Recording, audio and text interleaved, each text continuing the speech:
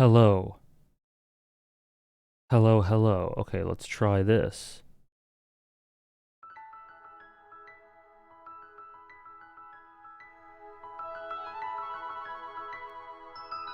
Okay. Alright, it looks like it's okay. Hopefully no issues crop up in the next few minutes while I'm getting everything ready, but I'll be with you in a few. If the beats start going crazy, just mute the stream, and I'll deal with it when I can. But it seems okay. Okay, be there and be with you in just a couple minutes.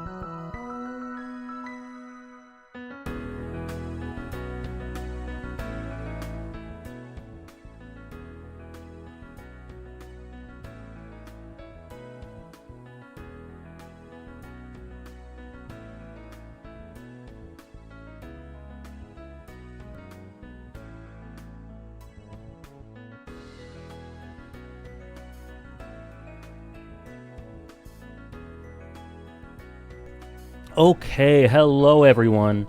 Hello. Sorry about that. I legit don't know what that was. But I restarted my computer, I updated OBS, and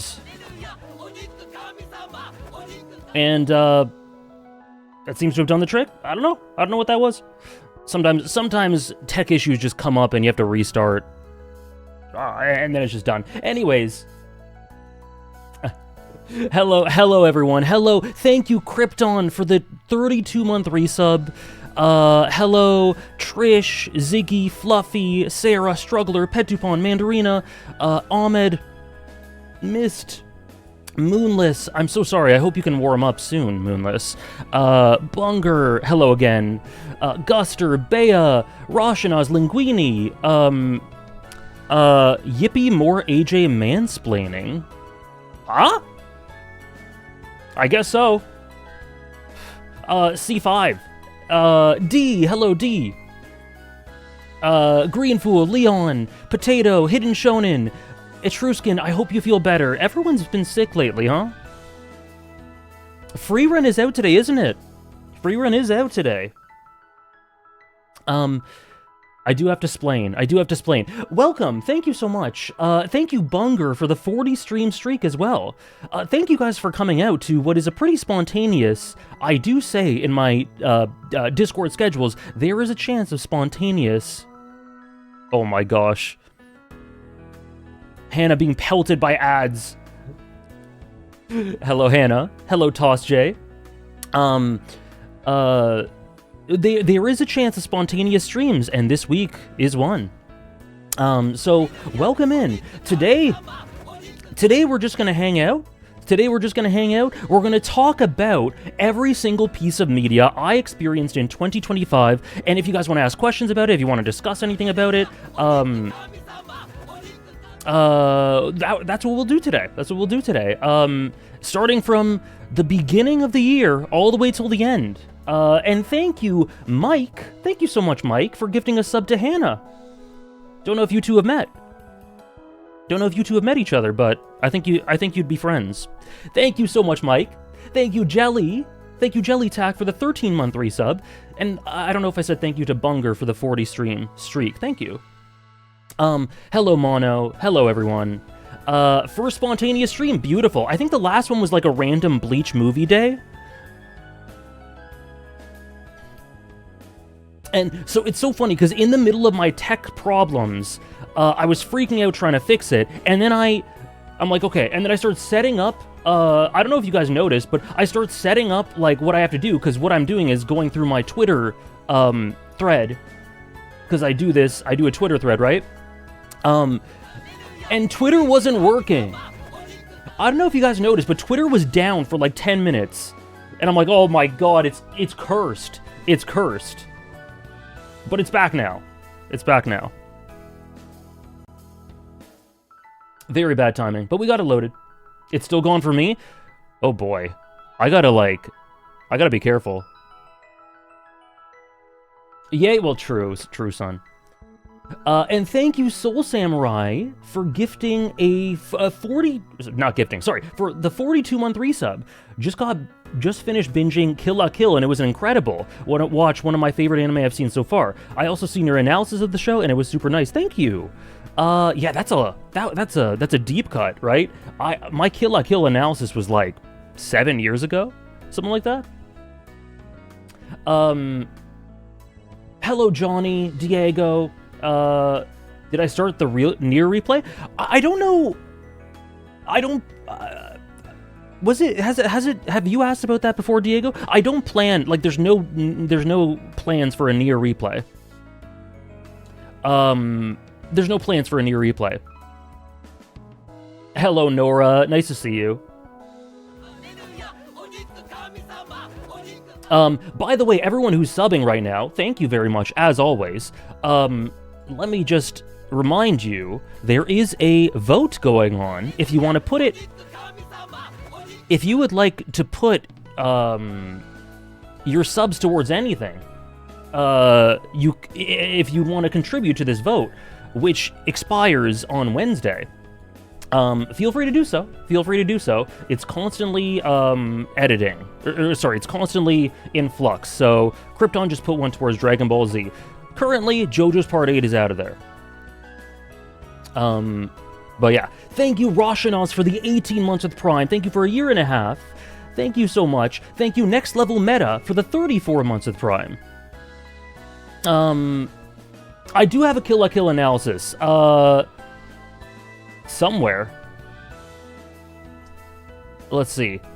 Kill la Kill Alexander. Here it is. Freedom, Fate, Freedom, and Fabric.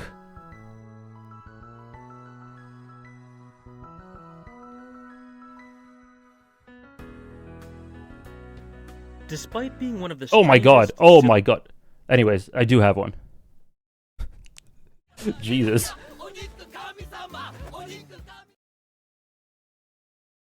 And most over-the-top anime I've ever seen. Yeah, anyway, I do have one. 7 years ago.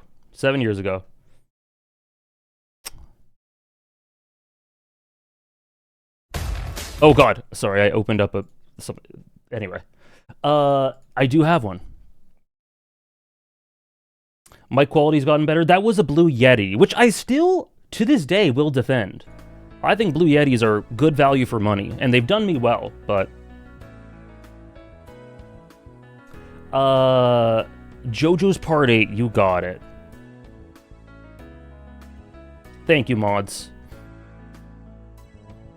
Oh, did you, Trish? I hope it's doing okay. I hope it's doing well. Yes, I do watch Apocalypse. He's like one of the only Let's Players I watch these days. Hello, Jan, Pepino. What's up, guys? So today, sorry, I need to properly read the resubs in a sec, but today we're going to be doing just a recap of all the stuff I experienced in 2025, and just, even if there's nothing to say about them, no one has anything to ask about or talk about, just a quick 30-second blurb or something about every single one, because it's been a hell of a year. So, I did a video about this on my second channel, but I think a stream, more interactive stream, could be fun. And people seemed interested, so let's do it. Also, thank you, Admiral Jug. I'll say thank you properly in a second. Hello, Geo. Hope everyone's doing well. It's wonderful? I'm glad, Trish. I'm glad. Yeah, I had a Blue Yeti for, 5-6 years, and I used it wrong for most of those years. And it still worked. I just resubbed with Prime? Absolutely. I didn't get the notification for it, Rapids. But yeah, you can put it towards that for sure. Just let one of the mods know. Good morning. Haven't been able to stay for streams often, but I just wanted to say that I never read Tokyo Ghoul before, but experienced it exclusively through your streams. I'm almost finished with the final VOD, and wow, it's so much better than I would have thought, and I think a large part of my enjoyment is your analysis and chat community. So thanks so much. I got a lot of Dragon Ball VODs to catch up on after I finish the last stream. Have a good stream and catch you in the VODs. Thank you so much, Meta. I hope you enjoy. Tokyo Ghoul is definitely benefited by the community, without a doubt. Without a doubt. Probably 6,969, Mel? How's it going, Mel? How's it going? The Twitter clout... The Twitter clout god, Mel. Every time I see a Mel tweet, there are thousands of likes on it. I don't know what's going on. You are making waves. How's it going, to me? Mari, how's it going, everyone? That's actually why it's auto-modded, Mel.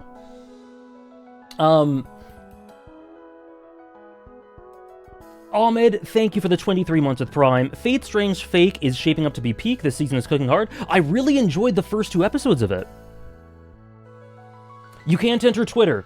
I gotta load it. I gotta load it on my phone here, because it might just die at any moment. Is there a command to see the table? Yes. In that goals document. Yeah, Twitter is broken for me on my phone. I don't know how I was able to... I was able to somehow get it loaded here.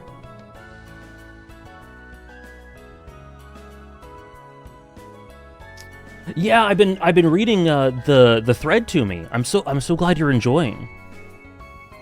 I do really like Old Lumiere.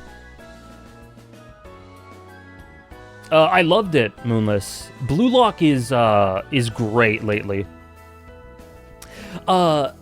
Especially the Ego, Isagi dynamic.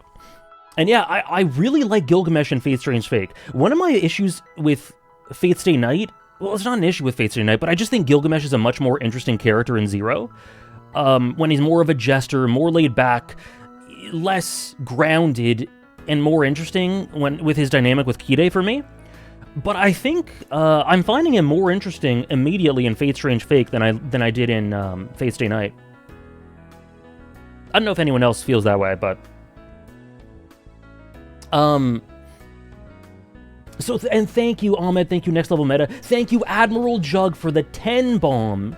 Thank you so much. I really, really appreciate it. Thank you so much for the continuous support, the continuous bombs. You've been supporting like mad lately, so thank you so much. If you got one, please enjoy. And let us know what you want that to go towards. Dragon Ball Z is catching heat. Dragon Ball Z is currently eliminated.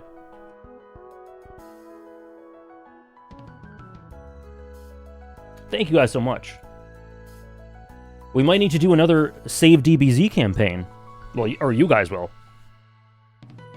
He's also hotter in Zero? True! Gilgamesh is hottest in Zero. Which Fates have the Yaoi with Gil and the green hair lad? I don't know. I'm not too interested in Steven Universe. I'm sure I've heard it's great, but I'm not too interested. I liked yesterday's JJK as well, yeah. It was cool presentation, I really liked it. Do I have any plans for Kingdom? Just the same as we've always been saying. The same as we've been saying. Did I ever watch the Grand Order anime? I don't remember. I've watched 2 or 3 additional anime, in addition to Fate Zero and Fate Stay Night and Hollow Ataraxia. I watched the Elma Loy anime. I think I watched Babylonia. I don't know. I might have watched another. I don't remember. I don't remember. Hello, Osen. Thank you for the streak. Yeah, I'm pretty sure I watched Babylonia. How well was the new JJK animated? Well, it wasn't like a Sakuga-heavy episode, but it was beautifully directed. It was beautifully directed, and Takaba is in it. Takaba was great. Yes, Diego, I'm gonna play Silk Song one day. Yeah, Babylonia, yeah. Very Gil-focused. What's up, Elijah? So, I'm curious, there's only so much you can do with the content in the episode. Yeah, I don't remember the actual chapters they adapted, but I guarantee that I was more engaged visually, or not guarantee, but I can almost guarantee I was more engaged visually with the anime. They did some cool stuff with the presentation. I straight up don't remember the chapter in the manga. It could have been boring, it could have been cool, but I'm pretty sure I was more engaged with the material in the anime.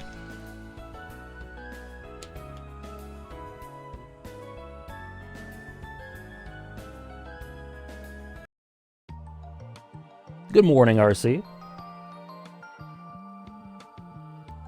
It was mostly text walls. That's what I thought so. Sorry, that's what I thought. So speaking of the topic of today's stream,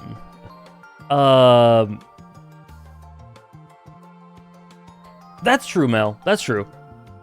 I think in terms of digesting the material, the manga is probably better in that way. But in terms of being engaged with the material, I think I felt I was more engaged with the anime.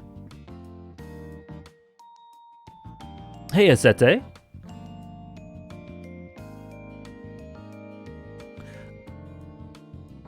No, for sure, Moneymar. I love when... I've definitely reached the part of my life where I want adaptations. I want adaptations to be adaptations. I want them to be creative. I want them to do out-of-the-box things.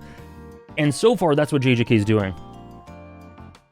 And thank you, Isopod, for the 37 months with Prime. Thank you so much. So excited to see you talk about Kingdom Volume 1 again. Oh, true. Well, okay, so there are a bunch of ongoings that are not in this thread. I know you're keeping up the bit. That I will mention at the begin, or I don't know when I'll mention them. I'll mention them in the beginning really quickly, because there are a bunch of ongoings that are not in this thread. It was a great year for One Piece. I really like the One Piece stuff. I maintain that I'm one of Elbaf's strongest soldiers. I think it's awesome. Hey, Dasmate. Erubafu. It was a great year for One Piece chapters. The flashback, Harold, one of the greatest characters in the story, was introduced. Amazing spreads, amazing presentation. So yeah, I thought it was a great year, and it might have been the first full year I was caught up, I think. So that's really cool. Also, Kagurabachi. This is the year I got into Kagurabachi, which has been an awesome experience. It's thoroughly taken me aback at how good it is. It's thoroughly taken me aback at how strong I think it is. And the payoffs and all that, and the characters and some of the art and presentation. Hello, Nomad. I hope you enjoy the streams. And hello, Andres. Call me when we get to Deltarune. You got it. Enjoy that sub, Andres, from Soul Samurai.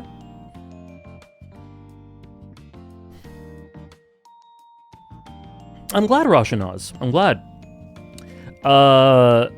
It didn't really reignite anything for me, but it took the story in places I was so glad that it's going. You know, Gunko, Shamrock, Rocks, Heralds. And Kagurabachi is incredible. I mean, you've seen the streams. And then Kingdom. We had a Kingdom one-off stream where we read the first volume, and that was tons of fun. And I cannot wait to return to it. Again, the status on Kingdom streams is pretty much the same as it's been since those streams, which is I'm gonna read more in the future. I'd say it's probably likely I'll stream more of it. But at this moment, it's all up in the air, and there's no plans for it. There's no solid plans for it. Aside from, I'm going to read more. And you can probably count on another stream, but don't look at that as a concrete confirmation. But I definitely want to read more. Really, Moonless? Hey, Sultan, I'm doing great. How are you? Did Kingdom actually beat the shitpost allegations? I liked it. I liked it. It was really cool. It did beat them. There was Fluffy, but JoJo's Part 7 is going to be in the media thread that we're looking at. Whereas Kagurabachi isn't, Kingdom isn't, and One Piece isn't, because I didn't catch up to any of them. And because we're about to catch up to Kagurabachi next week. I didn't finish them, so they're not in this thread. But I want to mention them. And also, worth mentioning, something that isn't finished, so it isn't in this thread, but we started Red Dead Redemption 2 in 2025, and that is already... I don't know if you guys who have been keeping up with the VODs and the playthrough feel that way, but to me, it's already one of the best stream series I've ever done. I've loved it so much. Obviously, the game itself, but also the way the community became a part of it, and contributed their memes and their jokes and their insight on a level that feels like different than most experiences. You know, I have no idea how close I'm finishing. How close I am to finishing Red Dead. Maybe the game's telling me like around 60% or so, but I don't know. Awesome, Sultan. Welcome in. Tokyo Ghoul is in this thread, yes. Yeah, I like Kingdom for sure. And hello, Yuki. Hope you're having a nice Friday.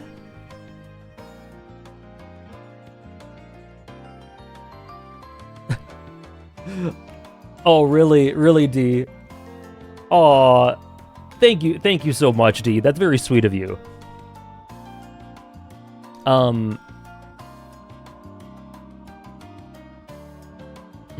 Thank you so much. Deltarune, I cannot wait for next year. I mean, well, this year. Deltarune's coming out this year, Chapter 5. Sorry, I got a couple of redeems. Same, Linguini. Add Grand Blue Dreaming to my plan to watch from Kane. Okay, sounds good. Sounds good. Just shoot me a DM, Kane, so I remember to do it after stream. But you can shoot me a DM and remind me with the manga. I think it's probably easier to get me to read a manga than it is to get me to watch an anime. So if you think the manga's better. Chapter 5 is not going to be the last Deltarune chapter, no. Deltarune top 1 future fiction? I hope so. And top 5 stories that you like, that you are likely you will experience them this year. Red Dead Redemption 2, Alan Wake 2, Deltarune Chapter 5,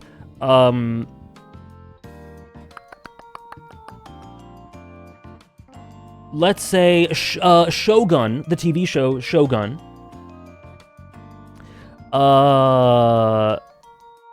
Tokyo Ghoul Re, boom, easy. Easy. I'd also like to get to one of the, like, How Do We Relationship, or, what's that one that Trish really loves? I associate it with Trish all the time. I forget what it's called. Shiori Experience. I want to try to get to one of those this year. Really, Mel?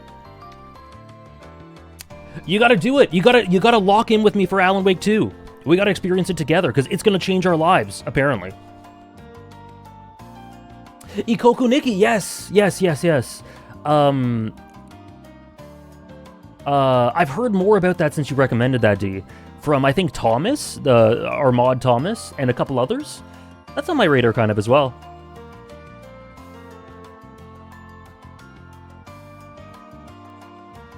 Okay, so let's get started, guys. Let's get started. Those were the ongoings, right? Those were the ongoings. We started off the year with Nosferatu. I'm afraid to click anything. I'm afraid to click anything because Twitter just might stop loading, you know? Because it's still down for me on my phone. I don't know how the web page is loading. Oh, you're playing Yakuza 1? Have you played Yakuza 0, RC? Can you manipulate AJ into completely ignoring the main path for Red Dead Redemption 2 to stall until I catch up to the Remedyverse? No problem, Mel. I'm trying to do as much as I can to make Red Dead Redemption 2 take as long as possible. So you have weeks. Yes, this year I would also like, as D says, I would like to do a stream that I said I'd do, where I just read the first chapter of like a handful of manga. Like, I'll ask the community, I'll ask the Discord, guys, compile a list of, I don't know how many, 5, 6, maybe more. And I'll just read the first chapter of all of them on stream. Baki Nation.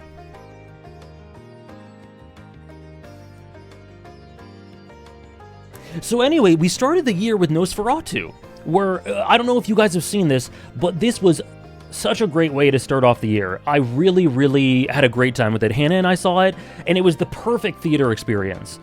Like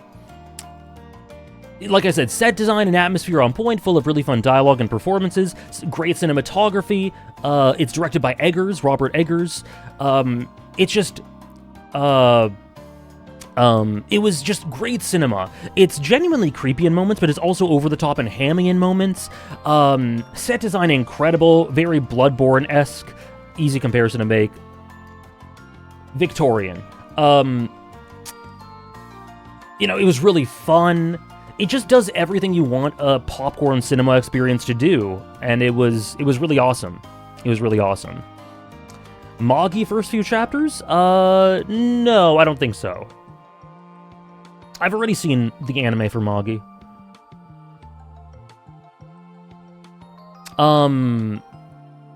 Yeah, Eggers is really interesting. Well, we'll talk about The Lighthouse, because I really like this, which inspired me to check out The Lighthouse. I know, I should do that, Andres. I haven't seen the 20s one from 100 years ago. That's cool, Trish. Lily Rose Depp was great. All the performances were great. Is there anything from the Age of Golden TV that I haven't seen? I don't think so. I think I've seen, like, pretty much everything. But I don't know what you consider that age to be. The Wire was the last one I wanted to.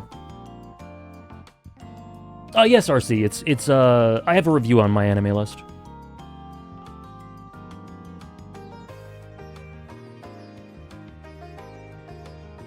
Check out Mad Men? You got it. Yes, I don't know how to explain it, but this film harkens back to, like, there's something about this film. There's very little aesthetic, stylistic, thematic commonalities between them. But it reminds me of Pirates of the Caribbean in terms of what I feel was the passion that was put into immersing the audience. Like, there is a shamelessness and a cheese factor.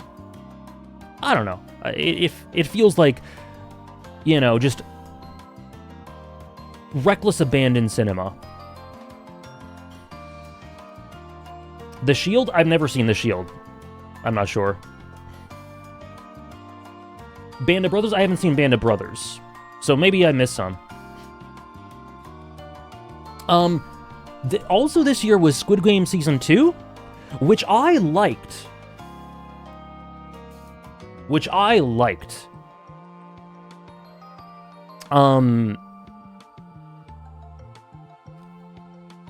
I think it's, as a first half of a season, it's really good, and In-Ho is a fantastic antagonistic character, the second best in the series for sure.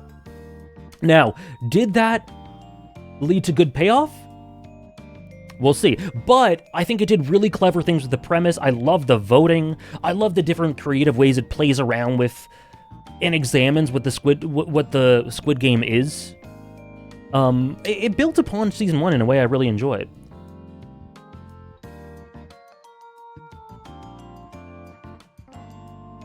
You haven't seen season 3? Maybe that's for the better.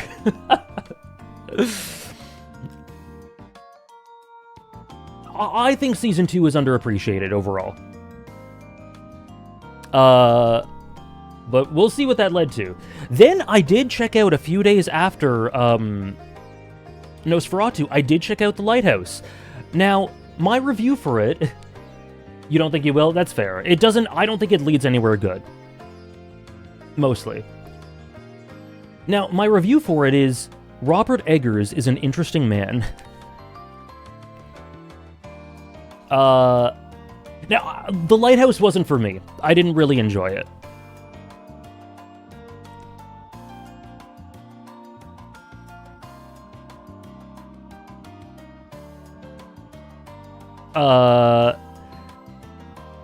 Kojima coded?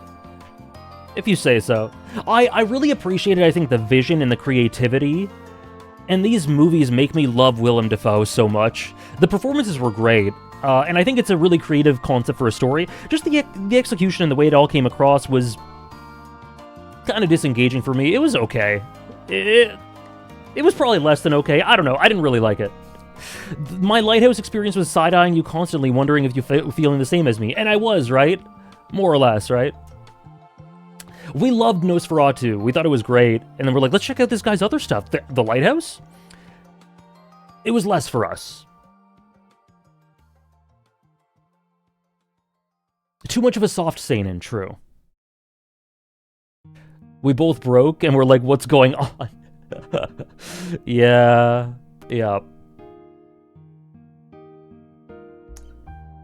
It was, I don't know. It didn't really do it. It didn't really do it for me.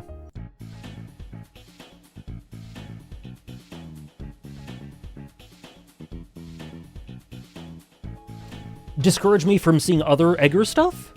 No, I don't think so. I'll check out more. Yeah, Eggers is very indulgent. And again, we've talked about self-indulgence with auteurs and big creative directors and minds. And I don't mind that. I'm okay being filtered by someone's self-indulgence and creativity. Which one did you like better, Hannah, out of the two? It insists upon itself? I don't think so. I think it's just like a very secular, creative vision. Lighthouse easily? Me too. But still wasn't my thing.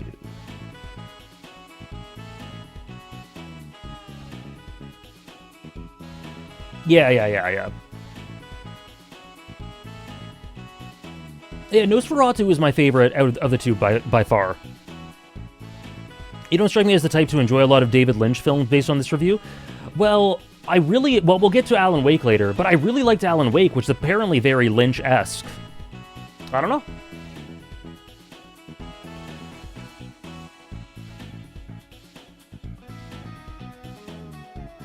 Aja, do you think the Ozmi clan used their coin sorcery to secretly provide 18+ services while masquerading as a clan of doctors and healers? I feel like with the Kyoanagi clan...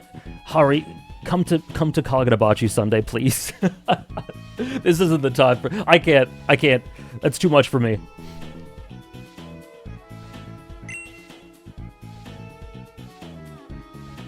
Yes, Eternal Sunshine of the Spotless Mind is amazing. I love it. Come to Kagurabachi Sunday next week, Hari.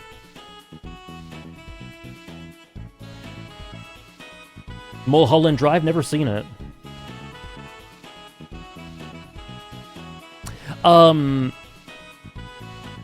Top 5 life-changing or favorite movies? Okay, I'll say life-changing. Shutter Island from Martin Scorsese was one of the most important films I've ever seen. Fight Club was incredibly formative for me. Harry Potter and the Prisoner of Azkaban. Yeah, there were a few, Diego. There were a few.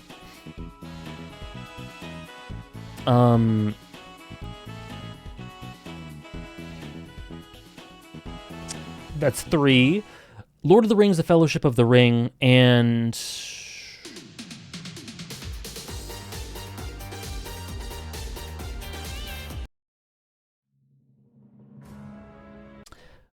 let's say... I don't remember, Sultan. I think the year before. Let's say The Social Network. Oh, really, Trish? Suda51's Lynchian. Interesting. Top 5 movies of the current decade? Oppenheimer? One Battle After Another?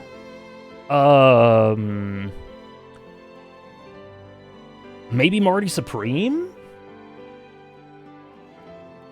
Disco is banned, I'm so sorry. Oh, Twitter's working for you, Bea? Oh, it's working for me too. We're cooking. And maybe... oh, I wasn't thinking of anime. I'm gonna cut out anime films. Actually, no, I won't. Reze. Reze and Sinners, why not?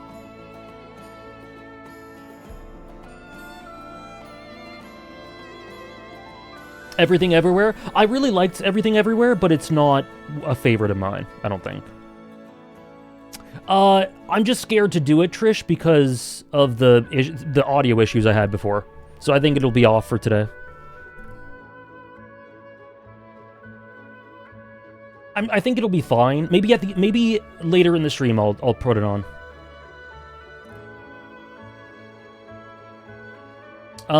Yeah, those are a bunch.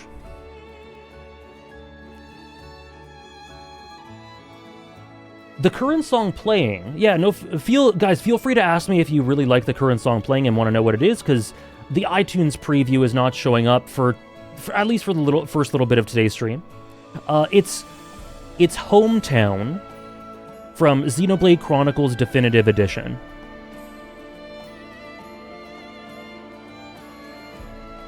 I don't know what Yee Yee is, Andres, but I trust you. I trust it.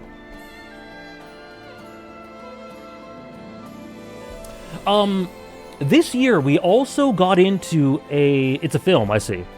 I never heard of it. This year we also got into, for the first time ever, a very beloved series called Resident Evil. And I don't know about you guys, but starting the year off with these games was so great.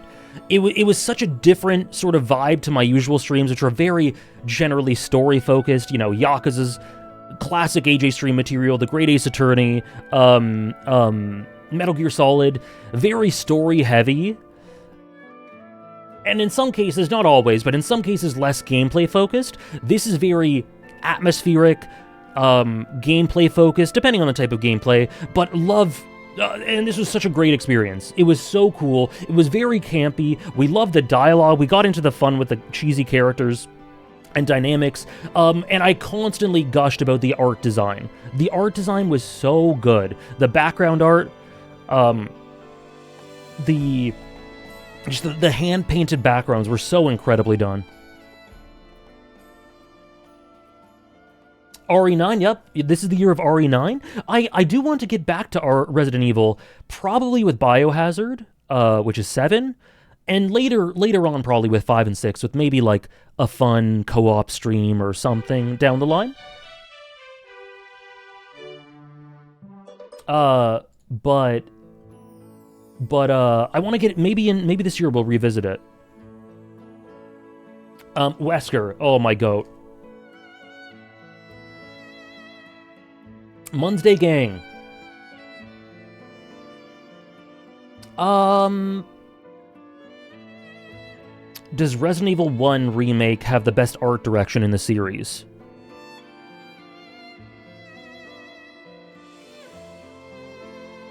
It's better than 3. Maybe it does. Maybe it does. It's definitely in the conversation for it. Yeah, I'm gonna play 7, which is Biohazard, Village, 9 eventually. So it was great. It was a great stream experience. First week of January. As well as that, I played this still very underplayed gem called 1000X Resist in the first couple weeks of 2025. And it is such a cool, visionary, heartfelt, creative work.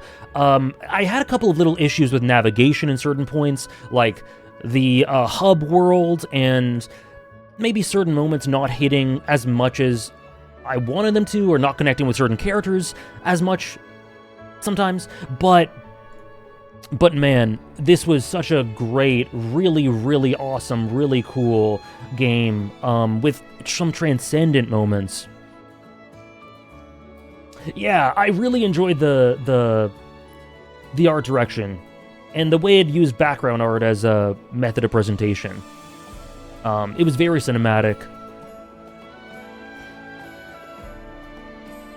So yeah, this isn't like a favorite, you're not going to see it in my top 100, spoilers, but like, oh god, oh no, okay, Twitter was lagging there, I was a little scared, okay, that photo doesn't load, that's fine,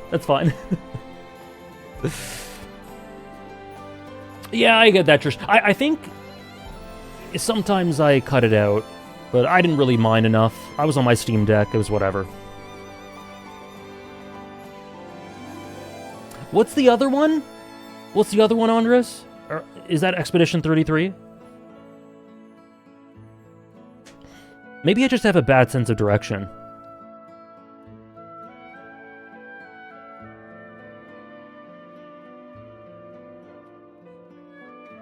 Zoro, yeah. Hello, Finn. How are you? Anyways, this is a great game. If you're looking for something really out there, really different, and also that focuses on some incredibly sensitive issues, and issues that I had to educate myself on a little bit, to properly understand the context of the game, but it's all around something I'm really glad I tried out. Yeah, I don't think it did, Andres.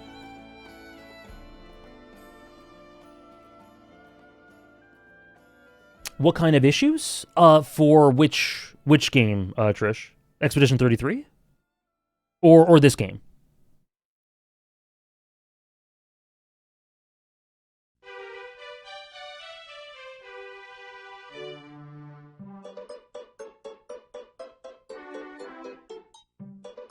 Oh, sorry, I thought you meant, like, flaws, sorry, so...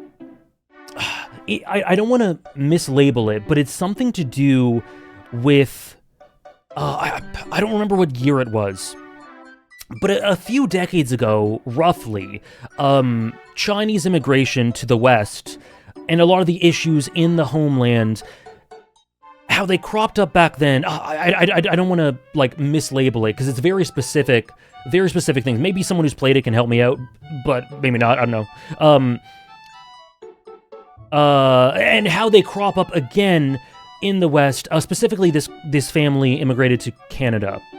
And a lot of the sort of identity issues and cultural barriers and cultural hurdles between people that can crop up from that, from missing your homeland and missing home and yearning for that, while also acknowledging that moving was very much something that needed to happen.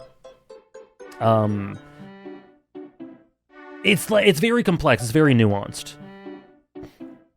Yeah, I'm doing well, Finn, thank you. Oh, right. The 2019-2020 Hong Kong protests. I might have... Apologies if feel free to correct me on anything I just said. But I think there's a bit of reading that should be done if you want to fully understand all the context. Not a lot, but a little bit. I also continued my Trails journey with Trails of Cold Steel 4. This game is fucking crazy. This is one of the most batshit insane games I've ever seen, with immense strengths, great character payoff, great self-referential legacy, really awesome emotional flourishes, and basically at the center of this game is one of the great video game characters I've ever seen. Top 5 in Trails for me. Speaking of Trails. But also has so many issues that really drag it down from being a favorite, unfortunately. Lots of pacing issues, lots of weird tonal jarring bits.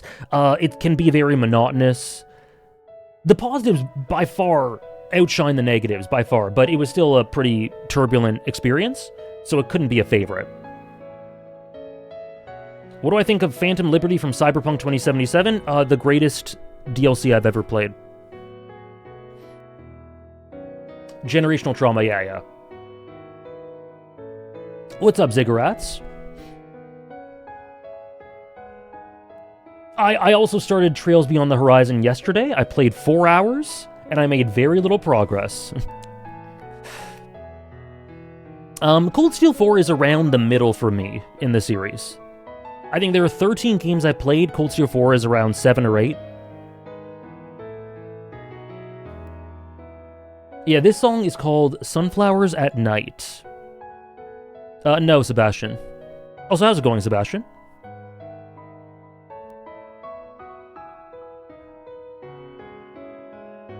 I also rewatched Nana.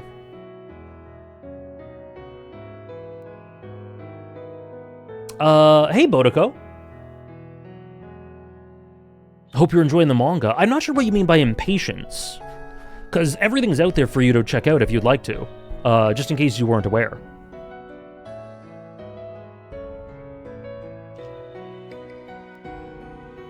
Oh, cool, Elijah. I'm glad you enjoyed it.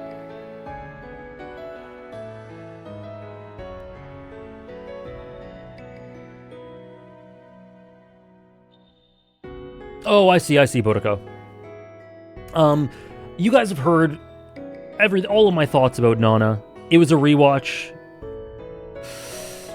Yeah, this is one of the most angsty, painful series you can find. And this is a rewatch. I didn't reread the manga, which gets even deeper into that. But yeah, I mean, it's Nana. You guys know my take on Nana, right? I also checked out... Oh, sorry. Say this in my YouTube voice. When you wake up next to him in the middle of the night, with your head in your hands, you're nothing more than his wife, and when you think about me all of those years ago, you're standing face to face with, I told you so. You know I hate to say, but I told you so. You know I hate to say it, but I told you so. I don't know what that is, but there you go. Resident Evil 2 Remake. I love this game. I love this game. Nana made you more miserable than Oyasumi Punpun. No series has made me as miserable as that. But I feel that. Resident Evil 2 Remake, one of the funnest stream games we've ever done. Me with Mr. X, my god. Those streams are so unbelievable. And it definitely competes for my favorite game in the series so far. I see Nora. I had no idea what that was. Chappelle Roan. Cool. Yeah, that was one of the highlights in terms of games this year, Resident Evil 2. It amps up the cheesiness even more and makes it into more of like a campy horror movie. Very tropey, very all over the place. But it also is like more of a adrenaline-pumping fear with... Obviously, it's a modern remake, so it looks... It's not just high fidelity, but the art direction of this is really solid too. I think the navigation is incredible. The way it recontextualizes the areas that you go through and the way you progress is just really, really well done. I really love my experience with it. Do I remember my alarm going off mid-stream? My alarm has gone off through a few times throughout the years. But it also went off during that, right? Oh my god.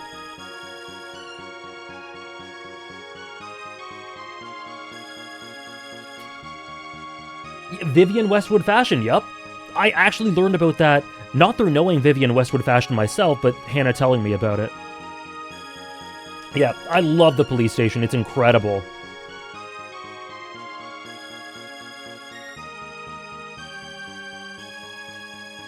The Silent Scream?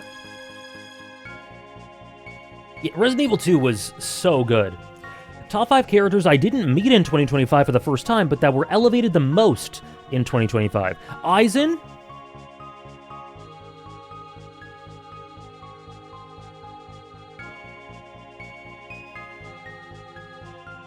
Reze? Yeah, Reze for sure. That's a really cool question, yeah. Reze Chainsaw Man, Aizen from Bleach.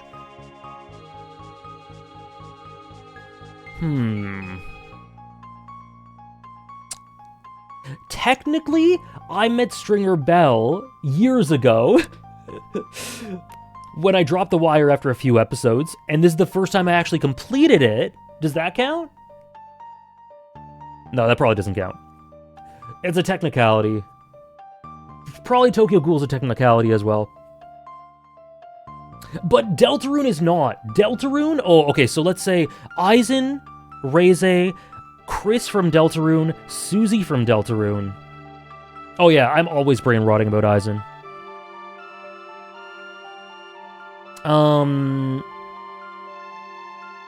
Yeah, I don't count Red Dead Redemption 2 either, Moonless. Like, The Wire, RDR2, Tokyo Ghoul, I don't think they really count, because I forgot everything about them. Tosin? Sure. Tosin? Andor? I started Andor in 2025. Let's go Tosin, sure. I have not, Isopod. I've not heard of that. But that sounds very cool. Also, someone asked me a question. Geo asked me a question, I believe. Sorry, Geo, I'm not sure if you're still here. Rated dynamic between Gaster and the player from Deltarune.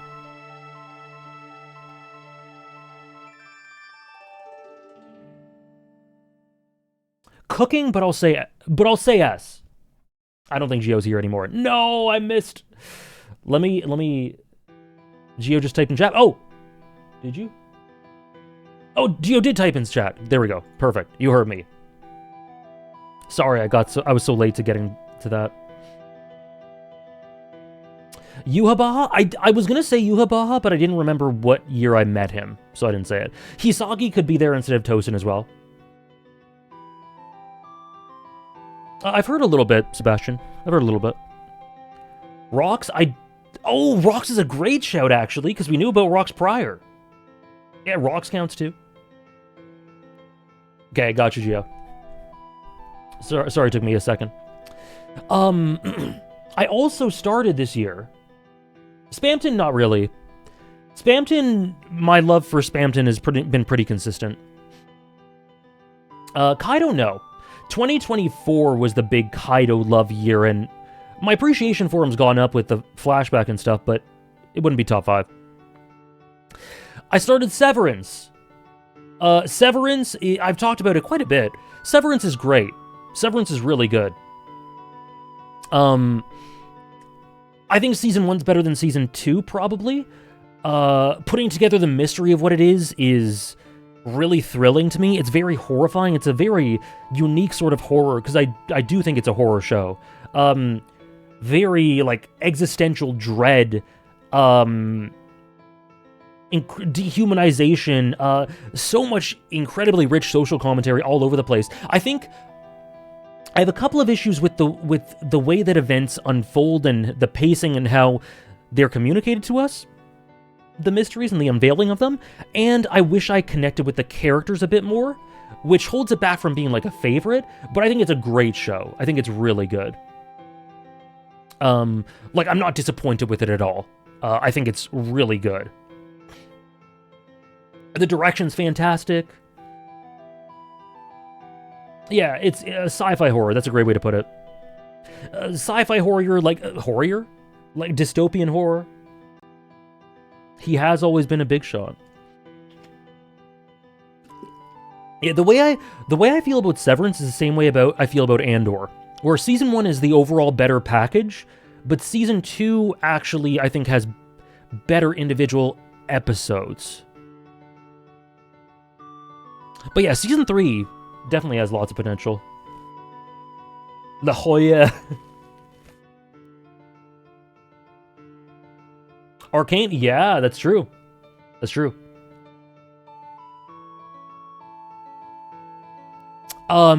So yeah, season 1 of Severance, I started it here. There were so many big things I started this year. I rewatched Ping Pong the animation. Still remains one of the best stories ever, one of the best anime ever. Probably, I've rewatched it 3 or 4 times, and this is probably the best rewatch, where my appreciation for it went up the most. It is eternal for me, this story.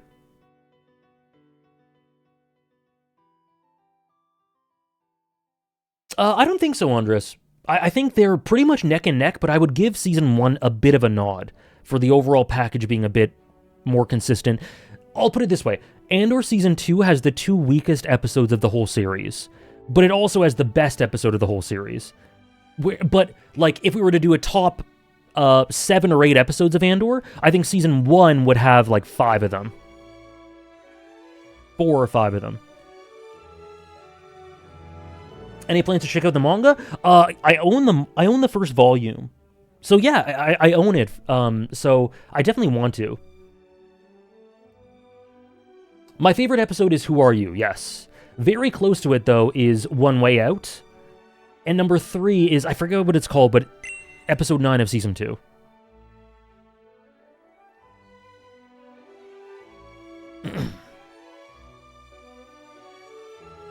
How weak we talking? For Andor? They're neck and neck. They're literally neck and neck. On any given day, I could say season 2 is better. But more days than not, more days out of the year than not, I would say season 1's better. They're neck and neck. Oh, the weak episodes? Like, I think Andor season 2 has a couple of 7 out of 10s. And everything else is at least an 8. They're still decent. They're still decent.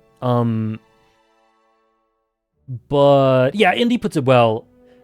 Season 1 feels more cohesive. It feels a bit better planned out, and it feels like it flows, the arcs within flow into itself a bit more.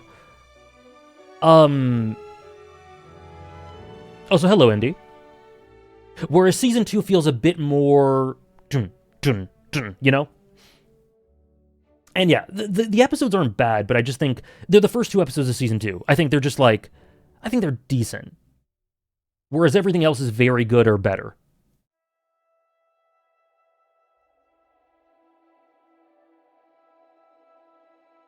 Me and the manga club are currently reading the Ping Pong manga. Oh, really? Really? Oh, that must be fun. Anyways, you guys know my take on Ping Pong. What I love about these media threads is they're always going to have rewatches of favorites. They're always going to have rewatches of favorites all the time. But I've made, I think, 2 videos on Ping Pong. Gush about it at any opportunity. It's one of the most important stories to me. Thank you for the 7 months interactive with Prime. Speaking of Andor, I've been rewatching it, and I believe that this is a story I've been waiting to be told in Star Wars ever since the original trilogy. Me too. I finished it with my dad a few days ago. I put it in this year's media thread.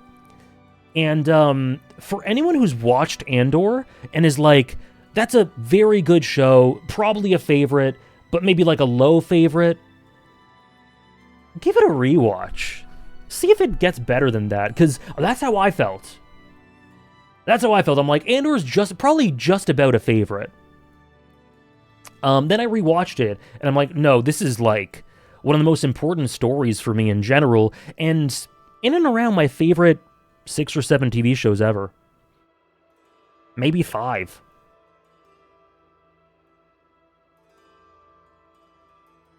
Oh, really, Andres? Oh, God. No, just stay with the ellipses. No one say it. No one say it. Everyone's doing ellipses? We're good. We're good. We're fine.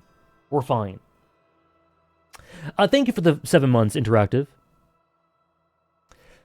Top 5 anime that aren't favorites that you'd like to rewatch at some point. The thing is, Elijah, is I don't know that there are any left.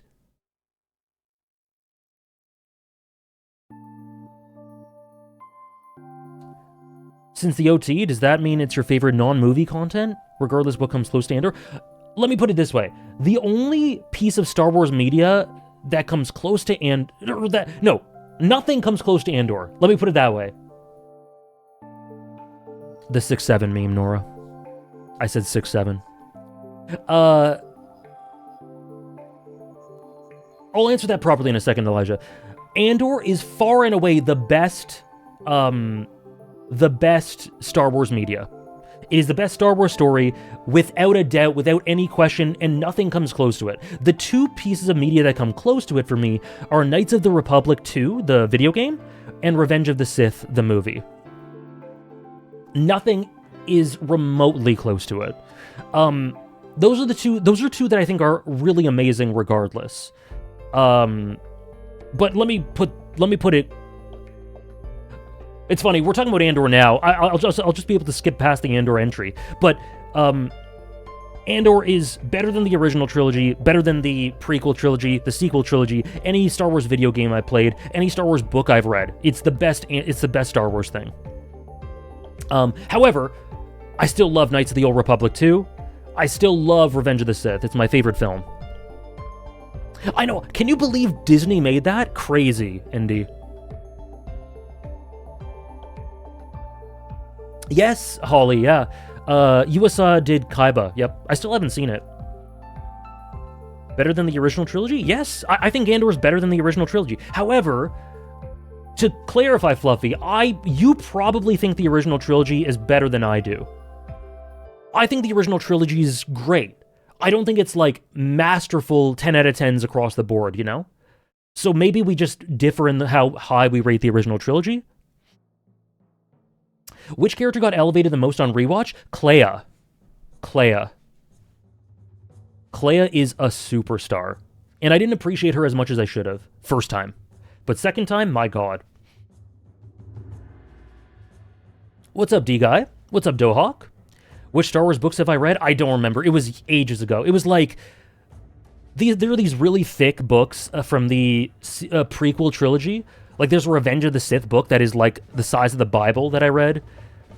Same with Attack of the Clones and Phantom Menace, and I read some Clone Wars books, too. Revenge of the Sith was my favorite book.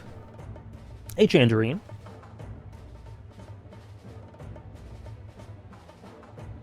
How many typical Star Wars things does Andor have? Not as many as you'd think. It doesn't have lightsabers.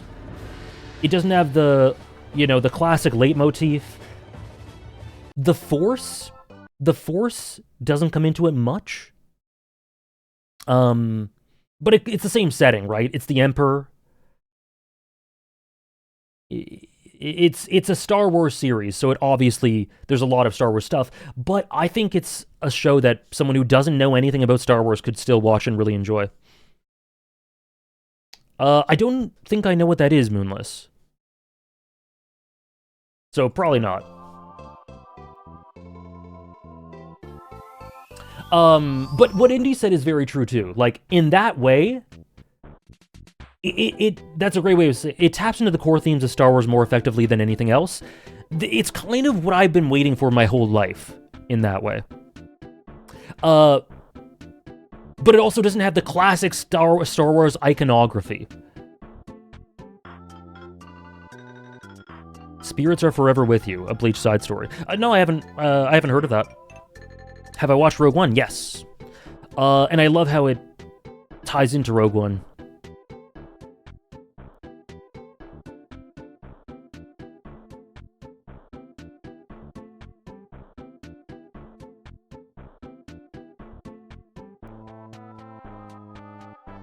I do love Earthbound. Anyways, I guess we did Andor. We talked about Andor early. But so let me answer what Elijah said. Top 5 anime that aren't favorites that you'd like to rewatch at some point. Here's the thing. I have tried already. Code Geass, not a favorite. I thought it could be. I've rewatched it like 5 times. And it's never become one. I've wrung everything I could out of that. Monogatari used to be like that, but then I rewatched it and now it is a favorite. Same with Violet Evergarden. Same with Ava. There's Cowboy Bebop, but again, I've tried it like 4 times, and it still isn't a favorite. The only thing I can answer, Elijah, the only thing I can answer is Shiki. That's the only thing that comes to mind. I think Shiki could become a favorite if I rewatch it. But Madoka Magica, I think it'll stay as like a really good show that isn't a favorite. A 6th time a charm. Maybe a Gintama rewatch? There's no need for a Gintama rewatch. Gintama's a favorite.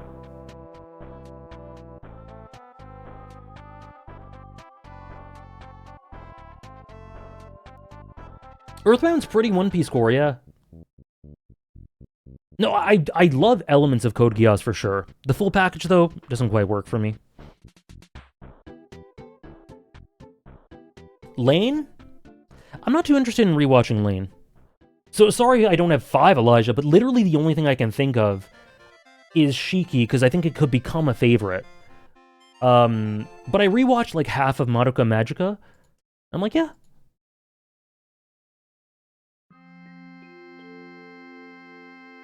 I still think it's really good, Nora. I still think it's really good.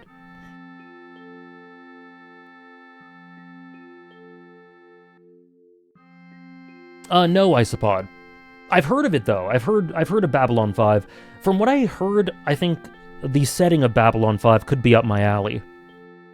No, like I said, Time Lord, I've rewatched Bebop enough. I've done it so much to try to love it as much as I can. There's just no more rewatches left in me. Oh, I have no doubt, Nora, and I'm so glad you had it at 14.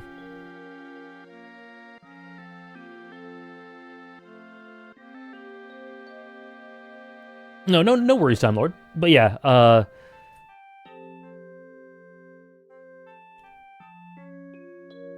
haven't rewatched Technolize, nor Haibane Renmei. They aren't shows that I really feel like I want to rewatch.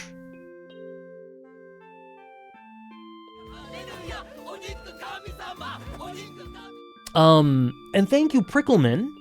Thank you so much for the 10-month resub. Thanks for stopping in this impromptu chill stream. Thank you so much. Really, Isopod? That's interesting.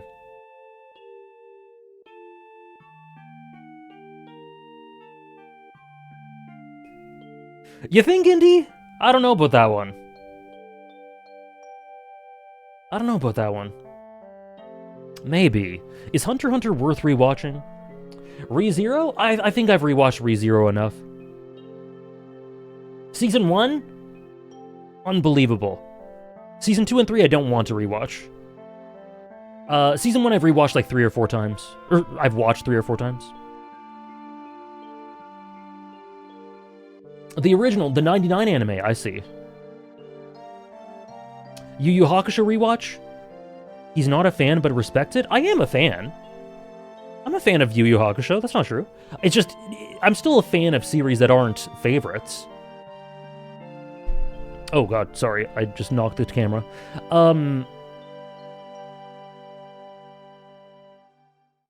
Yeah, I really think that could be similar for me, Elijah. Same score, basically. I think that could happen. Mushoku Tensei? What about it? Any interest in the novels? Not really. To be honest, I think I'm still going to keep watching ReZero, but I think seasons 2 and 3 of ReZero, specifically the end of 2 and all of 3, kinda killed my investment in it on that level with it, unfortunately. I used to be a fiend for ReZero. I used to be a fiend for it. Oh man, season 1 had me so invested, but I can't say I'm too interested in the novels. I'll keep watching the anime, but I don't think the adaptation is that good. I know, it's too bad. It's too bad. I'm not gonna rewatch Frieren. That just came out last year or the year before or whatever. But it starts today, right? Season 2? So I'll watch that. I don't think I want to rewatch Yu Yu Hakusho. What would I say is my most rewatched show? Haikyuu or Attack on Titan, probably.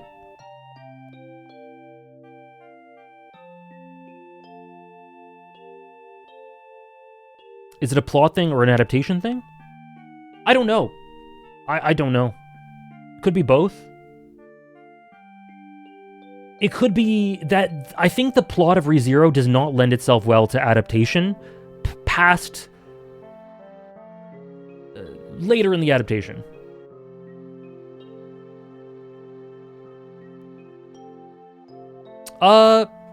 Generally, Fluffy, I don't tend to recommend things because a recommendation needs to take into account what someone's personal tastes are.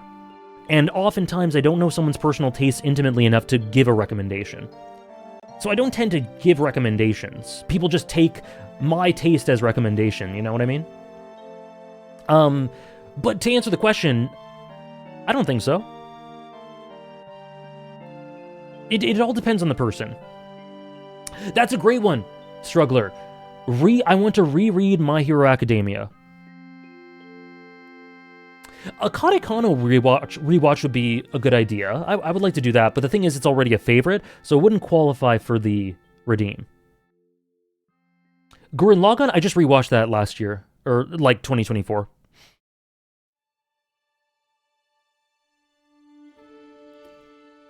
I'm glad, Bunger.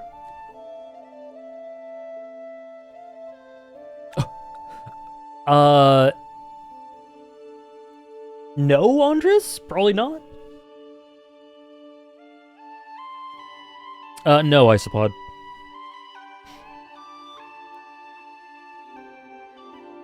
Yeah, JoJo's manga, but that's not a rewatch. But JoJo's manga I want to check out for sure. Anyways, poor Resident Evil 3. It's just been chilling on screen for like 20 minutes. It's a fun romp. It's a fun romp.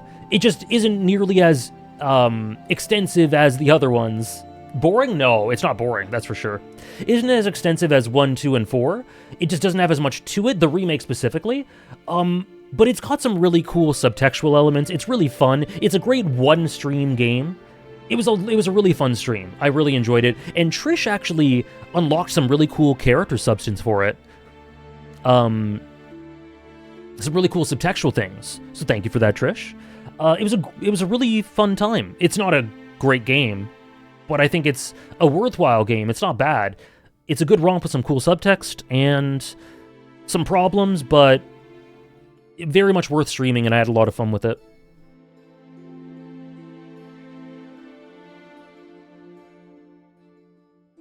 Why not, Panda? I should definitely reread JoJo's parts. Well, I haven't read it, so it'll just be a read. Parts 1, 3, 4, and 5, and 6. Okay. So just read JoJo Part 2. Okay. Noted. Digimon! Oh, Isopod, be sure to DM me to remind me to add that to my plan to watch. Digimon! Yes, Bambi. I will be playing every other Resident Evil game. The next one on stream will probably be Biohazard, though. It's a really short game, Fluffy. I finished it in 7 hours. Digimon? Guys, this show is so good. Specifically the first 3 seasons. I didn't watch, not because after that it's bad, but I just didn't watch past that. My god. Digimon is so good. It's actually unbelievably good. The characters are way more full of substance than I remembered as a kid, but it makes sense because I wouldn't have connected with them that much if they weren't. Some of the dynamics are incredible. Tai and Matt, TK and Matt. Because the Digimon are a joy. It makes me genuinely emotional. Season 2 gets into, like, it has the best conclusion, I think. pure conclusion and some of the most interesting, complex character work. It's actually incredible what they do with Oikawa at the end of Season 2 and the Ken Davis dynamic. Yes, Saunders, I have. And Tamers is just, start to finish, probably the most consistent, experimental, and creative Digimon story. All three are just so good. My god, it became a favorite with this. Jerry's amazing. Impmon is my favorite character in Tamers. Black War Greymon is awesome. Gotcha, Isopod. Just, again, shoot me that DM just so I don't forget. But sounds good. Thank you. Rank the first 5 Digimon seasons. I don't remember 4 and 5. Like, I know vague things about 4. Like, I remember the OP for 4. I remember some characters. I don't remember what 5 is at all. So I'll rank the 3 seasons, I guess.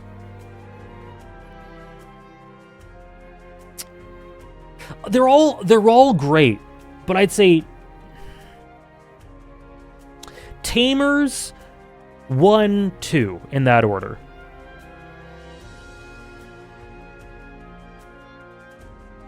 I don't remember, Andres. It's been years since I saw it, but I would imagine so. No, Emmy. So my top 5 Digimon characters, Jellytack has just asked, are Oikawa from Season 2. This isn't in order. Impmon from Tamers. Jerry from Tamers. Matt from Digimon Season 1. And Ken from Season 2.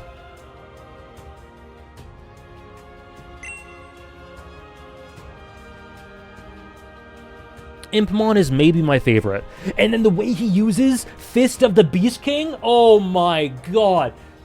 Like one of the greatest arcs straight up ever. Guys, I'm telling you, Digimon's great. It's really good.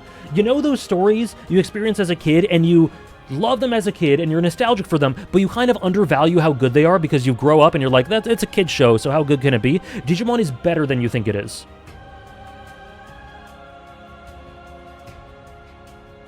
Rated Dynamic, Ken and Wormmon, double S.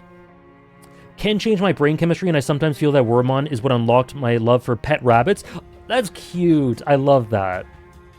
That's very cute.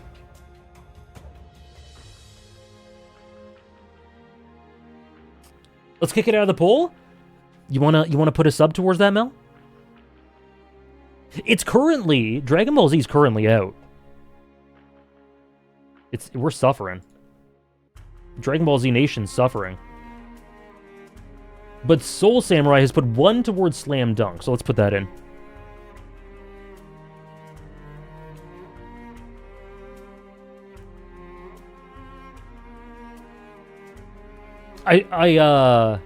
Oh, really? I didn't know that about Ophiandris. Very cool. How many subs to save DBZ? 9? But there's no rush. You guys still have 5 days, which is like the rest of today's stream, Sunday stream, Monday stream, and Wednesday stream. So there's lots of time. Top 5 Digimon designs?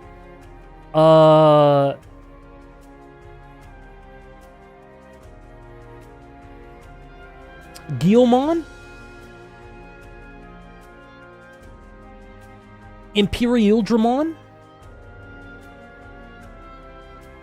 Lilymon? Gomamon? And Patamon. For sure, Jelly, yep. I can just do that right away. Towards JoJo's, so there we go. Thanks, Trish.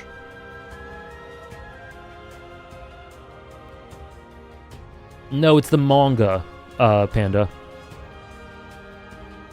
War Greymon's so good. I also love, the ultimate form for Garurumon. Is it Where Garurumon? That shit's badass.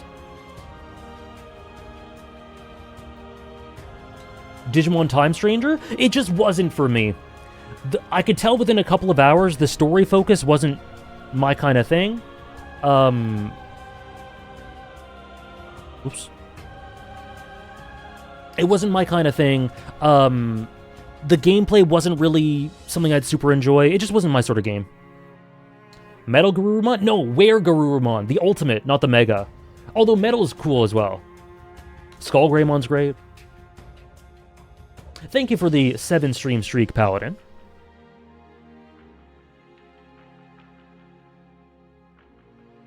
Digimon, amazing.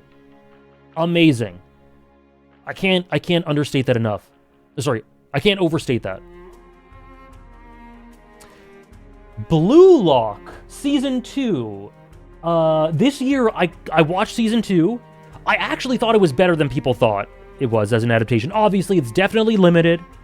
It's definitely stiff in places, but the last couple of episodes are great. And I don't think it's as bad as people say, to be honest. And then after this, I caught up with the manga. And it's, one of my favorite sports series. Blue Lock is great. It's genuinely amazing. I think the art is incredible. Chaos. The art for Blue Lock is it's some of the best art I've seen in manga, straight up. Yeah, I enjoyed it more than I thought I would. Struggler. Ray, I just spent 10 minutes gushing about Digimon.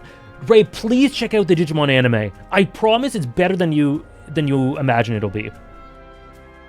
I saw the Digimon movies when I was younger. Thank you, RC Ruler. Thank you, RC, for the 10 bomb.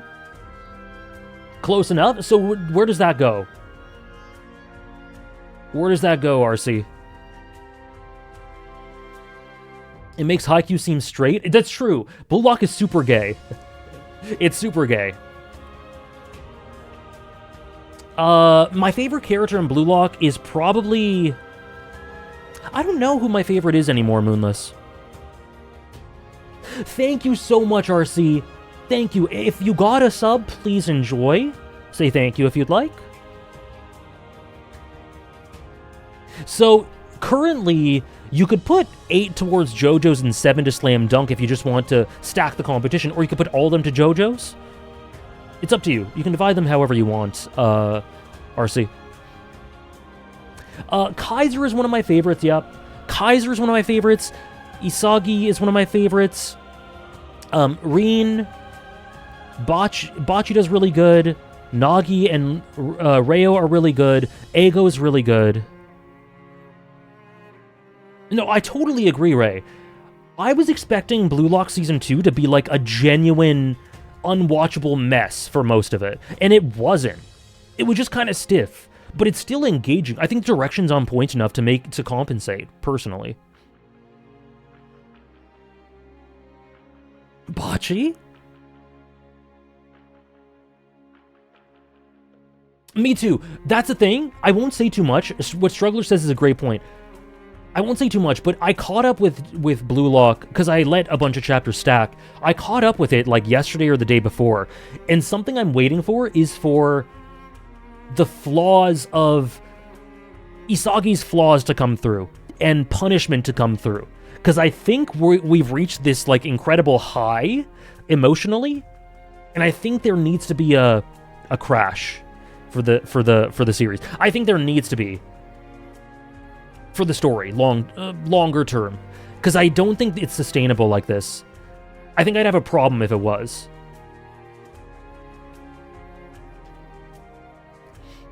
Yeah, honestly, if you enjoy the Blue Lock anime even a little bit, check out the manga. It's so good. How soon do I think that'll happen? I think, like, now. I think the current match, that'll happen.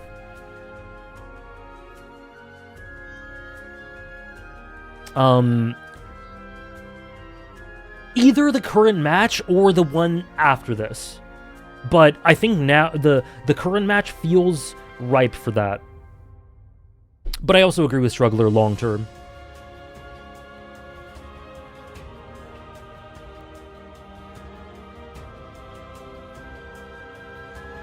We're into March. Blue Lock. Really good, man. Really good.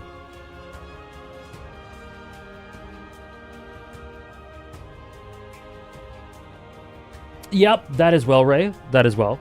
Thank you, Jokiru, for the 10-stream streak, by the way.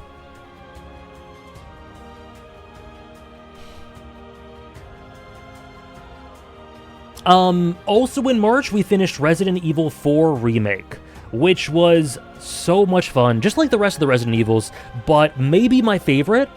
I think it solidifies Leon as a genuinely great character. It's a great thrill ride. The gameplay is so much fun. The spectacle is out of this world. This game, fun fact, you know how I got a new PC last year? Almost a year ago? This game is the reason why. Because my old one was... Oh, my old PC was in trouble. My old PC was in trouble running this one. At anything above, like, medium settings. So I got a new PC just for this game, and it was worth it.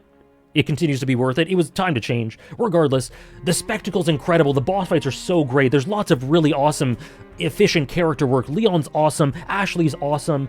It's tons of fun. The progression's great. Like, it's just all around an amazing game. And the streams were so good. I know, right, Andres? I'm kind of lucky that Resident Evil 4 came into my life at that point. I did. I saw that, like, a week or two after I finished it, Trish. Yeah, worth mentioning, I still want to play the originals. I might do it pretty soon. I don't know.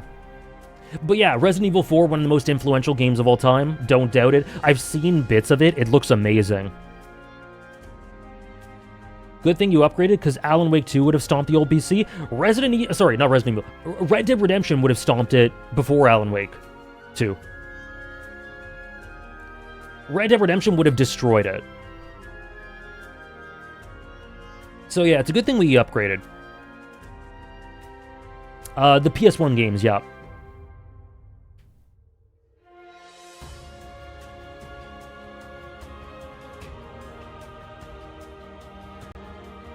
Why, Andres?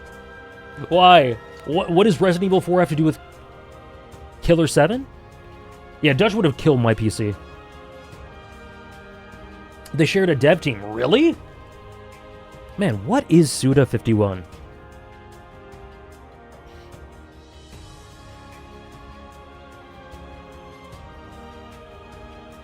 I see. Interesting.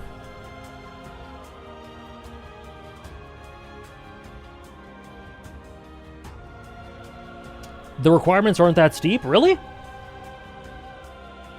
I don't know. I assume they were.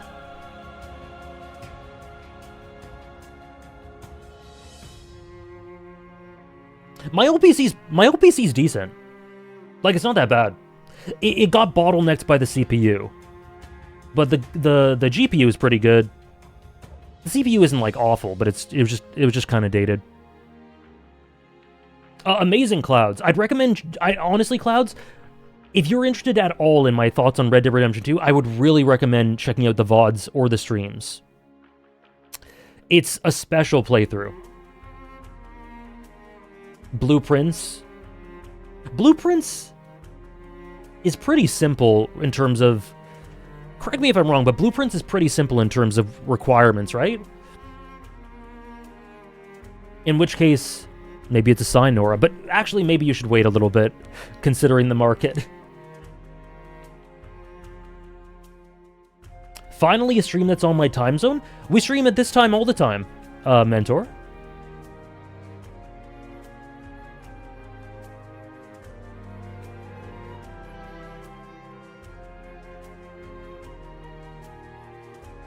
That's why I pointed it out? I see, I see.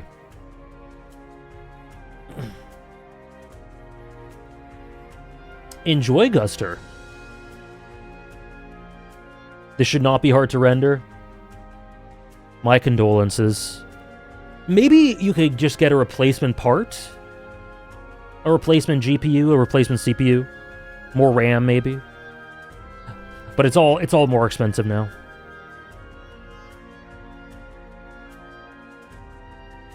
I'll get to it eventually, Ray. I'll join you one day. But right now I'm deep into, 4 hours into Beyond the Horizon. My thoughts on Kingdom Come Deliverance 2 are that it's a good game that was a little too frustrating for me to keep playing because of the intricacies it has. But it was a good game for sure. I just shelved it. Cool, I'm glad you enjoyed it, Nora.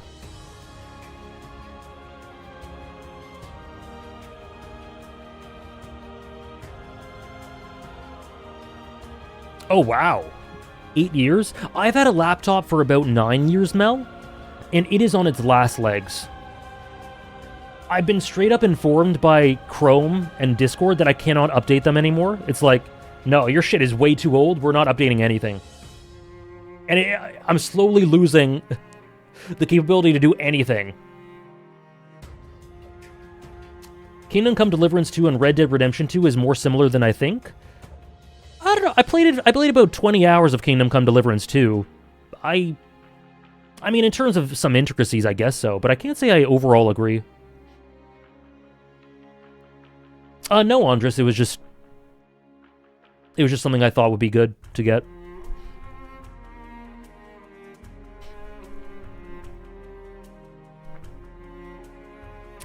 Kingdom Come Deliverance 2, I got to a point in the story where it's like, you have to do... It's so much... There's things that are so fun with it. There are things that are so fun with it that I really... and I really respect the game design for it. But in moments to progress, I'd have to do some really specific things and get into intricacies that I don't usually enjoy getting into with games to do that. And it was a bit frustrating at points, but I got to a point in the game, and I think you might know what I'm talking about, where it's a time crunch to do some very specific things, and the game kind of glitched out for me when I was doing it. And I just, at that point, I'm like, okay, I'm going to shelve it. Oh, that was an older laptop, Andres, but yeah. Hello, Raph. I played 100 Line on the Steam Deck.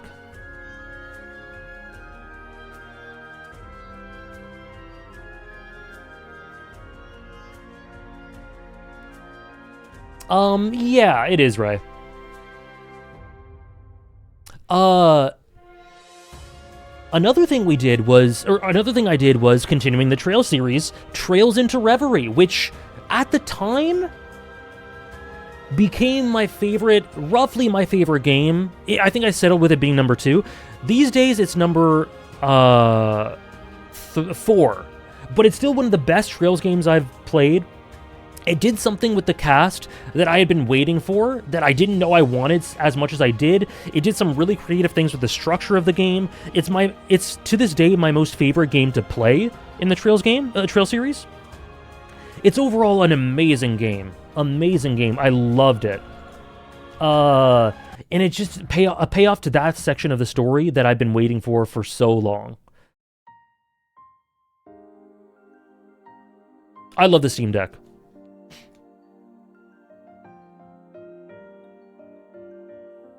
Oh, well, I'm glad you got a new one, Sultan. Yeah, I dropped a few, Geo. Or shelved them. I know, Trish. Should I wait for Trails in the Sky second remake or play OG? Honestly, I'm really glad the remake's out there because it's introducing a lot of people to the series that really like the series. And that's really important, as the first ones were not as widespread. Didn't get out there as much, so the new release is great for that. I played the remake, I legit do not, well, I guess I'm talking about this preemptively. I legit don't think it needs to exist in terms of anything other than getting more people into the series. So I don't think you need to wait, personally. I think the original first chapter is just as good, if not in some ways better, than the remake.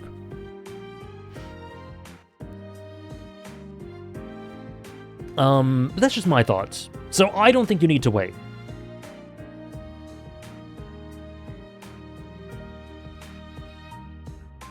I don't know, Struggler. Maybe I put it in there? You agree, Ray? I just don't think it needed a remake for any actual reason within the game. But hey, lots of people like it. I like it too. I think it's decent.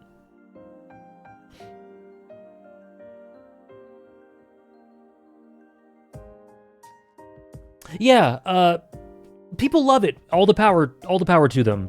But I'm with Ray. I'm with you, Ray. If they were going to remake that game, I wanted them to do more with it. And I think it kind of plays it safe.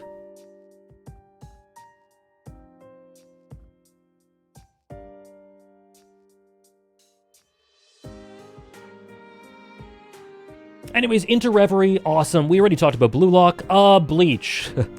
We finished Bleach this year. I don't know what to say. I don't know what to say. What do I say about Bleach, guys? What do I say about this one? Me too, Guncharos. Bleach was March 2025. One of my greatest fictional journeys ever. One of the most fun stream series ever. One of the best stories I've ever experienced. And exactly, Trish. It's all in the streams. I've made so many videos of Bleach. I'm surprised at how many videos I've made about it, and there is another to come. There's another to come. Just filled to the brim with unbelievable use of the medium. Ichigo is one of the best characters out there. Aizen's one of the best characters out there. It's filled with one of the best antagonist casts ever. The long-term payoff to some of the mysteries. Gin, Tosen, Yuhabaha, Ichigo's internal struggles, everything. The ancillary works associated with it. Can't Fear Your Own Worlds, the Hell Arc one-shot, the poems, man, the poems. And let me tell you, it's now been 10 months, right? Since I finished reading this.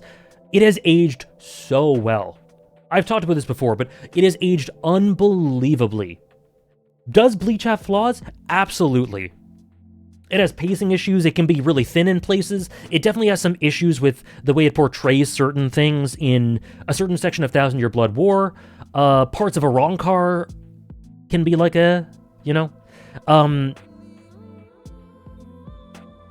Kubo is sometimes a gooner. Well, often a gooner, but sometimes to his detriment. It's got problems for sure. But my God, it's aged so well. So well. No, I don't think so, Trish.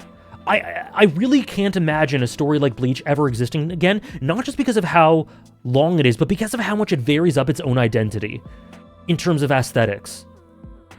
Bleach has like 3 different art styles within it.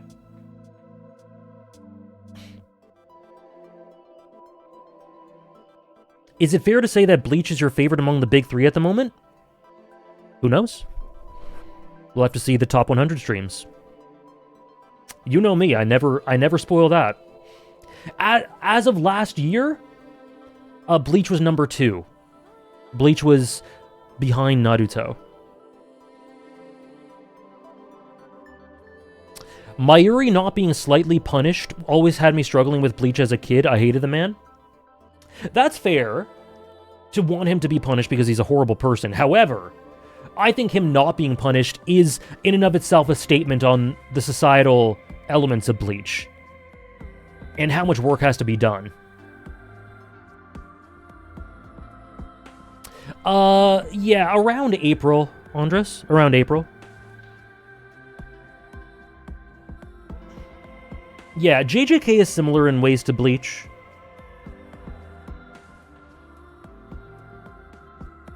There are some things of Kagurabachi I think are Bleach-esque, but there's nothing quite like it. My pleasure, Roshanos. Thank you for being a part of them. Well, then we can thank Kubo for that, Mel. Yeah, JJK is very Hunter x Hunter and Bleach. Why not talk about Can't Fear Your Own World? True! Can't Fear Your Own World. Amazing accompaniment novel that really elevates elements of characters that I wasn't expecting. Obviously, there's Hisagi. That's a given. Obviously, there's Tosin, that's a given. But it introduces a bunch of really interesting new characters who are in the sort of, not tippy top, but sort of upper echelons of the cast that I really liked. I love Narita's prose. I think it's not like 10 out of 10 all the time, but I like the new approach to Bleach. I like the prose. Tokinada's great. He's really good. Ikone's good. Aura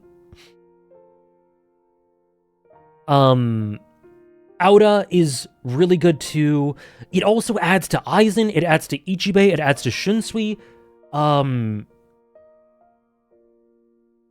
It's just a really good, and it does things with concluding the full series of Bleach that I think were lacking in the main series of it, that I hope get added to the adaptation.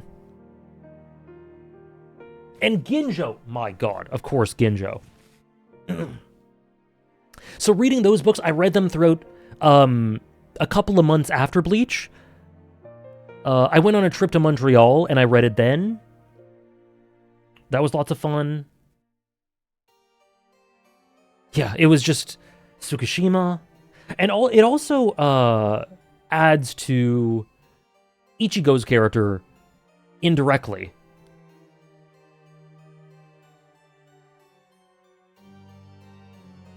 Yeah. It elevates such random characters too, yeah, Grammy. It was awesome, Andres, but I did not eat fish and chips, but it was really, really good. It was tons of fun. I was so glad to explore London and surrounding areas and take in UK culture, British culture. Have there been any drastic Bleach character ranking changes? For example, Askin making it into your top 1? No, Askin's the same. Askin is this freaking enigma. Also, Mel, you have a gene in you, and that gene dictates your love for Askin and Takaba. Both of them. I think there's something, whatever it is in you that makes you love Askin that strongly, I think is the same thing that makes you love Takaba so strongly. I think. Big changes. You never made the connection? Am I cooking, though? I think I'm cooking.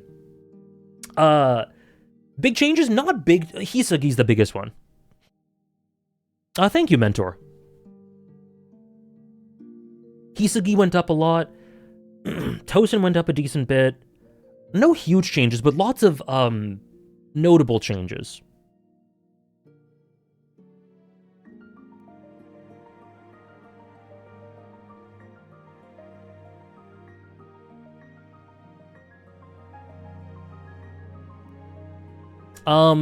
Bleach.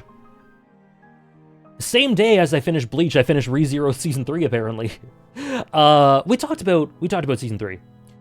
We talked about ReZero already. I'll just say what I said here. I can't quite shake the feeling that I'd enjoy ReZero more if I was reading the source material, but nonetheless, it's still quite enjoyable, and I'm incredibly excited to see where Julius's character and his relationship with Subaru goes from here. Julius is probably my biggest hook going forward. Yes, Petupon.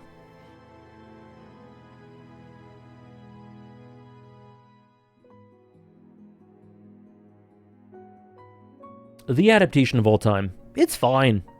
It's I don't know. It's just lost the sauce for me. But it's still good.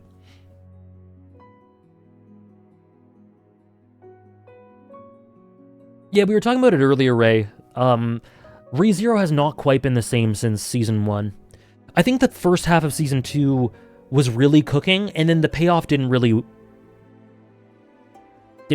hit with me. But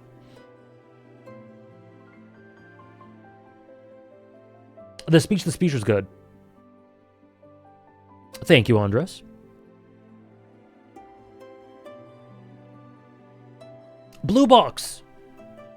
Great adaptation, I thought.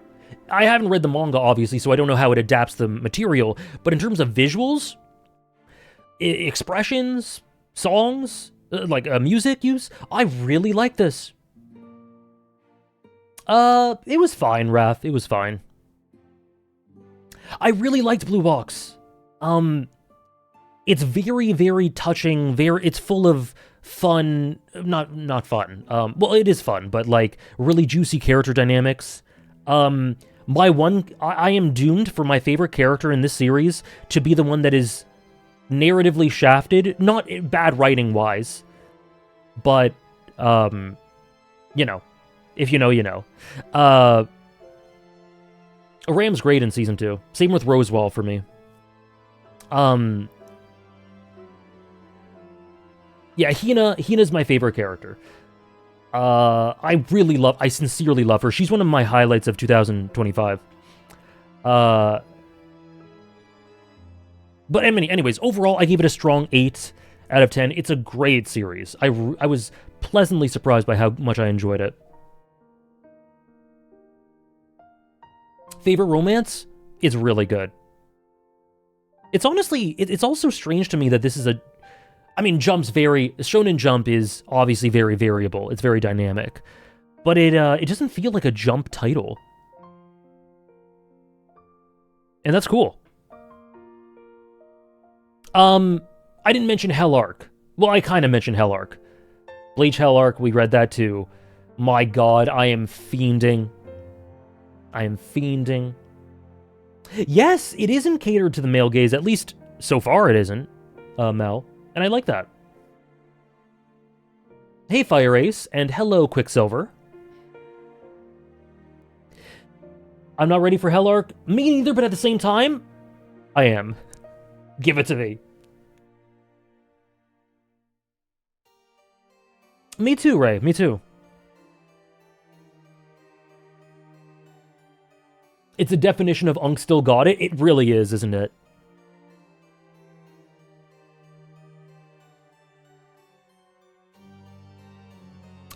We talked about Severance already. This shot, though, holy shit. The end of Season 2 had me thinking, like, maybe some of the character work I've been waiting for is happening here? And maybe that'll continue with Season 3. That is the dream, Ray. That is the dream. Akane Banashi? Yep. Oh, I forgot to mention Akane Banashi as an ongoing beginning of this, stream. But Akane Banashi was a big year for Akane Banashi this year, too. Some of the best material in the whole story. And it just goes from strength to strength. It kind of lost you. I like Season 1 more, for sure. But I really liked how it ended, and some of this imagery is incredible. Yeah, we talked about it earlier. We talked about it when we talked about Season 1. TLDR, Season 2 has probably higher peaks, but overall is the less cohesive package, and I think Season 1's better. I did Raph, yep.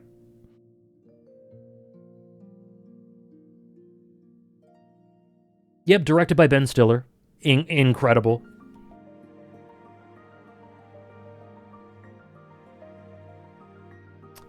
Twitter's still... Damn, man. Twitter's still down. Or, like, screwy, right? Oh, no, it looks like it's working. My page is just weird. Yeah, and then there's the anime for Bleach. This is a year of lots of Bleach. Thousand Year Blood War is a great adaptation. My favorite core is probably Core 1. Probably. It's really good. It's really incredible.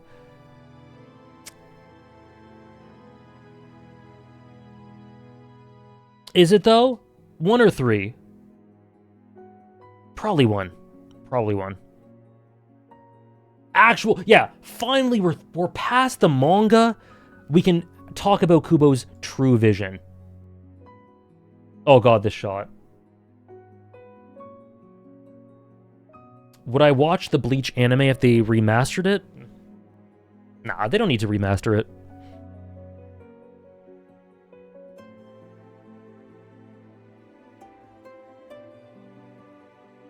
Thank you. I got a lot of help from people in the Discord. Elijah sent a bunch of these. Quicksilver.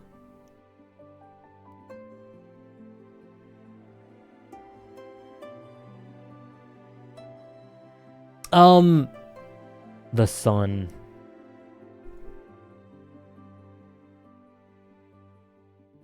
Hunter x Hunter 2011, Andres. We need something that doesn't look like a kid show, you know? How do I feel about the One Piece remaster? I don't think it needs... I don't think it's super... Well, I get why it's there from a marketing standpoint. And in terms of, like, efficiency of pacing. I'll check it out. Sorry, Trish. They should add more animation. Good God. Orb, one of the highlights. I look at Orb as a series of... Actually, Orb and Andor. We talked about Andor before. Orb and Andor are very similar in terms of showing the way that little acts can accumulate to lead to the emergence of truth in the future, and how lots of coalescing wills can work together for a common cause. And all that sort of thing is very similar to Andor, but it's got the presentation... I say this all the time. It's got the presentation of, like, a Vinland Saga. It's very similar to Vinland Saga in presentation. It's just a beautiful story. It's a series of vignettes that sort of coalesce in something that's larger than the sum of its parts. But within those vignettes are really, really awesome characters. Novak being the best. Yeah, I do tend to really like it.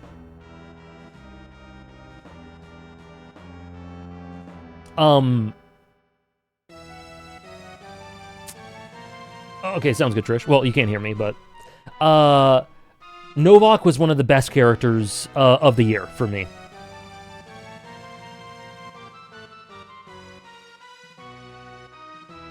"100 meters too, we'll get to that. That was like one of my last things this year. Yes, without a doubt, Struggler, and perspective and how you can become so embedded to an ideology that you feel emotionally tied to that you can miss the forest for the trees. And then Novak's moment of realization for that. Yolenta's great. Raphael is great. Raphael's one of my favorites. I'm glad, Sarah. That is kind of what it's meant to be. A really chill hangout stream. Oh no, you're right, Andres. 100 meters is 2026. You're right. I'm pretty sure. Yeah. Well, 100 meters is peak as well, in a totally different way. What do I think about rotoscoping in 100 meters? I think all of 100 meters is unbelievable presentation. I don't have a single critique for its presentation.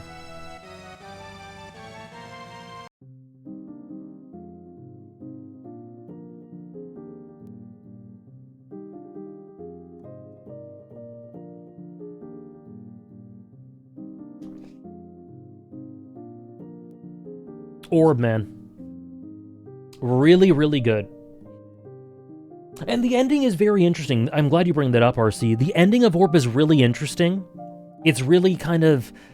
Its ending reminds me of Vinland Saga in how quiet it is in some ways.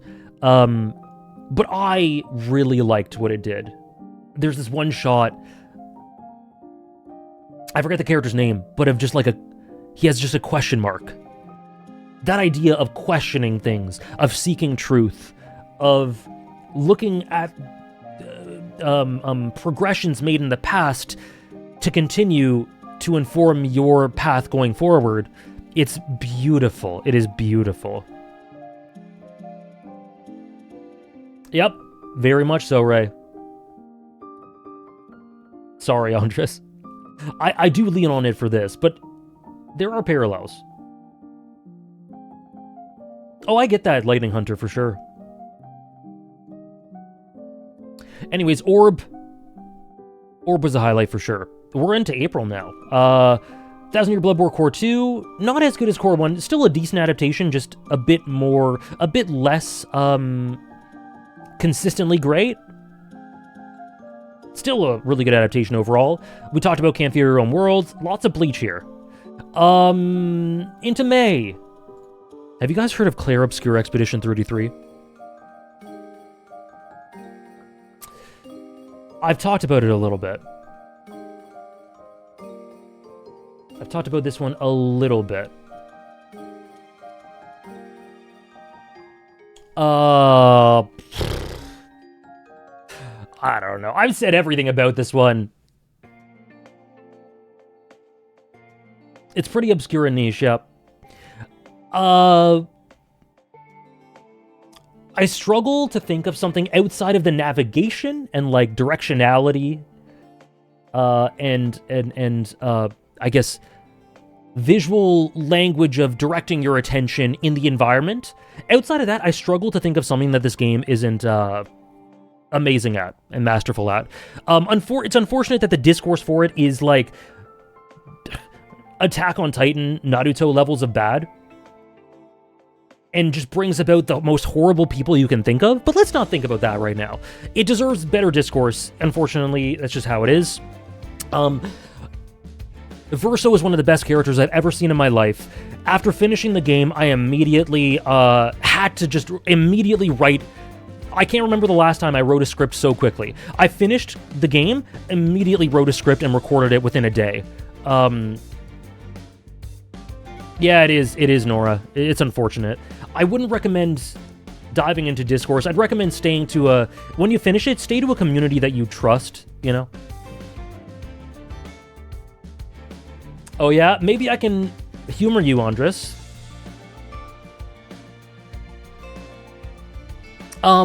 Renoir is an all-timer as well, yep. So is Mael.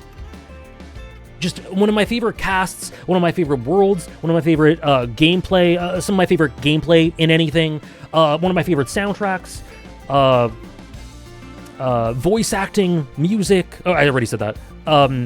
It's just got everything, and it all comes together in such a thematically cohesive, powerful package. It's one of the best narratives out there. It's just everything. Oh, narratively? Narratively, Andres? Or, like, which I picked?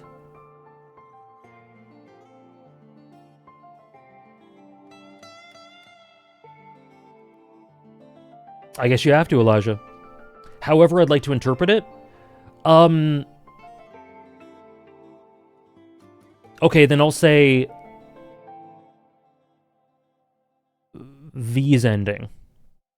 What are my thoughts on Monoko? Really, really great character, specifically because he's a lot of fun and balancing. He's a lot of tone balancing and fun and comedy, but he's actually deceptively, incredibly tragic and uncomfortable. If you look at the way he interacts with Verso, knowing a lot of things about the story that you learn toward the end, look at his interactions with Verso, how he's manipulated and coerced into doing certain things, how he's kind of cruelly utilized to direct things in a certain direction. And he has a lot of tragic layers to him. Yes, Raph, I did. Spamton energy? Not for me. Me too. Verso and SK is one of the best dynamics for me. Lolo. Oh, that's too bad, Ray. Umineko. I kind of see it.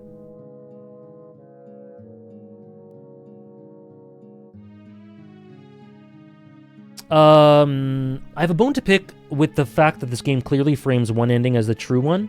The choice you make for that ending applies very well to the narrative, but I actually don't think the gameplay caters to it. That's interesting. I don't think I agree. I think I think it feels like there is a true ending to the game. Or sorry, it feels like there's one that's more... No, I don't agree. I don't agree. But I think they could have been a bit less subtle with... They could have been a bit more subtle with one element of it, but at the same time, I'm really glad it's there. That's me, Nora. That's me. I know, it's actually really twisted. Monoko's a really sad character. How much is there to the story you think in just watching Verso manipulate quietly and subtly? I love it. I think it's fantastic. And I paid such close attention to him since his introduction. But I know not everyone finds that as engaging as I do. But I do. Now, it's worth mentioning, I do think this game has problems. I think I think there's a mechanic that is like a relationship mechanic where you talk with party members and your relationship goes up, and there's some elements to that feel very ham-fisted and forced in. That's like, it didn't need to be like that. You can get those conversations without making it that, you know? That I don't think really, I think is kind of clumsy.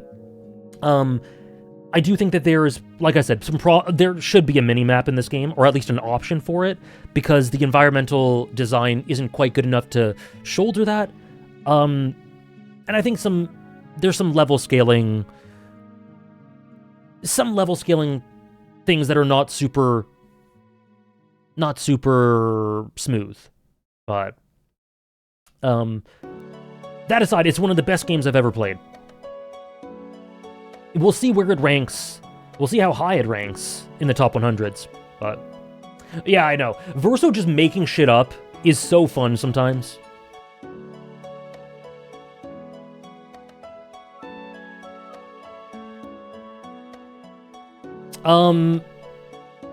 Not really, Andres. I don't think so. I've seen Slay the Prince. I've seen someone play Slay the Princess, Nora. It was something I was gonna stream, or potentially gonna stream, but then I saw someone play it. It seems pretty cool. Like, conceptually, it seems really cool.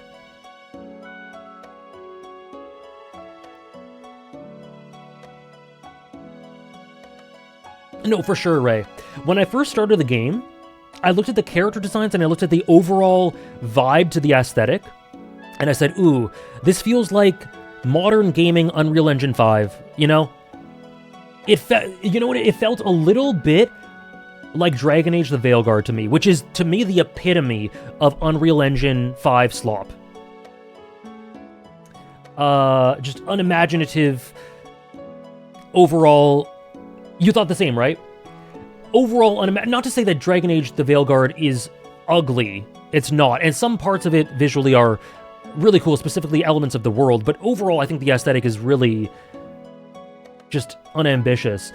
But luckily, I mean, look at the visuals. Luckily, this game does lots of amazing high-concept, abstract things with its visuals that really set it apart.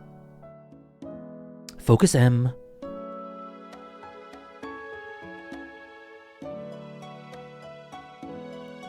The broad strokes, Nora? I can see that for sure.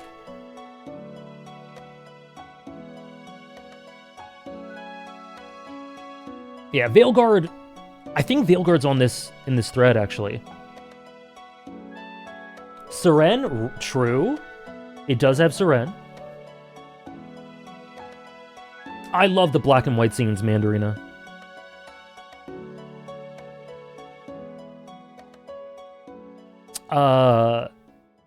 So, what else is there to say? This is, in the conversation for the best thing I experienced this year. Not saying it is, not saying it isn't, but it's in the conversation for, like, it's in my handful of best things of this year, 2025. I haven't played the new update, no. Bleach Core 3, talked about it already. Really good, I think an improvement on Core 2, more consistent. Like, some of this was really good. Like, yeah. We talked about it already. Can't Fear Your Own World, talked about this as well. It didn't make... No, it was like the first thing I finished after doing the cutoff for it, Mel.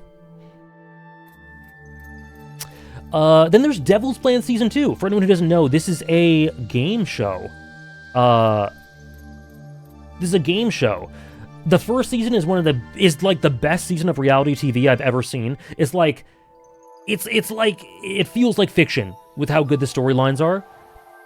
Season 2 was still really good, but didn't quite measure up with that. Hey, look at Trish. Look at Trish over here. Now, cross your fingers with me that... Okay, more of this has loaded. Good. Um, I'm not sure, Andres. I'm not sure quite what you mean. Oda was a fan of the show? Everyone should be a fan of the show.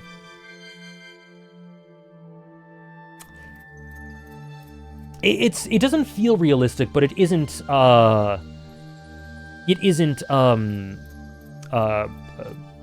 acted, or whatever the word is for. It is reality TV. Another really notable experience, because it's not scripted, that's it, scripted. I couldn't think of it.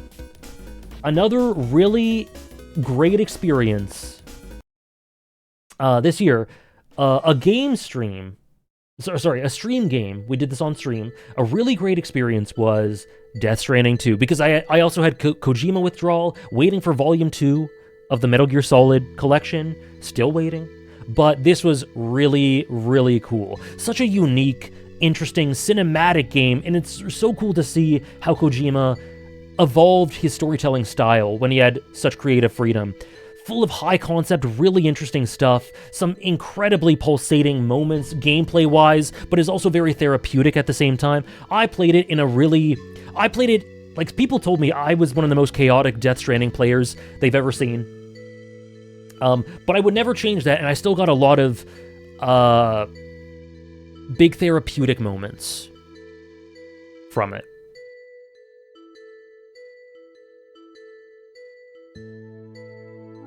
My favorite character, I actually haven't thought of this for a long time. I think probably... Who did I say was my favorite at the end? I don't remember who I said. It could be one of 3 characters. Real Nora. I was wondering if it was Cliff. I think Cliff is probably my favorite. Yeah, I'm really curious about Death Stranding 2 as well. When it comes to PC, I'll get it for sure. We'll probably play it on stream. It hits way harder as a parent. Maybe it does. I could see why. All I can say is I'm not a parent and it hit me very hard. But... yeah.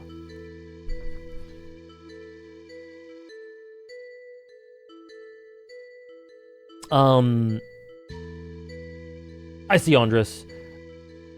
I don't think it feels that way, but you might feel different if you were to check it out.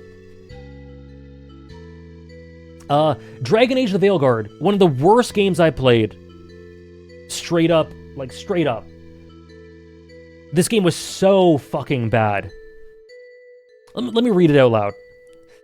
So incredibly bad. The characters are flat, the dialogue is awful, gameplay is dull, pacing is bizarre, character design's poor. I just didn't care about anything. Everything was so bland, the only saving grace is some nice environmental design, and a cool twist and ending. There was like the littlest bit of juice in the ending, but it's still so largely bereft of quality.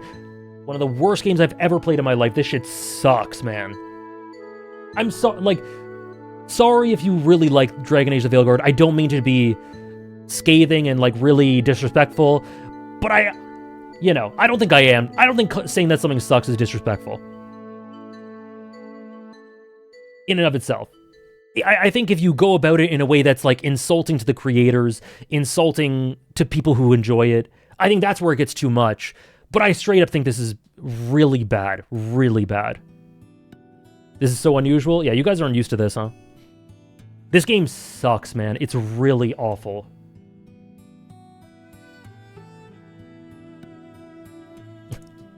I'm glad to have the blessing, Nora. Which redeem were you thinking? Oh, this or that, right, Trish? So, if you're asking me which is better between Dragon Age: The Veilguard and Tears of the Kingdom, which we will talk about soon, Tears of the Kingdom is definitely better. No, you don't need to redo it, Trish.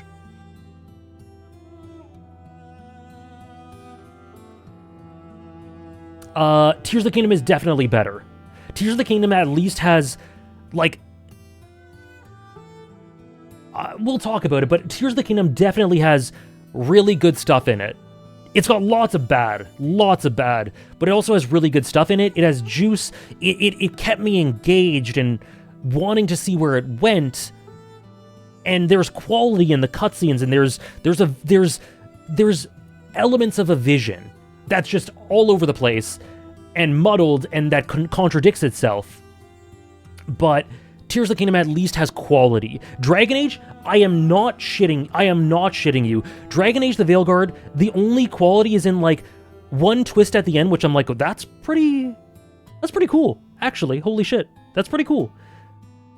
And the environments sometimes look nice. That is it. It sucks. Everything else sucks ass, man. It's so shit. Okay, sorry. I was so annoyed playing this game, because Dragon Age Origins, I'm a huge fan of. I couldn't believe it's the same series.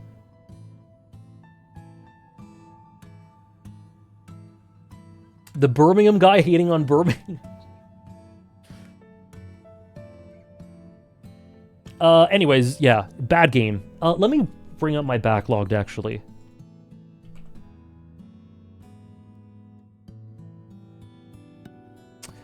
I'm not sure. If it was Fluffy, I didn't buy them.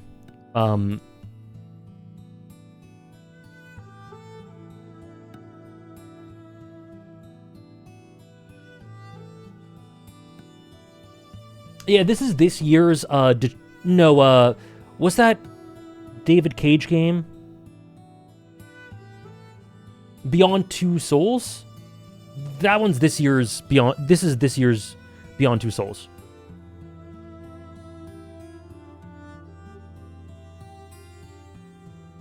What keeps you playing a game you really don't like as opposed to just dropping it? I really feel a need when I'm going through something that's bad or that I think is really flawed. I really feel a need, just like an intellectual curiosity, to see the full picture. Like, I'm so interested to see the full picture of games that I think are really flawed or bad. I just want a fully informed opinion on it. I don't know why, but there's something about it. Whereas, like, not with anime. If I'm watching an anime, if I think it's bad, I'll probably drop it, or I might just watch it out of obligation, which I gotta stop doing. But I genuinely have a passionate curiosity to see how games finish if I think they're bad. Like, I want to know the full picture. I want to have a comprehensive idea of exactly what I think about it. Informed hater. Yeah, I feel that, Mal. But otherwise, yeah. I can't wait for 2026's version of the Veilguard. What's it gonna be? What's it gonna be? Dispatch? Red Dead Redemption 2? Alan Wake 2? Dispatch is gonna be lots of fun.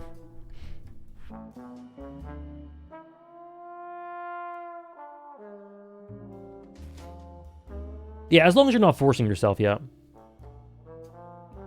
Tom has rules like that?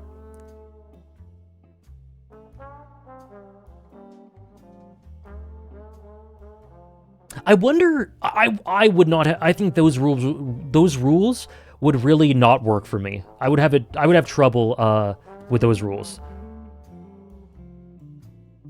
What would happen in Red Dead Redemption 2 for it to get this kind of review? Nothing. It actually is impossible. To me, it's impossible for Red Dead Redemption 2 to get lower than a strong 7, even if the rest of it is nothing.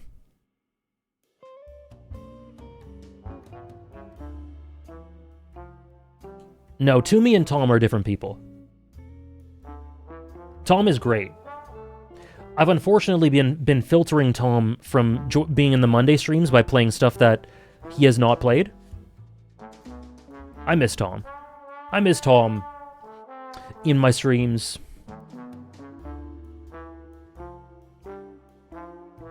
Cinema, Green Fool. What makes a video game bad for you? Oh, it's Tom! It's Tom! Whoa! How's it going, Tom?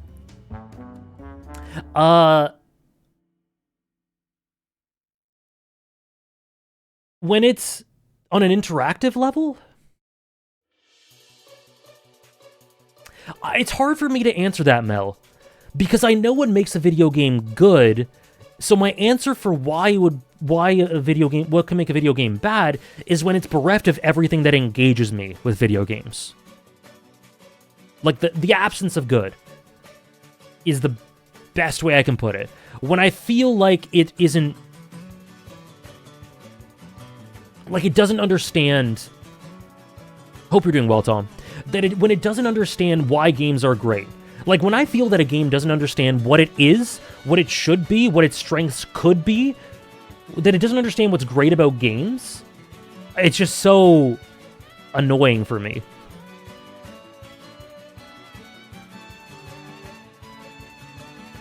No dopamine? It's shit, yeah.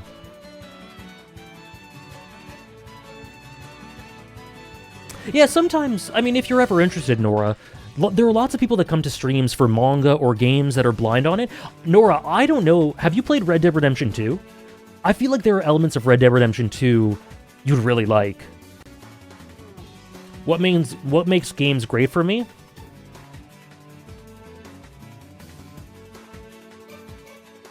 The simplest answer is when they give me joy. You should? I think you'd like it. When they give me joy. When they make me... So let's say, what makes a video game great for me, truly great, is when I'm playing a video game and it makes me happy to be alive. It sounds dramatic, but I sincerely mean that. My favorite games, my favorite stories in general, make me feel privileged to be alive.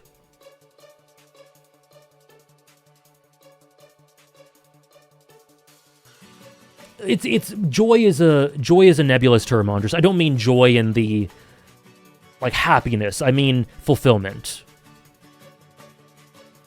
Because Fate Zero makes me feel fulfilled. But it doesn't make me happy, you know?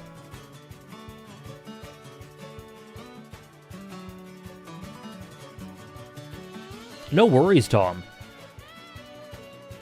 Glad you can hang out. Oh yeah, Red Dead Redemption 2 is huge, Chandrine.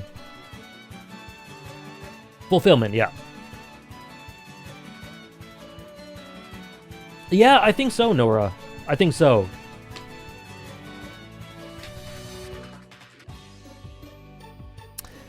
Andor, we talked about it already. The Last of Us Season 2? I was kind of a fan of The Last of Us Season 1. The Last of Us Season 2, I don't think it was cooking. I think there was 1 or 2 really good episodes, but overall, it really missed what the second game is about for me. It didn't know how to prioritize it. And the way it structured itself really undercut, I think, the more fulfilling aspects of the story. And this is coming from someone who doesn't really love Last of Us Season 2, or Last of Us 2. I'm not really a fan of Last of Us 2, but I do think it has quality, and I think it has strengths. And this season really, I think, missed out on a lot of those. It does make me appreciate the game more. I agree, Quicksilver. Yeah, the lack of good, Raph.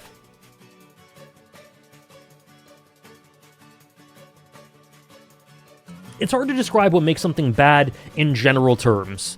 I can do it really well in specific terms. But it won Best Adaptation? It did, didn't it?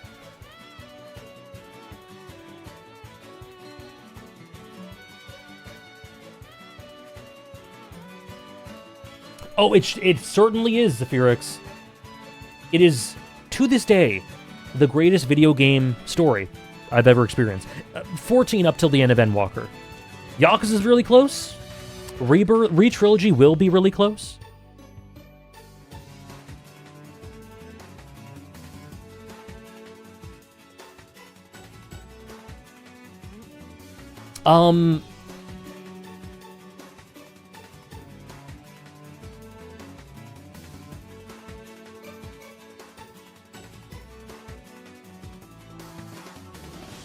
It is interesting, isn't it, Mel? The Last of Us, in terms of critical reception, is kind of quirky. It's kind of quirky.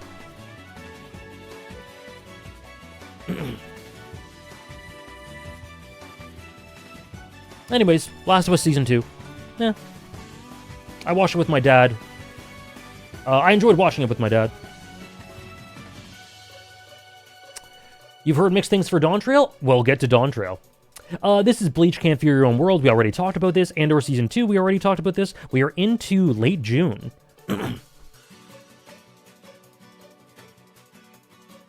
It kind of is, Ray. Where we get to The Legend of Heroes, Trails Through Daybreak. I was so unbelievably pleasantly surprised. I don't know why I was surprised. I wasn't super surprised, but like, first entries of a new saga or arc for Trails tend to sometimes be a little slower to get going, not in terms of pacing, but in terms of quality, as it sets things up in a way that can be... I don't know, it takes its time to really get going in terms of quality. It isn't like slow build-up, it isn't like peak slow build-up like Twilight Princess for me. Or Mad Men for me. But Daybreak is the best first entry to an arc in the series, and top 3 or 4 game in the whole series for me. I really loved it. I love Vaughn. I love all the Gintama parallels.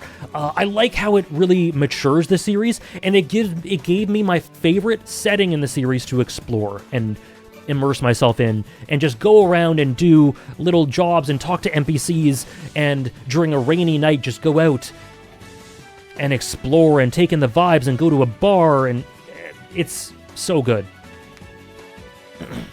It's so good. I love Daybreak. I love Calvard. I love Vaughn Arkwright. He's one of the best characters in the series. And generally, the structure of the story and the characters and how it all comes together is really impressive. I also love characters like Judith. I was so surprised at how much I love Judith. She's so fun.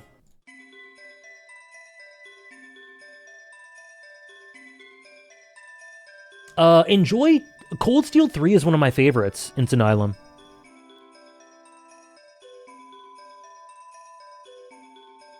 I love Cold Steel 3. I think that Trails localization is...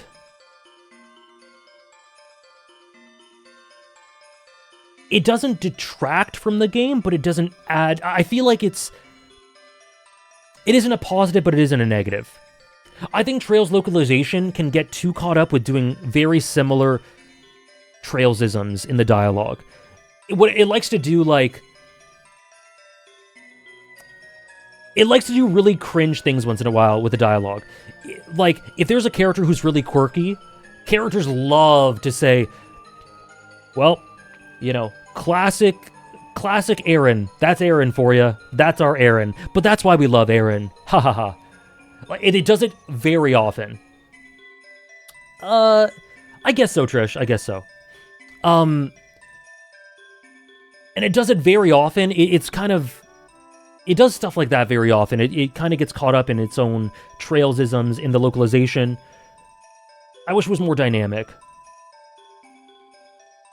The script can be good when it counts. Me too, Ray. Well, I'm really enjoying it so far. I'm loving jumping back into Trails so far, Ray. 4 hours or so in. Is Trails what Xenogears or Xenosaga could be? I have no idea. I doubt it. She's so crazy. I love her. No, but okay. Well, sorry to say something. This is one of the best games in the series. This is I gave it 9 out of 10. It's a favorite. This game's amazing. But some of the worst Trails localization stuff, it isn't localization, I think it's just the story in general, is when someone does something horrific, like horrible, and they don't treat it that way. Like someone sexually harasses another character, and then they go, well, I guess we should expect that. Classic her. It's like, no! No! That's not good. Can we, like, tell her that she's a horrible person? That's Roshi for you. But yeah, the strength of the localization differs depending on the game. I do think the Crossbell Saga localization is probably at its best. That's just Meliodas for you. Olivier lives on.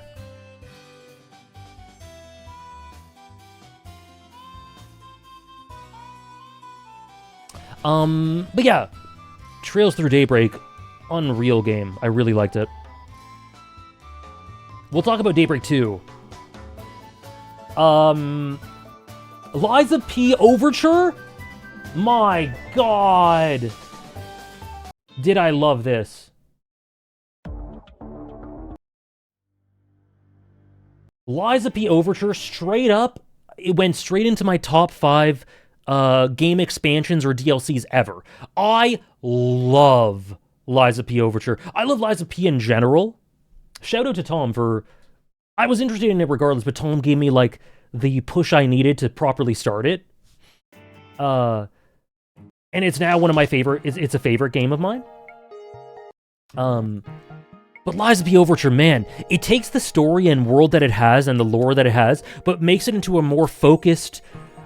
almost like a romantic tragedy, romantic, dark, horrific tragedy that more than the original game puts the narrative at the forefront. Gives you some incredible dark, beautifully dark imagery. Gives you an incredible final boss, amazing characters, great environments, just this fantastic story. I was delighted with how good Liza P. Overture was.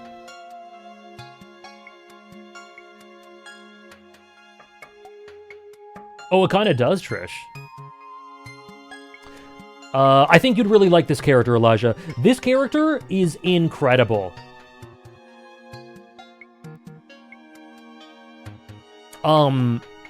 It was amazing. This game catapulted Liza P. in my mind up to the next level of how much I enjoyed the overall IP.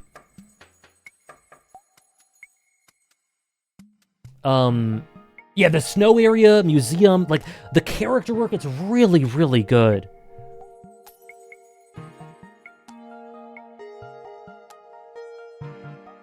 I think it's better in other languages like Japanese, and Chinese? Because it's more like, he sucks, just leave him alone or take him away. Really? Okay, that's better. That's definitely better than English.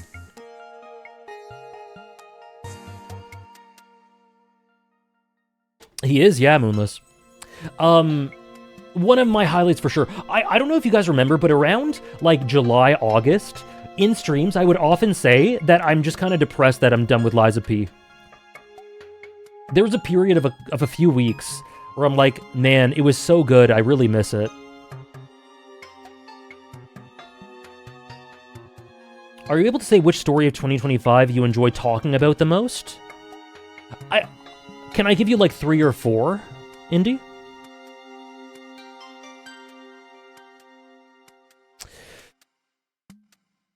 Andor, Chrono Cross, Bleach,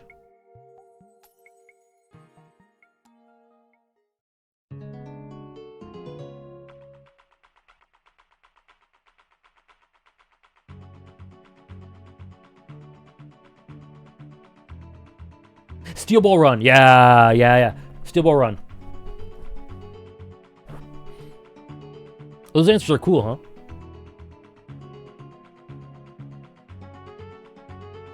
It's an amazing DLC, Isopod. Thank you, Dr. Slowbro, for the streak.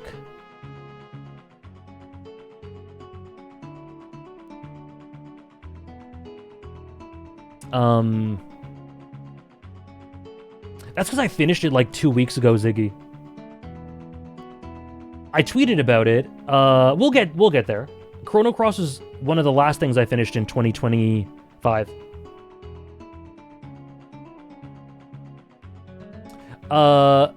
Next up is Lazarus. Guys, I'm gonna be honest with you. I'm not convinced this anime exists. I don't know that this exists. I don't know if it was real. I don't know if it was real, if it was a fever dream. I don't know if I watched it or dreamt it up. I don't remember. I remember like 5% of this anime.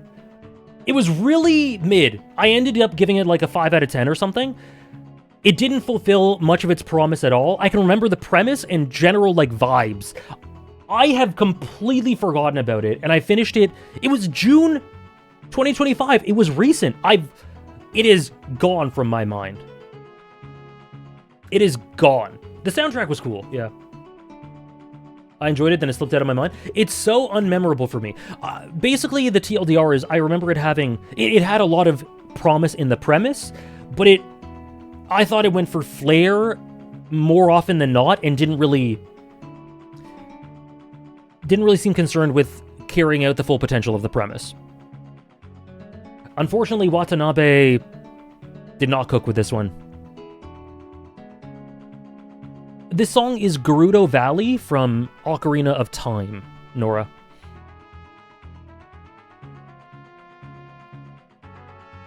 Oh yeah, I forgot about that, Moneymar. Well, I forgot about most of it. This legit feels like... And I'm not making any assumptions about Watanabe. I don't know. I'm not going to try to assume that this is the case, but it really feels like... To me, like, it really felt to me by the end of it like a really hollow attempt at recapturing past glories through aesthetic, but not through the substance. When was the last time Watanabe cooked for me? Samurai Champloo?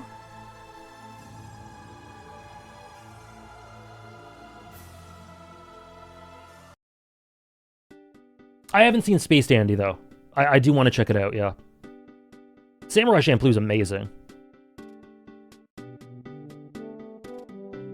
So we kind of talked about this already. Squid Game Season 3 does not do nearly as many of the things I wanted it to do. The payoff's really all over the place. It has some good moments. It's not all bad, but I just found myself throughout all of Squid Game Season 3 being like, there's a certain plot line with this motherfucking guy on his motherfucking boat investigating all this shit. Bro, cut that guy out of the whole damn show, and it's better for it. That shit was so boring. I said it was dull padding. It sucks, man. It was so bad. Literally, you know that Russell Westbrook meme? Bro is just going around doing nothing? What is that? Hold on, let me find it.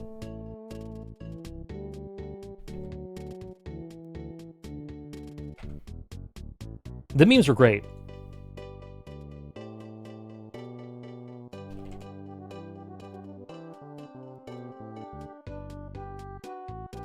Oh, sorry, Raph. I didn't like it.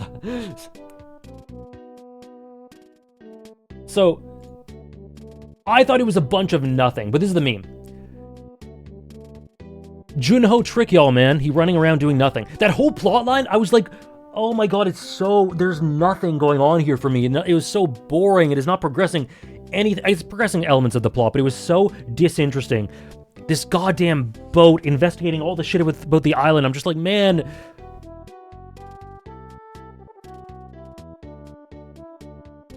And the payoff was really bad, too. Yeah, I had to bring out the NBA memes. I only recently found out about that the oh my god bruh lady is from that show. Really? I don't think I knew that. Oh my god. I don't think I know what you're talking about. But yeah, Season 3 was none of the payoff I wanted from Season 2. Say one nice thing about the final episode.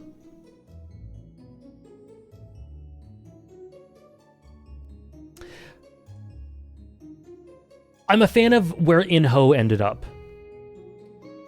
Kate Blanchett is randomly in it, yeah, that's cool. I like how In-Ho ended up. Look up Oh My God, bruh? Okay.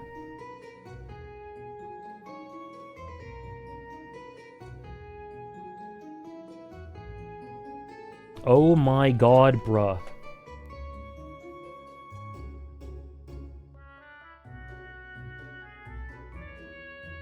Oh my god, bro. Oh, hell no, man. What the fuck, man? That's from Squid Game?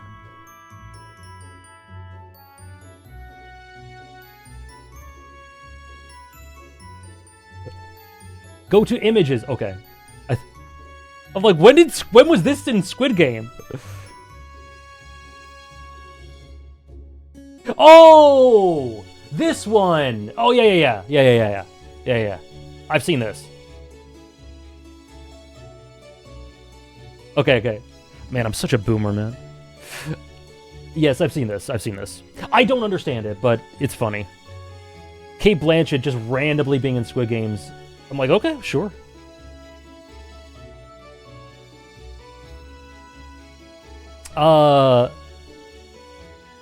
Yeah, that was a Grandpa AJ moment. I'm happy to provide them. Uma Musume! Cinderella Grey! Really good! I love Oguri Cap. I love a lot of the shonen rivalries in this one. A lot of the classic sports animeisms that are done in a really interesting, fun way. It is. I haven't played the game, but it's much more than the game. This is a like.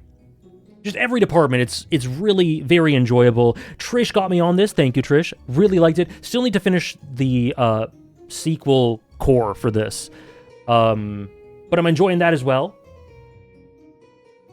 Uma Musume, very, very good. Very shonen. Some great voice actors in this. Just all around a great package that scratched an itch that I really needed scratched at that point in time. Yeah.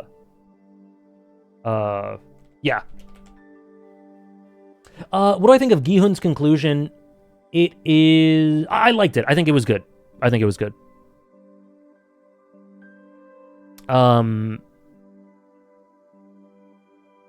There were some other things surrounding his conclusion that I thought were not as good. Like, I forget the guy's name, but the conclusion for the father of the child, I forget his name. I thought that was really poorly done. But Gi-hun himself was pretty good.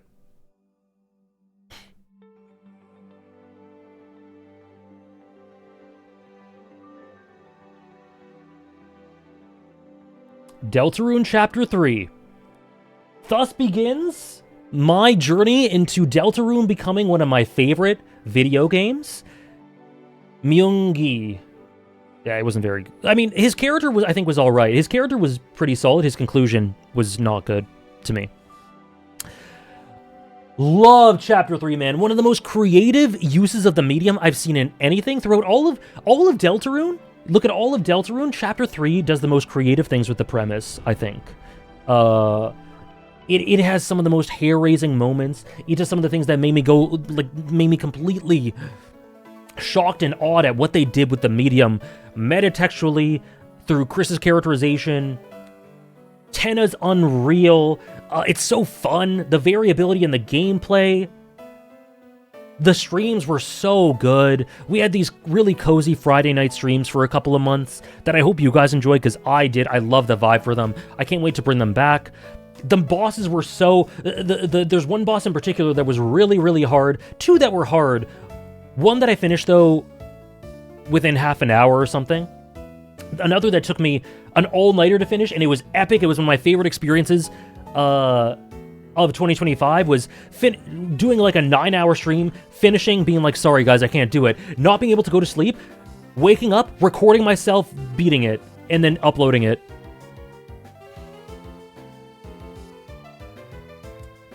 Deltarune is so good, and Deltarune has the ceiling for it. Who knows, man? Who knows? It has one of the greatest games of all time ceiling. It already is the most I've been invested in a video game that is yet to be concluded. Like, it is, my anticipation for Chapter 5 is up there with Re-Trilogy Part 3. I cannot wait for the rest of the story. Was Hannah supportive of my late night Chapter 3 escapades? Hannah was concerned for me. It's fair to say Hannah was concerned. But it all ended up okay. They were my favorite of last year. I'm glad. Chapter 3 is your favorite? It's my second favorite. Expedition 33 or Deltarune Chapter 3 and 4? I don't think I can answer that, Raph. I'm sorry, I don't think I can answer that for top 100 reasons. Could a mod refund Raph? Yeah, Chapter 3 is just so full of little touches. For Ralsei, yeah, oh, it's so unreal. But the VODs are there on YouTube. I'll be there for Chapter 5. Yeah, we'll do it with Chapter 5. The VODs are there on YouTube. The whole journey's there. I was laughing when I first saw Tennis Sprite rendered like something out of Donkey Kong Country. Peak. Unreal. Did you not play the Ice Path in Chapter 3? Check the VODs. I did everything. My mods were on top of it all. My mods cooked like crazy for Deltarune. The backroom game is unbelievable. The way it indirectly characterizes Chris and their struggles and their psychology and their duality and their paradoxical complexities, incredible.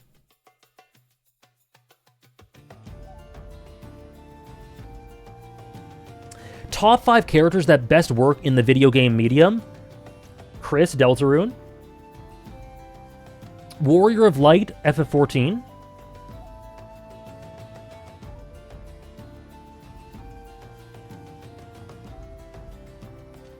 The warrior, the hero of time, The Legend of Zelda.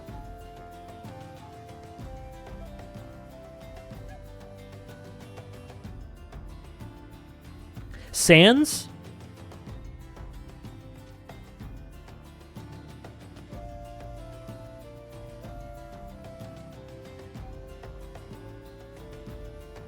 Raiden, that's a great shout, Nora. Yeah, let's say Raiden. Let's say Raiden. I was gonna say Xenos, Emmett, and Fandaniel / Hermes as well because of how much they play off the legacy of Final Fantasy and are epitome and polish of all the character concepts prior. But hey, Xenos more than the other two, I think.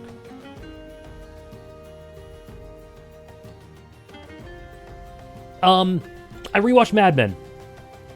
It remains the greatest television show I've ever seen, and will probably forever stay that way. Me and Mad Men is an integral part of my identity at this point. I don't imagine ever thinking of another TV show as better than this. I don't ever see this leaving my complete, unparalleled upper echelon of favorite stories ever. I just don't see it happening. That would be great, Ziggy. I need to stream more Deltarune. I need it. It's gonna once it releases, I'll let like a month go by, and then we're in there. Then we're in there.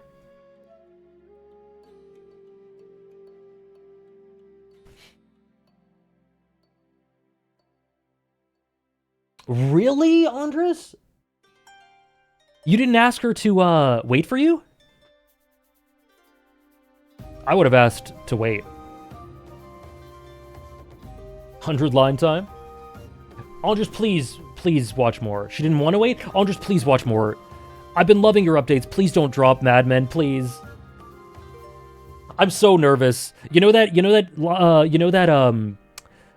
Squid Game meme? I'm so fucking scared. I've never related to it more than this moment when Andres feels at risk of dropping Mad Men.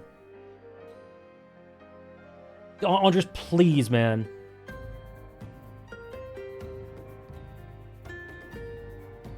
Tell your girlfriend how much my mental health depends on her. It'll be you think he'll stick to it, Trish? I think his girlfriend was helping him stick to it. How do I feel about Mad Men's ending? I don't think it's like the best ending to a show I've ever seen, but I still think it's really good and one that I never have settled feelings on it. My interpretation of Mad Men's ending changes every few months, and I kind of love that. I think it's a really good ending, but I think Black Sails has a better ending. I think Succession has a better ending. I think The Wire has a better ending. Sopranos has a better ending. So I don't think it's like best in the medium, but I still really like it. It's still fitting of the show. It's really good. And I love how interpretive and deep it is. Well, that's good, Andres.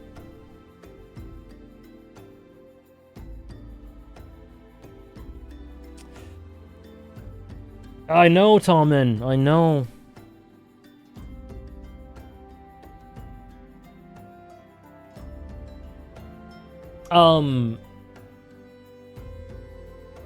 Okay, she's gonna rewatch it with you? Peak. Let's go. Let's go. Vinland Saga. This was huge. Vinland Saga ended in 2025.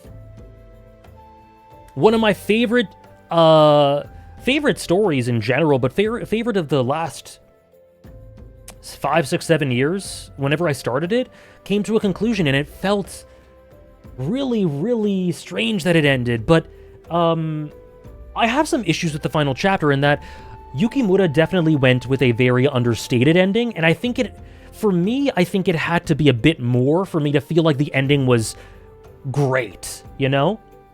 As it stands, it was fine. It was a fine ending. It was fitting. It wasn't unfitting. It didn't feel like lacking in cohesion with the rest of the series, but I did wish it was kind of more. But that aside, it was the final arc of Vinland Saga was a great return to form generally. I don't think it's as good as Prologue or Farmland, but I think it was definitely a return to form and a return to that standard. And it left me with some incredible moments, some immense tragedy, fantastic art, and it just tied it all together in a way that I felt added new layers to it that I never thought of before, and all in all was incredibly fitting. And yeah, I really, really liked it. I really, really liked that arc, and it solidified Vinland Saga as being as good as I wanted it to end up.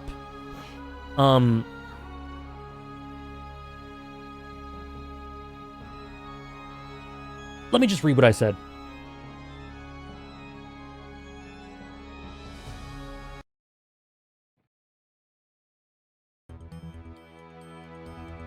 Yeah, and I think that makes sense, Struggler. That there's no answer? I think that makes sense. And I agree with Money Mar too. I like that not everything was covered, because how do you have an answer to that? It's kind of like Attack on Titan in a way. I wish the final chapter was more, but I'm okay with how it ended, with the concept of the ending. While I would have liked a bit more from the final chapter, the story overall ends on an incredible note. After Prologue and Farmland, I feared that the series would never return to the greatness that made me fall in love with it, but the final arc was absolutely fantastic, giving us some of the best stuff in the series. Overall, I'm so grateful for this courageous, kind, legendary story. It's provided me with some of my favorite fictional sequences, and it's awed me with its character writing and emotional storytelling. But most of all, it's offered such serenity, respite, and honest encouragement at a period of time where the world so desperately needs it. The goal of growing up is to become a kind person. Thank you, Yukimura.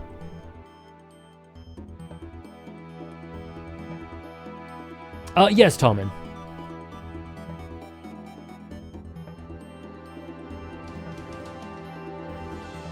Peace, Slop.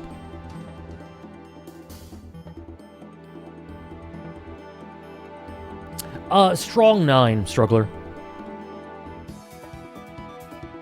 Was Deltarune? Very nice, Trish.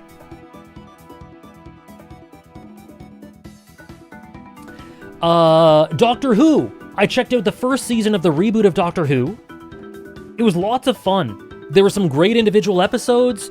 It's very mid-2000s campy. I hope you enjoy it, Sirius. Really love the Dalek and the dynamic between the Doctor and the Dalek. That's my favorite dynamic. Rose is great. Is his name Arthur? He got introduced in the last few episodes. He was really fun. The Doctor's a really good protagonist. This is a reboot, Andres. I'm on my way, Finn. And it was all around just really cool to see why it's so iconic, and I look forward to checking out more of the series going forward. I got Hannah for Christmas the full, what's his name?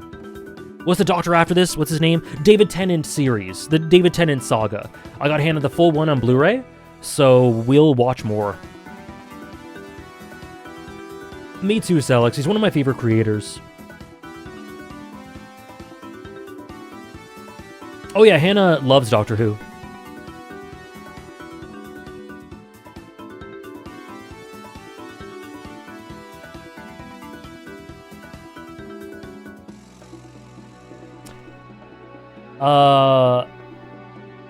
David Tennant's great. David Tennant is, does a good performance in the 4th Harry Potter movie. Unfortunately, his character is adapted terribly, but his performance is pretty good. And ever since then, I really liked him. And so I saw a bit of him for this, and I'm like, okay, I'm locked in. We'll watch more, probably this year.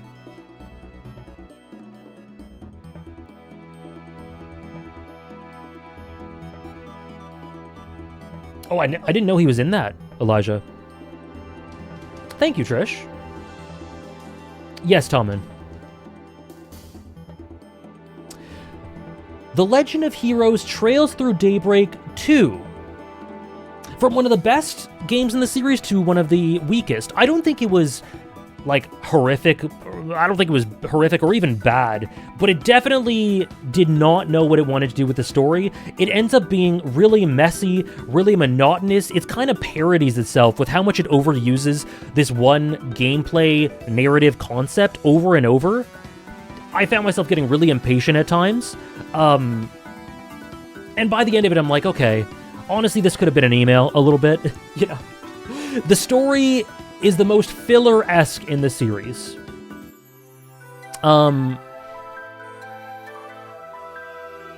It's 14 games long, Mel. That's why. But this is one of my favorite casts in the series, in terms of the arcs. It's just got a bunch of characters that I love spending time with. There were great individual moments and bits of payoff for certain characters. There's lots of fun. So the positives help to compensate, and generally it's a net positive game. But it is one of the weaker games in the series for me.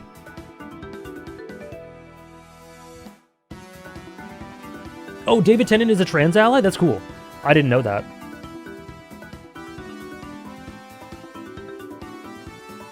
And then I said here, couldn't be more excited for Beyond the Horizon.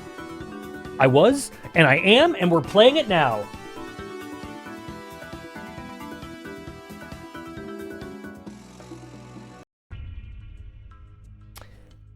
Taco P's Original Sin. This was a good anime.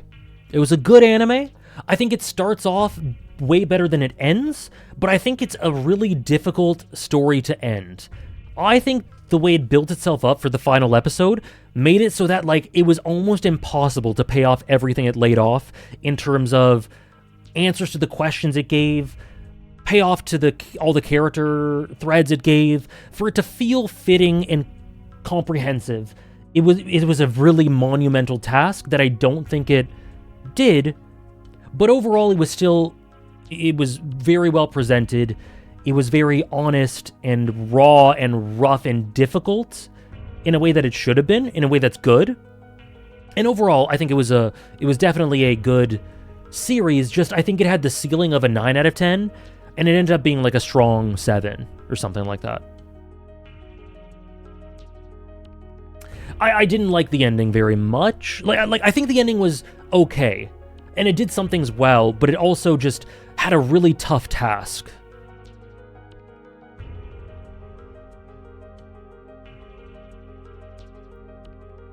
Yeah, that's one of my favorite things about it. How it represents the double-edged nature of innocence and purity, like Struggler talks about there. Yeah, I think it could have done with another couple of episodes, like Trish says.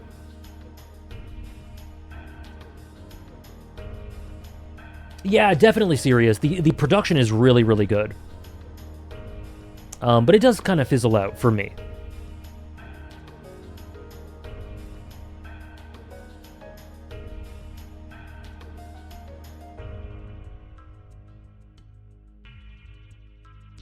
I'm glad you enjoy it so much, RC. Thank you for typing out so much.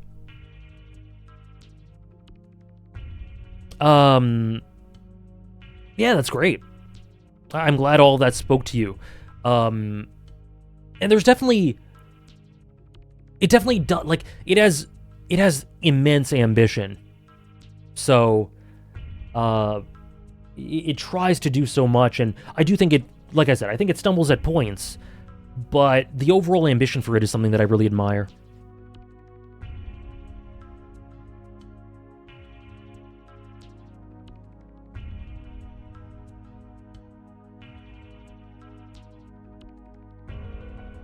I remember not liking the manga at all because it was just too short to substantiate a very loaded subject matter. I do think it needed to be a little longer. I think there's... I do like that some things are unresolved, for sure. Like RC saying there. But there are other things that I think needed more.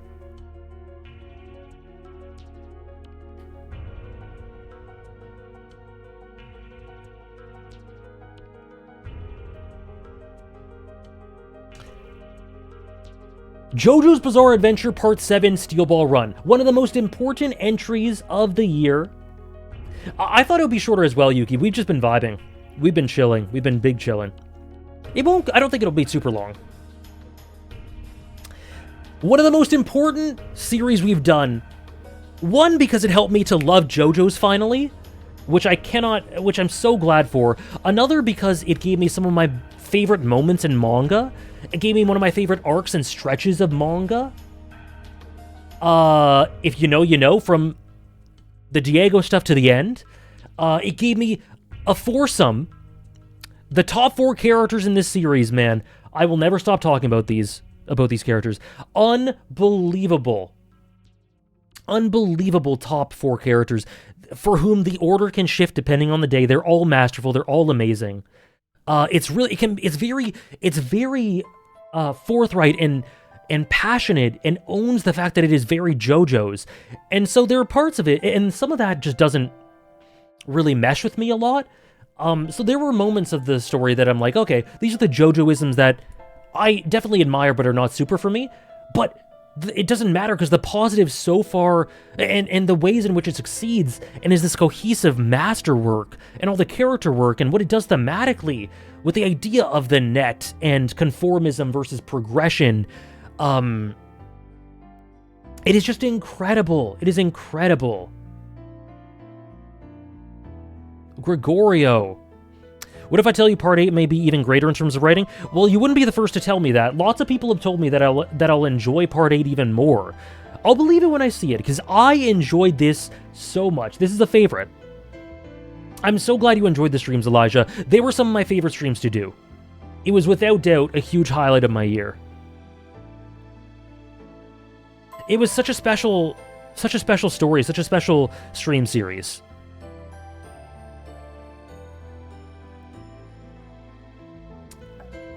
Just unbelievable, man. Unbelievable.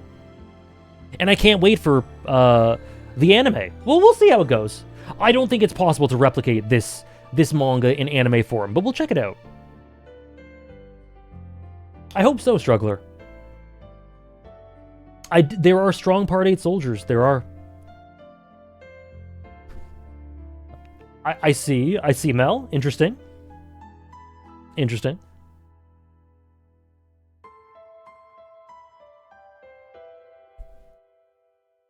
JoJo's is currently in the manga competition. It is also currently... Oh wait, hold on. Let me update it.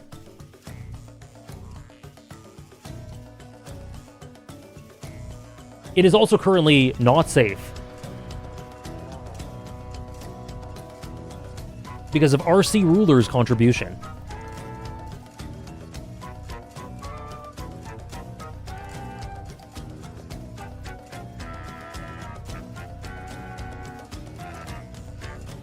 Save JoJo's?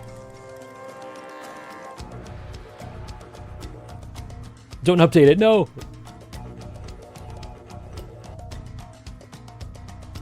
Rated Dynamic, Johnny Joestar and Gyro Zeppeli, Triple S. I still don't really get JoJo. I missed a lot of streams He's understanding what Shanks told him. He gave up his arm for the sake of a new era. Just like Joseph.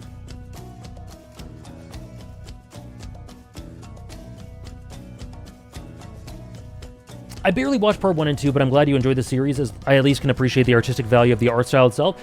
Yuki, I felt that way for a lot of JoJo's. It was very much not my thing for so long. Until part 7. So maybe give reading part 7 a try if you're interested. Either way, thank you so much for the 5 bomb. Thank you so much.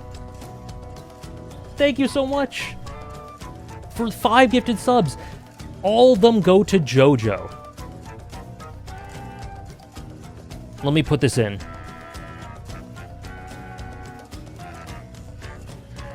The Operation Save JoJo's might be underway. Or, sorry, might be needed. It is 8 subs behind. Thank you so much, Yuki. Thank you so much. I know, Slam Dunk is sitting pretty and is making it's currently making its way into the top 2 just through being harmless. Will it win all the way to the end? Just through being harmless. Thank you so much again, Yuki. I super appreciate it. Thank you so much.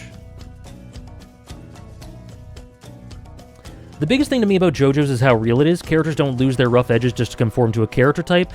Gyro desired to be free and care for others, but that didn't stop him from being rough around the edges. Yes, I love the nuances and complexities. And it's always, throughout the story, one of my favorite things that I talked about was that it was a constant journey.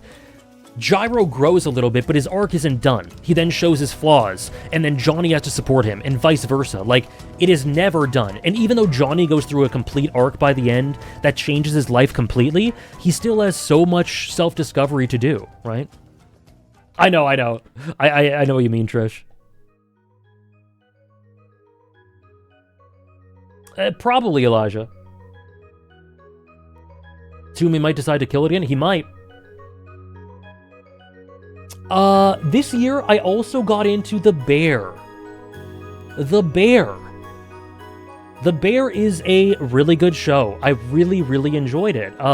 Season 1 and 2 are the peak, I think, and Ricky is by far my favorite character. This guy is one of my highlights of 2025, guys. He is one of my favorite TV characters ever, full stop, the greatest. But I also just love how thoroughly engaging The Bear is in terms of giving several character studies, the way it plays upon characters' legacies who may not be present in the story much, if at all, but how they have an effect on other people. It plays upon trauma really well. There are several individual episodes of The Bear that are among the best I've seen in the medium. Season 3, episode 1, Season 2, episode 6 and 7.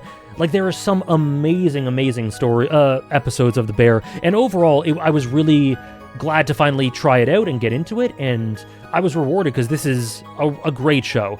Seasons 3 and 4 are a bit of a downgrade from season 1 and 2, but it's still good. It's still good. My favorite episode is probably this one. This one, Andres. I've seen Fleabag, yes. Season 2, episode 7.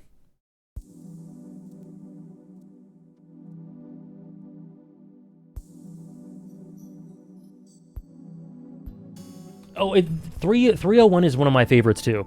301's top 3. It's just a really fantastic, thoroughly engaging show.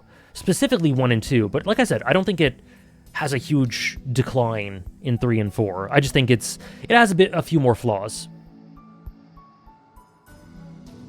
Getting into late August.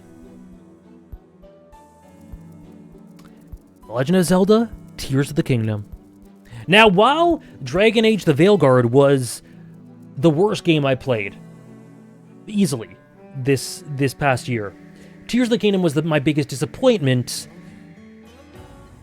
in the past few years. Really, Jandarine? Jeremy Allen White is an attractive man. That's a compliment. I have seen Barry, yes. So, let me read my backlogged review for this one. A poorly structured, confused, empty mess of a game that sells itself on being a sequel that builds upon its predecessor, yet fails to establish much of its own impact and leans so much on Breath of the Wild, diluting its identity and undercutting its own world building. Tears of the Kingdom has multiple aspects that are great in isolation. The innovative gameplay, which wasn't to my taste, but is cool. The audio visuals, certain story segments, especially one scene which I think is one of the best in the whole franchise. But holistically, it completely falls flat in bringing it all together and feels like a mishmash of broken priorities and shallow characters with no cohesion or vision that fails to deliver in multiple ways on the promise that a Breath of the Wild's continuation had. It's so lacking in identity to me. I feel like they saw the strengths of Breath of the Wild and sold it on being a progression of the foundation that Breath of the Wild laid, but having it at the same time paradoxically depend so much on people just wanting to do have a retread of Breath of the Wild. Because a lot of what it does is a retread structurally of Breath of the Wild, and it just feels very stale. I feel like it's really doing something different. In some ways, it definitely is, and I think it is doing something different. The problem is, I think it's doing something different while trying to recapture the magic of Breath of the Wild again.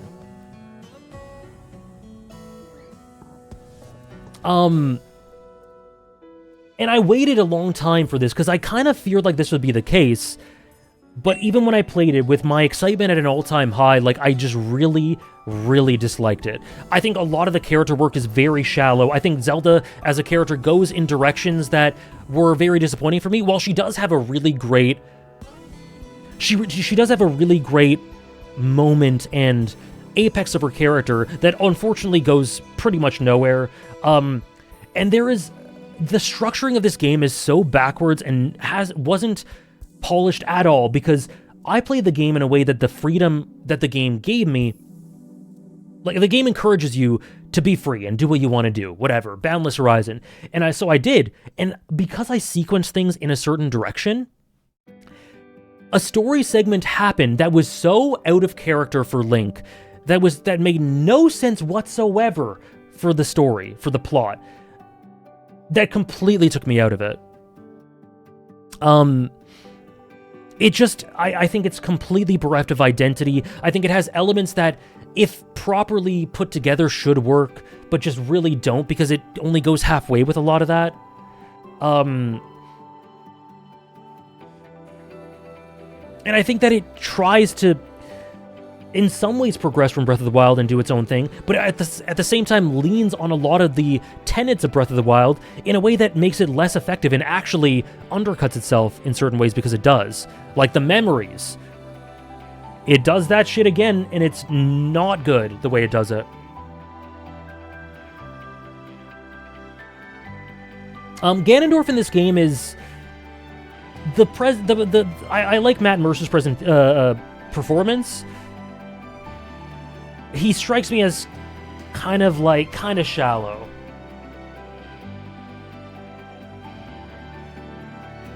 I would have to spoil the whole game if I told you, Raph.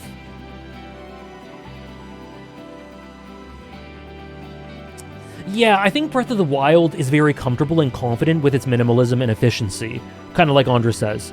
Whereas Tears of the Kingdom feels very kind of anxious in trying to do a lot of the things, like, we gotta make it very different from Breath of the Wild, and it very much is, but it also feels like half the team felt like if they didn't stick a lot of the Breath of the Wild isms in there, it wouldn't do well, it wouldn't be celebrated. So it feels pretty insecure as a game to me. Yeah, Tears of the Kingdom does the structure, like Breath of the Wild's narrative focus is minimalistic, and I think there could be more there that would make me appreciate Breath of the Wild even more than I do. I love it, but it could be better if I think the narrative was a bit less threadbare. But Tears of the Kingdom does that, and it does it really badly. The gameplay in Tears of the Kingdom was more fun, though? I'm glad you think so. It's neither here nor there for me. The memories, the structure of the old plateau, Andres, the general flow of going town to town in this desolate world that shouldn't be quite as desolate, the element of discovery, I think, feels tacked on. I think the world should have... I think the elements of the world should have progressed more. None, Andres. Or, sorry, very little. The underworld I avoided because it felt very empty to me. Anyways. Unfortunately, my biggest disappointment. Yeah, the Sky Islands. There's so much emptiness to me, and not in a good way, in Tears of the Kingdom.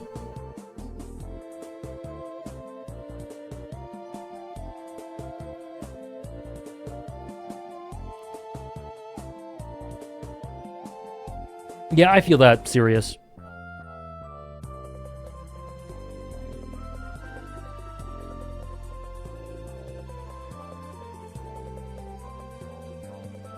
There are some things that are cool in that way, Andres, but it is inconsistent. It's uneven. There are some ways in which it's progressed and others in which it's like, how hasn't this progressed that much?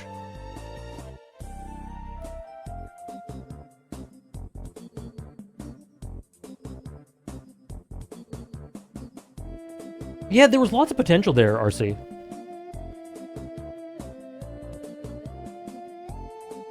No, I agree, NL. I said this in my review. I really hope they return to the structure of Zelda before Breath of the Wild. I think the structure of Breath of the Wild, or the style of Breath of the Wild-esque games, is something that should have been a detour. I hope it doesn't become the rule.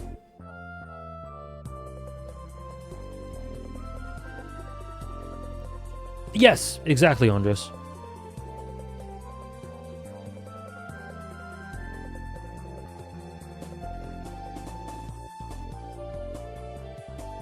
Yeah, it's completely half-assed, though a lot of the game is just half-hearted, or half-done. I'm gonna play Echoes of Wisdom, yeah. I'm gonna play it this year, I think. You know what isn't half-done? Metaphor ReFantasio. One of the longest games we've ever done on stream, one of the most rewarding, this unbelievable celebration of storytelling with one of my favorite video game characters within it. Well, an amazing cast in general. I fear that as well, Andres. I fear that as well, but we'll see. We'll see. I know, Mel. I'm trying not to see it, but I do see it.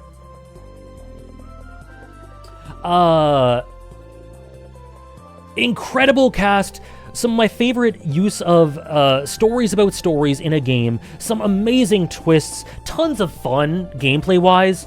I poured my everything into this playthrough. It was so much fun. Amazing world. Great celebration of what fantasy is and storytelling is and what games are. Luis is an iconic villain. It's got an amazing, lovable cast. The music is great. Like I said, gameplay, tons of fun. All around, just an awesome, awesome experience that I really, really enjoyed. The voice cast, incredible in English and Japanese. Still need to finish it? I hope you love it, Yuki.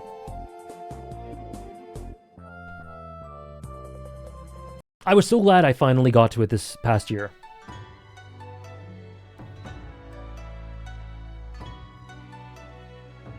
Oh no.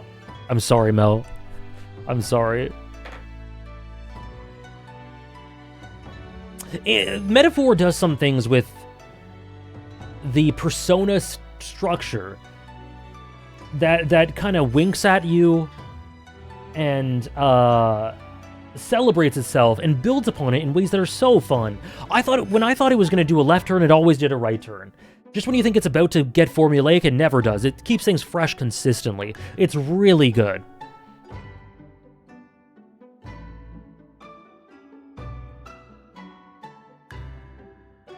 More the Bear. I talked about this already. Deltarune Chapter 4. We kind of leaned into this, but to talk about Chapter 4 of Deltarune, while Chapter 3 is tight, metatextual, creative, jaw-droppingly creative at that, just this overall creative, like this unbelievable creative outlet and vision. Chapter 4 has that in spades as well, but is boundless. It is epic. It goes all over the place. You explore so much. You theorize about so much. While Chapter 3 is, I think, focused vision, focused, tight ambition and vision, Chapter 4 is contemplative. It's reflective. It makes you painfully dwell on revelations that seem incredibly terrifying and sad. But it has you dare to hope for these characters. This Chapter 4 is where I clocked that this is one of the best casts in video games for me. That there are few casts that I feel as much for. It has some incredibly epic moments. I'm showing you them. Some of the best video game OST, one of the best video game OSTs ever. Some of my favorite moments on stream that I've ever had. And just feels you, like, it gives you immense payoff. It has Gerson, one of the greatest of all time. It gives you immense payoff and immense scenes, the piano scene, but also lays foundations for what I think will be some of the greatest payoff in storytelling down the line. The prophecy, Susie, Noelle, the moments of contemplation and quiet character work that just goes the distance in making you feel so attached to them. Without a doubt, I have so much confidence that this will become one of my favorite video games ever. It already is.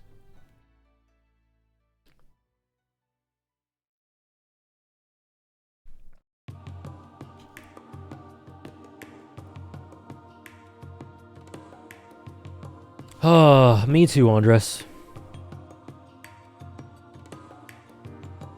The MP management in Metaphor, Mel, it was like the biggest difficulty.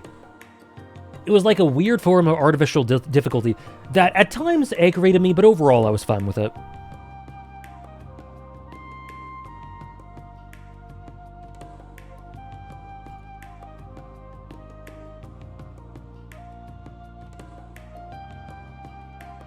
Deltarune, man, we're so lucky to have it. I also played a Star Wars game this year. The Star Wars Jedi Fallen Order. It was pretty solid. I think the narrative's pretty good, the plot's pretty good. I kind of felt, I wish the world wasn't so empty and devoid of stuff, but from what I heard, the sequel, kind of changes that up, so that's cool. It was well made for sure. It was really all around solid. I just kind of felt like I wanted more world building through people in these cities. Like I said here, it's a bit barren for me, but it's still it's a well-made game. It's good. I enjoyed it. I'm gonna play the sequel.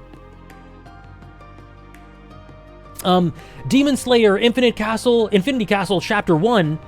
When is this adaptation gonna end? Never. But I really liked it. That was a great theater experience, and Akaza has always been one of the highlights of Demon Slayer. But I think he was adapted really well in this. Overall, the movie is it a little stuttery pacing-wise? Yeah, but, overall I really enjoyed it. It gave me an appreciation for the characters through the voice acting and presentation that I didn't really feel as much in the manga.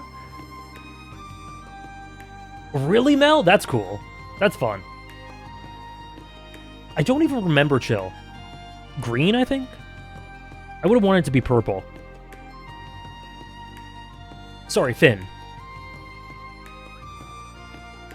It is long. It is long, Ray. Yeah, I feel that. But man, Akaza, what a great character. Akira Ishida, I kneel. Demon Slayer is a really interesting story because people call it slop, mainstream slop. People call it really shallow. People call it like the beginning of the end in terms of anime adaptations and all that sort of thing. I think I don't view it that cynically. I think Demon Slayer is good. I don't think it's great. I don't think it's hyper complex, but the themes are very on point. It has some great characters.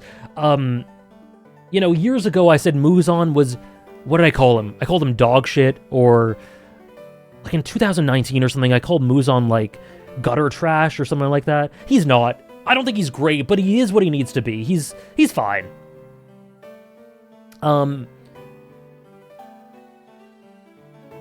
it all comes together in a series that is really good popcorn entertainment. It's like consistently a 7 out of 10 for me. It's very enjoyable. Yeah, it's not the greatest thing ever, but it's also not nearly as bad as people say it is. To me.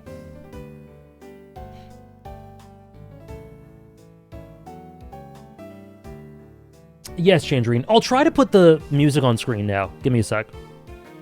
It is Canalave City from Pokemon Platinum.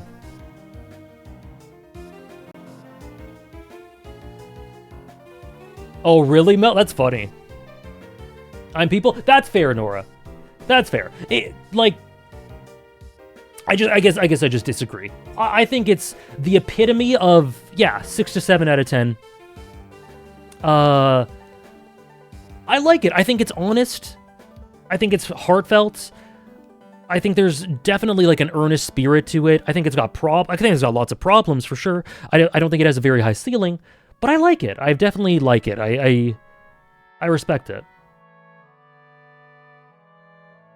My favorite arc in Demon Slayer, probably the train arc. Oh yeah, that's fair, Nora. There are people that are much more scathing of it than you then. Like, people hate it. People really hate it. Okay, let me try to bring my iTunes. Let's try to do it.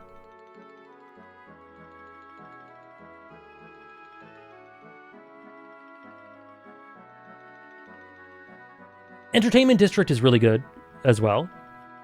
Some moments of the final arc are good. Oh, really? We've really evolved, Mel. Gintama ruined Akira Ishida for me because whenever I hear him, I hear Katsuda and I can't take him seriously. Yuki, have you seen Rakugo? Because if you watch Rakugo, that might be the cure for that. That might be the cure for that. Because I kind of felt that way, then I watched Rakugo, and now it's on your list? Okay, whenever you watch that, he has a role in that might just eliminate that for you.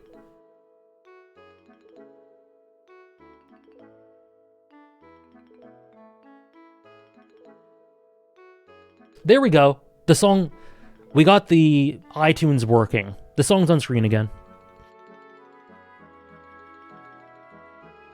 Yeah, I think Demon Slayer has moments of greatness for sure. And I think it's really earnest. I really don't buy into the... It's just, 2-3 out of 10 slop that is commercialized nothing. It's got a decent amount of substance to it. Yeah. I agree. Struggler. I can't wait to see it adapted, Mel. Because I was like neither here nor there on it, but I think I've grown to appreciate Demon Slayer more after it ended. Oh, really serious?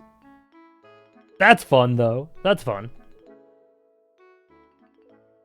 No, I get you, Nora, for sure. That's why I say that, you're not...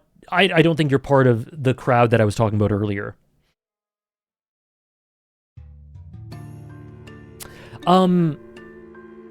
Lord of the Mysteries. Unfortunately, the adaptation for this, just rapid fires through the first bunch of chapters, apparently, in a way that, tells you, a bunch of facts about the world and lays out a bunch of things about the world, and it's like, what the fuck? For the first bunch of episodes? So that when it finally slows down, and the plot kind of gets in gear, it's like, okay, that's good. It's like, that's good, but, the part of the adaptation where you're supposed to adhere me to the characters, you just completely skipped through. So I had no attachment at all to the characters, and I just kind of watched it because I loved the aesthetic. That's about it. Nice, Yuki. I'm glad you enjoy it. That crowd hates everything. That's true.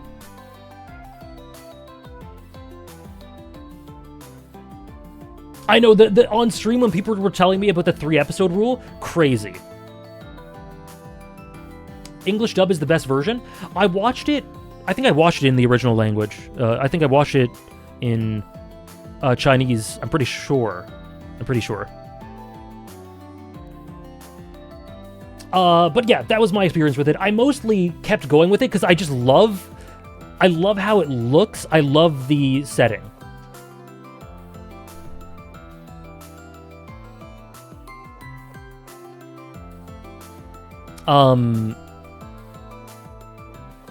The opening is cool.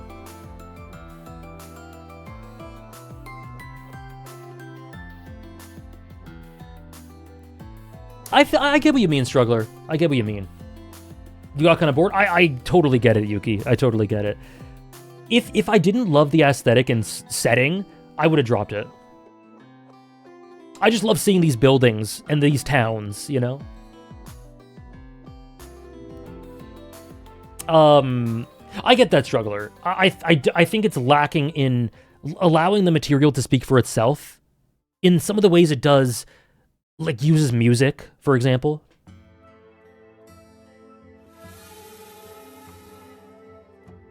I've heard the novels are great. People have told me to read the novels. Unfortunately, I'm just not super interested. But, yeah. Dandadan Season 2. It kind of more of the same with Season 1.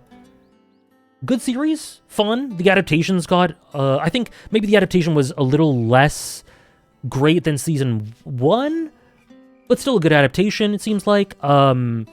Enjoy it, enjoy the main two a lot. Like, Akase and Okarun, sorry, Ayase and Okarun, are so sweet. Yeah, just more of the same. Good series, glad I got into it. Tunnel scene, yep. My highlight is still, I think, episode 7 of Season 1. You know the one. There's a scene where Ayase's in her maid outfit and Okarun's really shy to see her. They're shy to see each other. It's really like kicking my feet material. It's really sweet. It's cute. The rock band was really cool. Yep. Yeah, just generally, Dandadan is just classic, consistent, good adaptation, fun story, good story. Has never really hit hard for me outside of like that moment, that episode, but maybe in the future. Dress Up Darling, Season 2. Guys, I was surprised at how much I love this. This was really good. This was really good. I liked Season 1. I thought it was very heartfelt. Season 2 ramped it up. I was so into it. I was actually so into it. I was shocked at how much I bought into their relationship, how it progressed, how it examined what it means to be expressive and express love for stories and love for art in different ways. Their relationship, it's genuinely very funny. Like, I know it's cliche. The whole thing with, like, where Gojo had to stay up all night so he wasn't staying over at her house because it was inappropriate, so he just was going to play this scary game all night. And so Gojo says to Marin, I'm going to be here, we're going to be up all night. I'm going to be up all night. And she thought he was saying that he wanted to have sex with her, so she completely misunderstood and got really flustered. That shit is so cliche. It was so funny to me, though. It was really funny. She does, Raph. She does. It was really funny. And it's so funny because, you know what, the miscommunication, Gojo, they're shopping at like a convenience store or something, and Gojo's looking at a bunch of energy drinks. He's like, oh my god, he's so cute. He's such a good boy. But because he couldn't get back home, he had to stay at Marin's house, but it was inappropriate for him to be staying there overnight. So he's like, it's less inappropriate if I don't sleep the whole time, right? So he's looking for energy drinks. He's in the energy drink aisle. Marin is looking at him going, I'm going to be staying up all night. Looking at the energy drink aisle. Next to them are condoms. So she's like, oh my god! He wants to lay pipe! Oh my god! And it's really funny.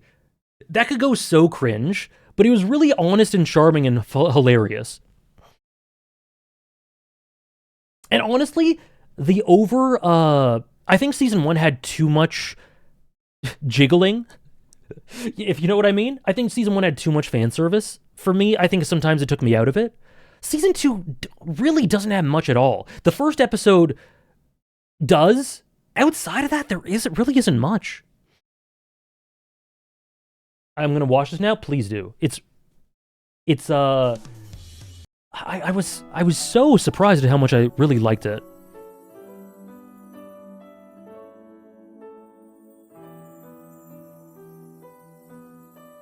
Now that jiggling was peak, no. Not for me.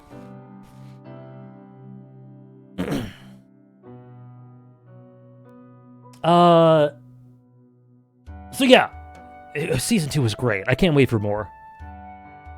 But I'm surprised they toned it down too. No, Ryusuke, it really tones it down. Episode 1, I don't know why. Like, episode 1 has a lot of fan service. That's kind of similar, but after that, it's very minimal.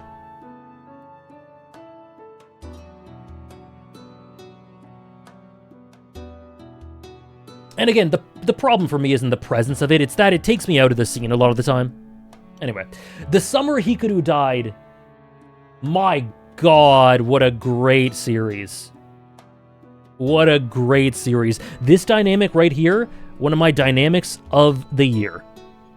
It's so human, flawed, imperfect, disgusting, horrifying, tragic, complex, emotional on both sides. It's such a good series, man. This series is so good. The adaptation, I think, is really good. What I love is the really flawed, real, raw character interactions and dynamics between the main two in particular, but I also really love the setting. It's small town, rural Japan, lots of cicadas, not much to do, lends itself very well to horror.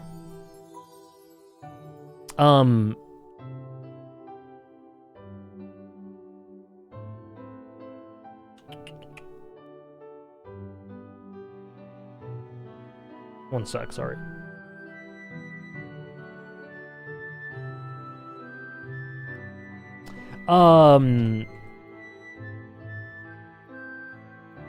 It's just...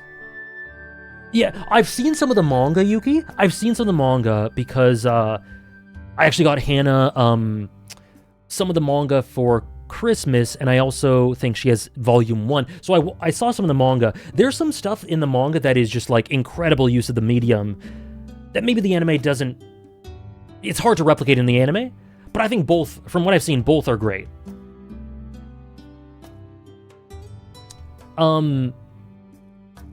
Sometimes it delves into things that I find a bit less interesting, like, I don't know, the reason why certain horror elements are there in the first place, like the lore of the town.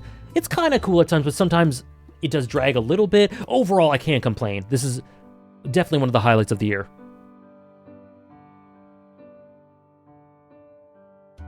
I don't know. I just avoid it in Meebleton. I have lots of terms muted. It's very Higurashi, yeah.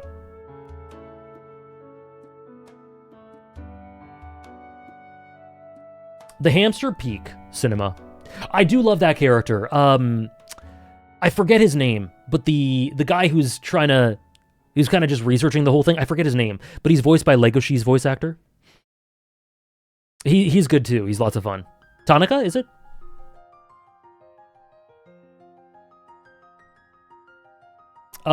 This is right up there with Orb for the best anime this year. City the Animation. Fantastic use of the medium, especially 1 or 2 episodes in particular. Oh, that's funny, Struggler. Just a great display of why animation is beautiful. The story itself, like it says in my tweet, I never really connected with it much, but it's a good watch, it's fun, it's presented really well visually, and glad to see KyoAni doing new and different stuff.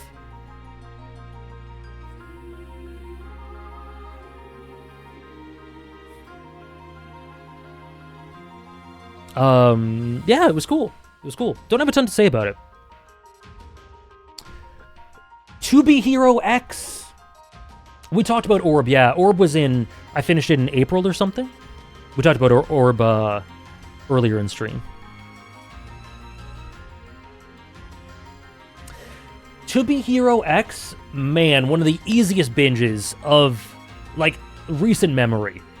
Really love what it does, some of the things it does with the characters, with this character in particular, X. So cool, such a great hook. The structure of the series is really kind of fun, as it kind of goes backwards for different arcs, and you explore different characters. I think the middle section is not as... doesn't pop as much, it isn't as impactful, it isn't as interesting, but the beginning's really good, the ending's really good, and it's not like the middle's bad. It's just a little less interesting. Overall, I am really locked in. I find it really entertaining and engaging, really easy binge. I watched it in English. I watched the English dub for it. It was good.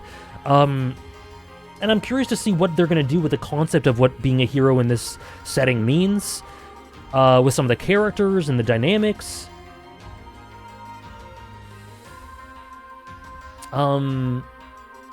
Very good top 3 struggler. And yeah, it's a great... It has great presentation.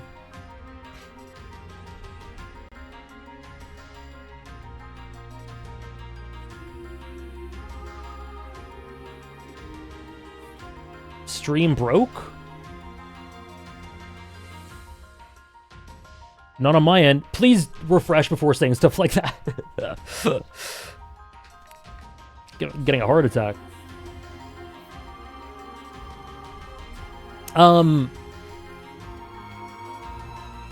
We back? Did it actually break? What happened?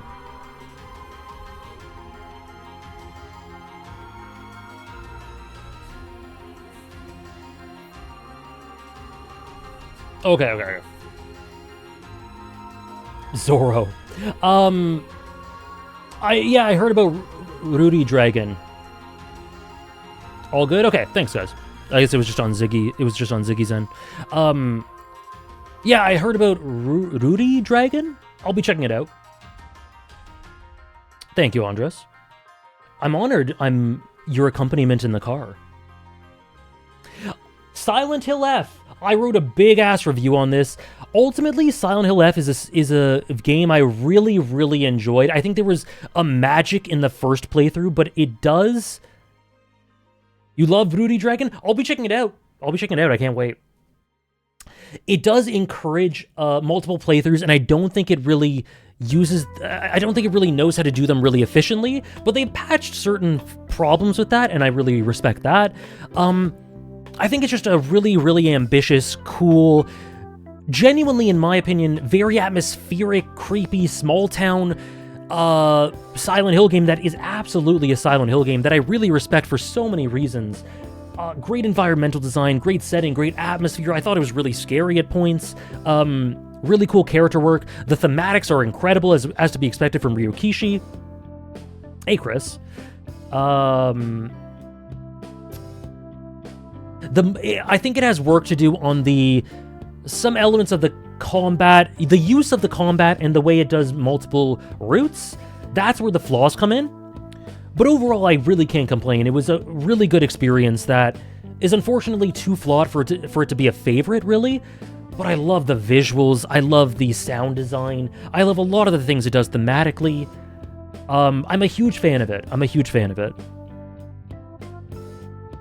There's a lot to love there. I hope you do, Nora. And people say that it's not a Silent Hill game. I really disagree. If I had to rank Silent Hill F along Umineko episodes, where would it rank? Probably bottom, but on par with episode 1 and 2. That's a cool question. Do I plan on reading Higurashi? Not really.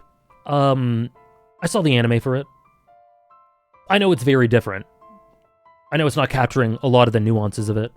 But I can't say I'm I've really got the visual novel on my radar.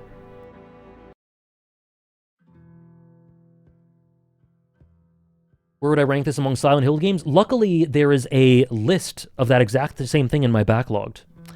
I believe it's 4th.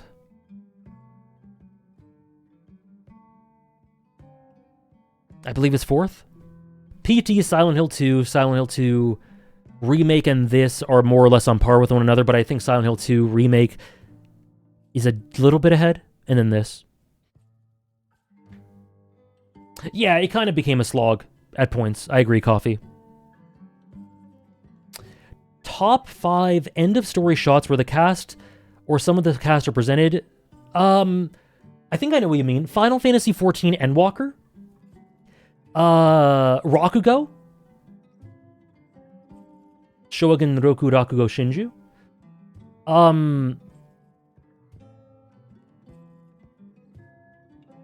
This is a bit different, but the updated title screen from Xenoblade 1.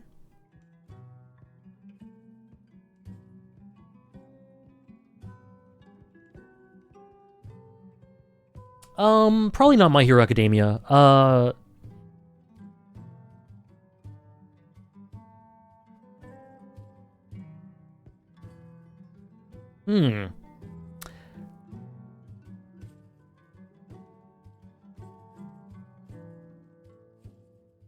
Bleach, yeah, and Haikyuu isn't a snapshot, but I think it's like a abstract snapshot. Expedition 33, that's a good one. FMA is a good one, yeah.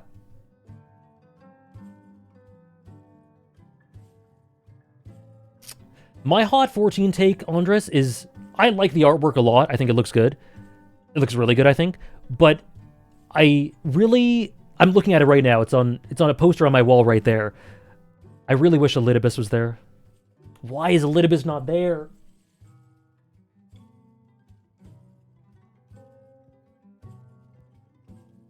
Oh, Hunter x Hunter Final ED, yeah. Pirate Yakuza in Hawaii. I think this was so much fun. This is so cool. I think there are some limitations throughout the story, but man, that final chapter was an incredible stream. Incredible. The old man, the rocks, all that Majima does, the concept of why this story came to be in the first place, how it connects to Majima's overall psyche and in such an abstract way, the creative vision that it is, how it connects to Kiryu. It was so cool the way it all came together. One of the stronger endings in the whole series. One of the best post-credit scene, without a doubt. Tucker Cinema. Just the way it comes together is so strong and makes it, I think, it makes it more than the sum of its parts in a way. Like, that last chapter is so unreal. I couldn't believe it.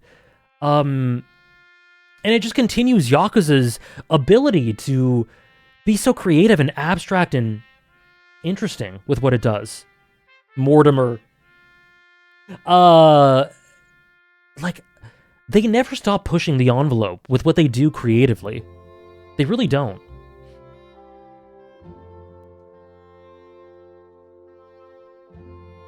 No, I agree, Mel. RGG's PR is like understandably in the shitter for understandable reasons. But I think PY, yeah, obviously everything can be improved upon, including PY. Like, I think it is, on the balance of things, one of the lower entries in the series overall. So there are things that can be improved upon, and limitations it has. But I have nothing but, I can't say I'm at all disappointed with this, considering what it is.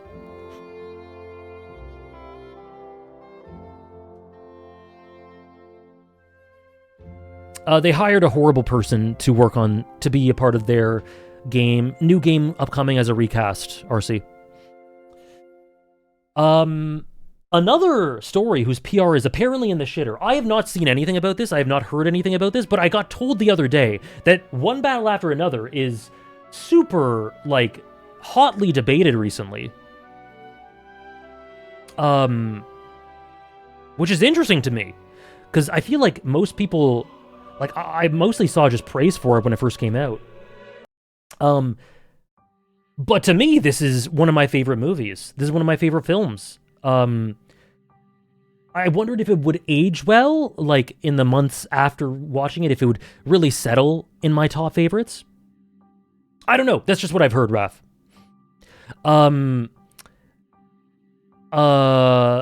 But it's one of my favorites for sure, without a doubt. It's engaging from minute, like the first 15 to 20 minutes of the film made me think like, ooh, is this going to be for me? I'm not sure. But then it kind of recenters itself, and you kind of understand why it was that way through contrast. And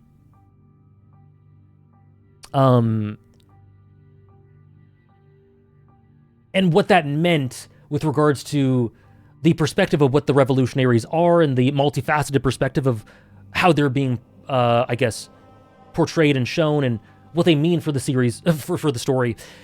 And then it recenters and it became much more of like, I saw the vision once it recentered, and it took its time a bit more. It had the time skip and everything, and you understood what it was. I love it, man. I love this movie. I think it's thoroughly engaging from minute one to the final minute. It's full of great characters. It's full of awesome moments. Ocean waves, sensei.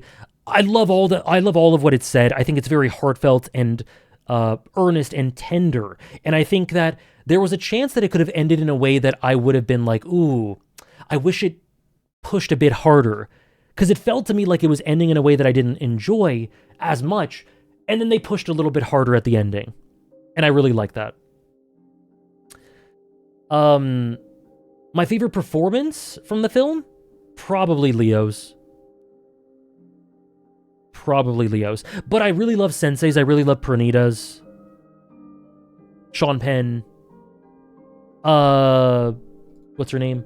Tiana Taylor's great. Sorry, Chase Infinity's great. I've seen other PTA films. I saw There Will Be Blood very recently. Shout out Bleach. The Long Walk? I haven't heard of it.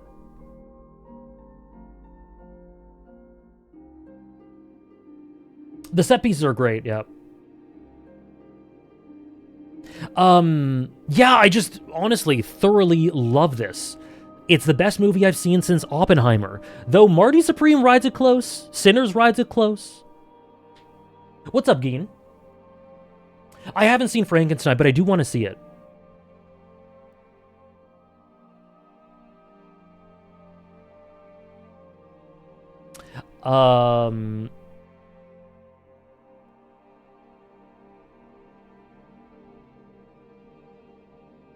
Yeah, amazing film.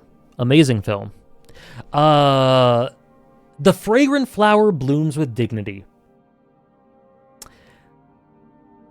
You're disappointed? I'm curious regardless. This was one of my anime highlights of the year as well. Kaoru Hana.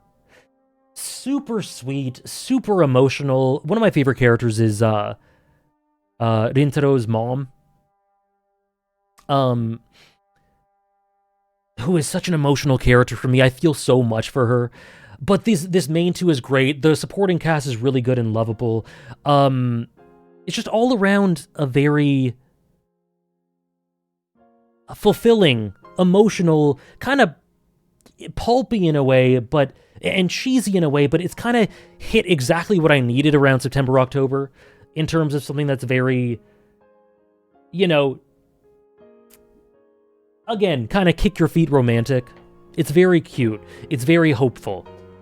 It has a bunch of characters who've experienced lots of traumatic, sad stuff and lots of loneliness that find each other, and sometimes you just need something like that. It's very comforting, yeah.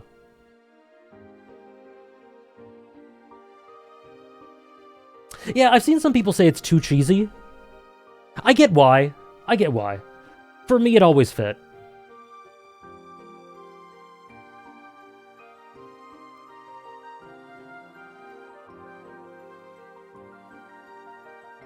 Yeah, sometimes I just love a vanilla romance. Vanilla romance can be done really well.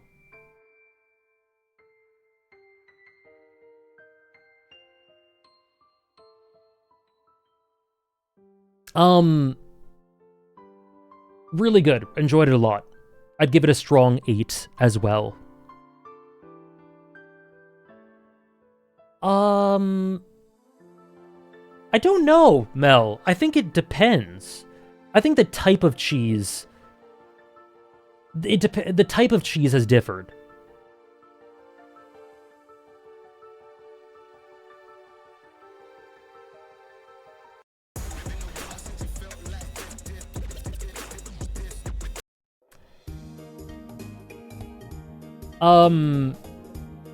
Next, one of my biggest, most important journeys.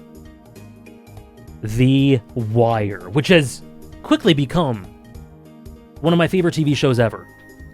Right up there competing with the likes of Succession, Black Sails, Breaking Bad, Andor, Sopranos. It took me so long. It took me years and years to properly finally watch this, and I'm so glad I did. My God, this shit is so unreal, and it's one of the most important works I've ever experienced. The barrier to entry for this is kind of tough. I've made 3 videos about it. If you want an elaborate discussion about it, you can check out those videos. They're like, I talk a lot about this show, so I won't get into super depth here. But all I can say is I'm so glad that I finally took the plunge. Fiji encouraged me to do it, and I'm really glad I did. It's tough because when you first get into this series, there's lots of terminology. There's gang slang, there's police terminology, there's lots of stuff that it just drops you in, and it's like, whoa, fight or flight, or sorry, sink or swim. Like, you better get accustomed to these characters and this terminology, otherwise you'll have no clue what's going on in the plot. And that kind of filtered me a little bit at first. For the first couple times I tried it, 4 years ago, 5 years ago. But man, once you get into it, it is so worth it. One of the best casts I've ever seen. Great sound design. And I mean that because...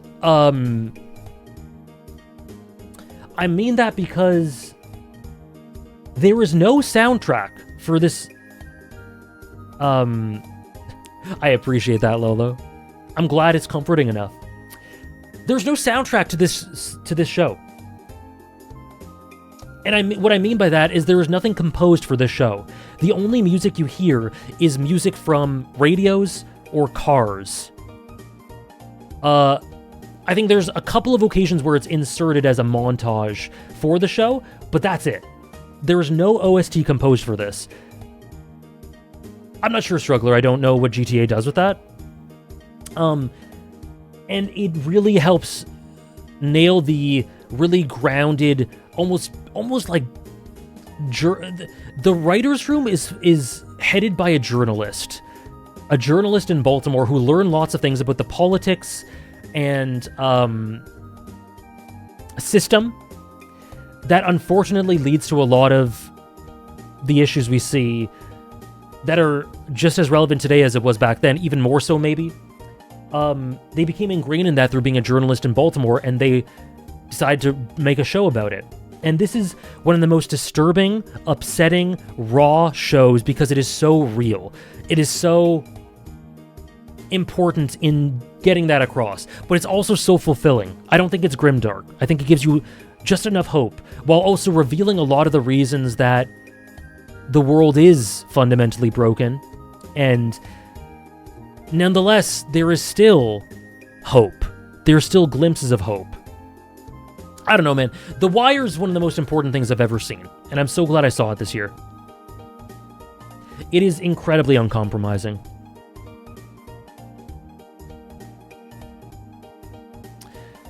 The Wire, what is it about?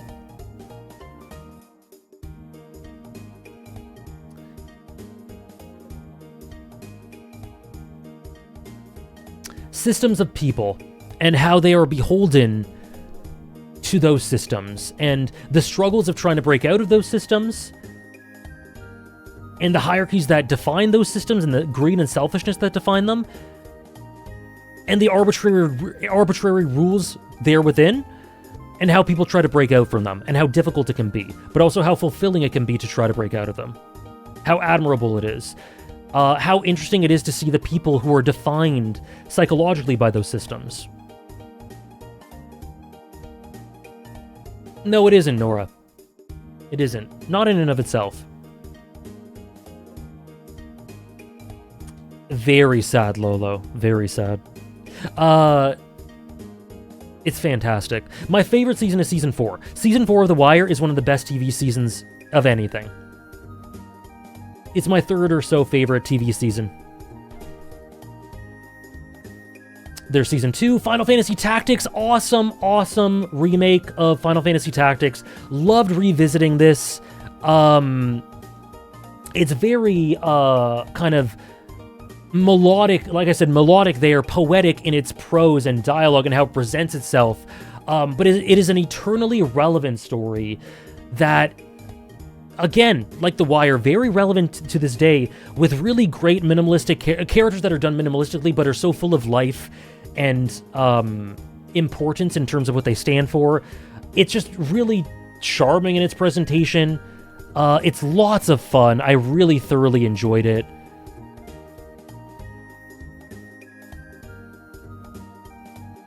Final Fantasy Tactics, I'd always had a bit of a barrier for it becoming a favorite because the gameplay was such a problem for me. But this really polishes that up and helps with that. And, yeah, it makes it a lot more approachable. And they also add lots of features that are quality of life that I really enjoyed.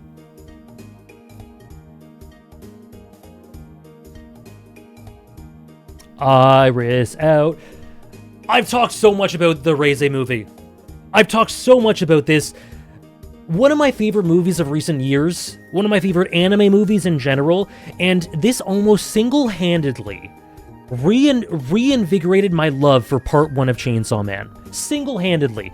I watched this and I was like, I could not get it out of my mind. I could not. To this day, I just think of these scenes and think of music, the music that occurred in certain points, and I just reflect on it, and it, my God, does it just overwhelm me with feeling and love for Part 1 of Chainsaw Man. It is so good. Completely unreal theater experience. I've gushed about it in the ARC rankings streams. I don't think so, Moneymar, but at the same time, like, I love Season 1's adaptation. I don't think this movie is significantly better or better at all than Season 1. I think they're more or less on par with one another. But it was such a masterstroke of a visionary move to make Reze's arc, the Bomb Girl arc, a movie. They saw Iris out in the beginning, Jane Doe at the end, the music there within, the pool scene, these beautiful vignettes of scenes that are so defining of why Reze and Denji are such kindred spirits that are so trapped. Country Mouse and City Mouse, Angel and Aki having essential roles here. The crazy eclectic action, the general approach that is still part of the approach to Season 1, but also carrying it forward and making it a bit more for people who thought Season 1 was too cinematic, too muted, which I don't agree with, but people, like, it takes it more in that other direction to sort of help with that. No worries, Nora. See ya. We're getting towards the end, so we might be ending soon, but thank you for hanging out. Yeah, I love the balance as well. Yeah, I don't know, Raph. It's weird to think about. But this as a movie worked so perfectly. It elevated everything. It made Reze one of my favorite characters in Chainsaw Man. It made some of the scenes, like the pool scene, like Elijah says, one of my favorites. The pool scene is obviously amazing, but there's this one scene where Reze guides Denji by the hand through this festival. That moved me so much. So much. See ya, Panda.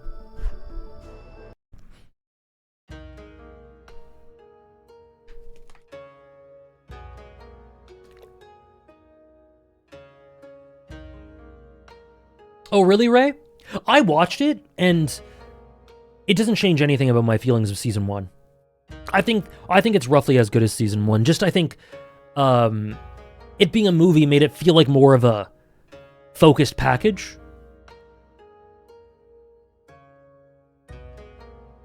It would, Mel. But I get it, Ray. I get what you mean. Yeah. And then it's just gone. It almost feels like by the end of the movie, with what happens with Reze, with Makima, with Angel, it almost feels like it could have just been a dream, right? It's just gone. Like, oh god. Incredible. I love this, guys. This movie, like I said, it reinvigorated all of my love for Part 1 of Chainsaw Man. It really did.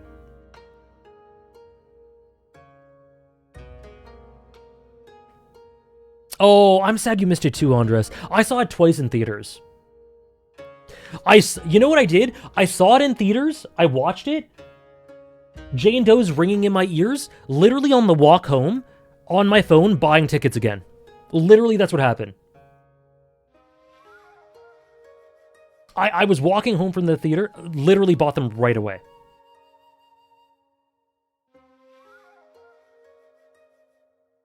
Cool, Ziggy. I really hope you love what they do. I have such high stocks for the rest of the adaptation. Nice, Ray. Yeah, very understandable. Some of my favorite stuff from MAPPA, obviously it's more indicative to talk about the staff than MAPPA as a studio, but for the sake of conversation, is the Attack on Titan finale, JJK Season 2, Reze movie, soon to be JJK Season 3. That's unreal, Mel. I was in Chandrine. I didn't even know that was a thing.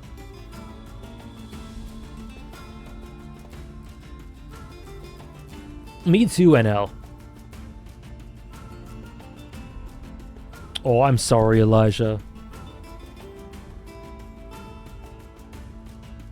I mean, losing my voice a little bit. Sorry, guys. Alan Wake. I'm so glad we tried this out. We tried this out for Spookytober, for a spooky season series of streams, and I'm really glad we checked it out. It was lots of fun. Those streams were great. Do I think I'll do this yearly? Great question, Tom. I'd be down to do it yearly. I'll base it off vibes, but I'm down to do like every January to do one of these streams. Yeah, I'm down. Yeah, it was really cheesy, but also really, I love the environments, I love I love the ambition, I love the structure, and while I do think the lack of really intense character writing and certain problems with it feeling a bit tired out on the combat side gave it a bit of a ceiling for me, I think it's a great foundation for a series that could go further, and I think Alan Wake 2 could be that. I cannot wait to try out Alan Wake 2. Barry, my goat.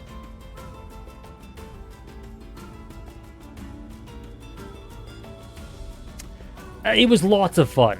The streams were really good, and I cannot wait for Alan Wake 2. I can't wait to see what it is. It really strikes a aesthetic, small-town America aesthetic, you know, gas station, diner, small town, by the lake. I really love that sort of thing. It's really kind of spooky.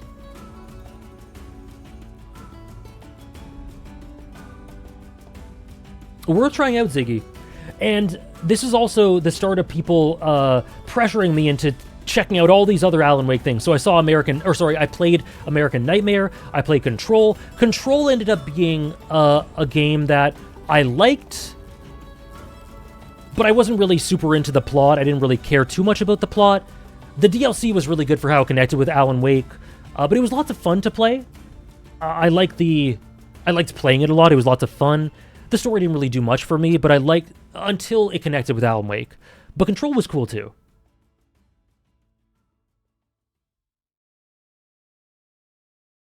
Shadow Twin Peaks, yep. K-pop Demon Hunters. I saw this year. This is fun. This is fun. Jinu's a pretty great character. The songs are fun. I like it. I liked it. K-pop Demon Hunters.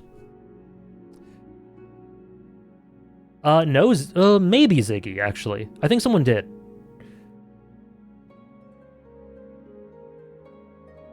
Really, Andres?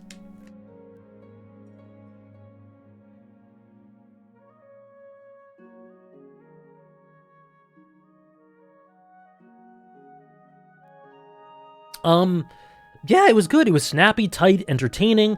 Got a decent bit of substance to it. Like the songs, like the characters. Yeah, it was good. We talked about it when I finished it, I remember. Really, Yuki? Have fun. That sounds lots of fun. This Thursday, so in next week. I do, yeah, the golden scene. Really? That's an interesting mix, Mel. I know, the Russell Westbrook. K-pop Demon Slayer movie or K-pop Demon Hunter? Oh. That's interesting. They're both 7 out of 10 for me. Probably, overall,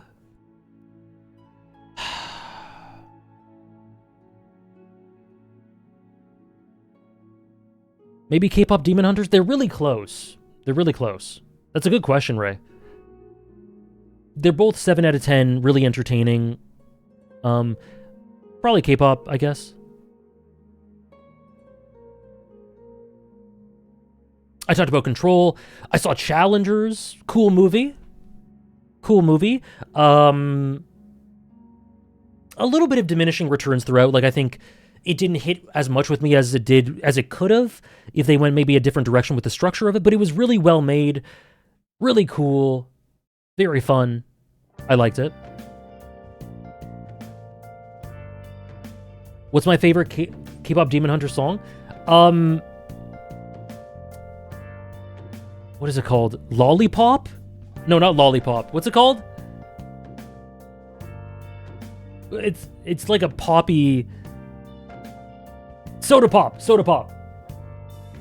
That one's my favorite. It's my favorite.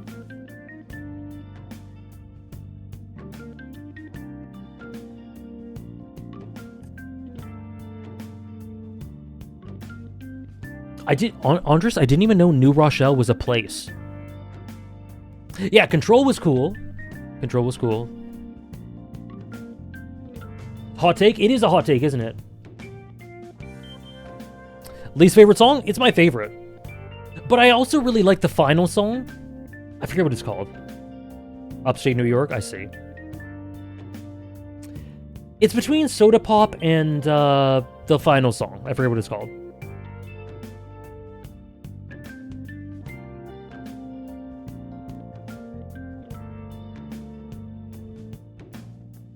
I see. So the suburbs.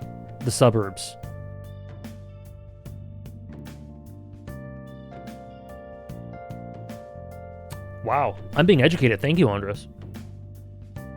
I now have context for more. I should rewatch Mad Men again. What it sounds like. Yeah. Golden's good too. Soda Pop is just brilliant in how stupid, hollow, and meaningless it is. It's great! It's got, like, no thematic meaning. It's just... The thematic meaning of it is that it is hollow. That is literally meant to be catchy and brainless, and to literally, like, intoxicate people through shallow aesthetics and hot boys. And a catchy tune. And I kind of love that shit. The Wire Season 4, talked about it already. One of the greatest seasons of anything I've ever seen. This was devastating. It devastated me beyond like anything I've seen this year. I was overcome with emotion and despair at this season. It was unreal.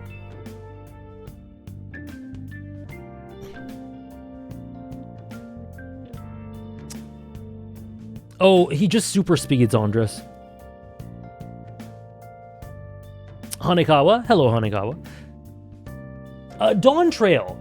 Dawn Trail was really interesting. It is probably just about my least favorite 14 expansion, because it has lots of problems but it has more juice than ARR. It has lots of amazing concepts through Galulja, some really interesting dynamics of the Warrior of Light at this new point of their life. I think it does a lot of really interesting things. I think the ideas are there for sure, but the pacing's really weird. I think its prioritization's all over the place. I think it could have been better structured for sure, and the conclusions it came to should have had more deliberate build-up to properly pay off. The locations were really good. I like the music. Some character stuff is really good, but I wish it was better expanded upon. It's really uneven. It has some questionable theming in a lot of ways. The main character of it just wasn't a hit for me, unfortunately. It's just like the definition of a mixed bag. But it's really interesting to talk about what succeeded and what failed for me.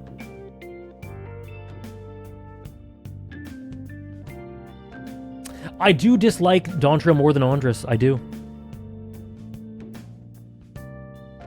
I don't know, Mel, because I literally can't conceptualize that reality where it is part of it.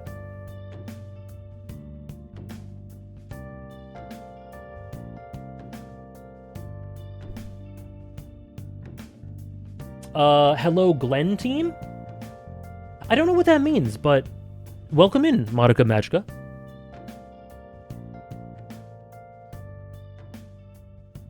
The Wire Season 5 concluded it. Tokyo Ghoul! We finished that. Wow, the first half of it at least.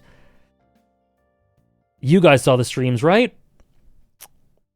You guys saw the streams. I thought I was going to end my streams of Tokyo Ghoul being like, that's a really good foundation for a story.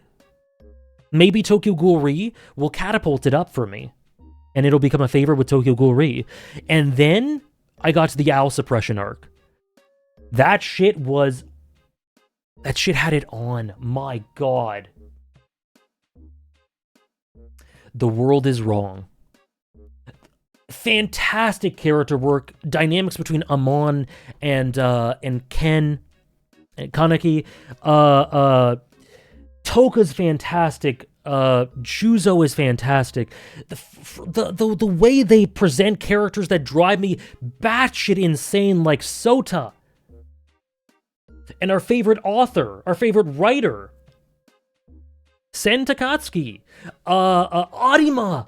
I don't even know what this guy's on about, and he's one of the best characters through sheer presentation, through substance in the style. There's a Glen T. Oh, Guden. Oh, I see. Gotcha. Guden Lagann, one of my favorite, yeah. My God, it's so good. I had so much fun streaming this. It seems like you guys had a lot of fun. The final stream of Tokyo Ghoul is an all-timer. It was one of the most fun, insane streams I've ever had. It had everything. Emotions, shocks, I fell off my chair, I screamed, I was tearing, I was overcome by beauty. It had everything. And I hope that insanity carries forward into Re.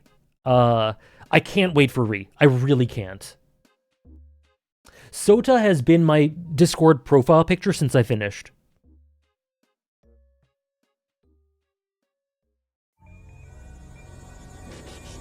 Yeah, I was tweaking.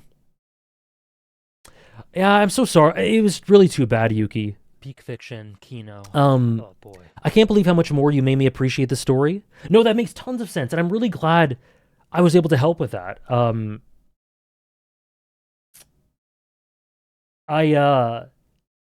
Lots of people say that about, people tend to say that about lots of streams, but something with the way it all came together with Tokyo Ghoul was really special. I wish you could have been there for most of it, Yuki. It was truly a stream for the ages.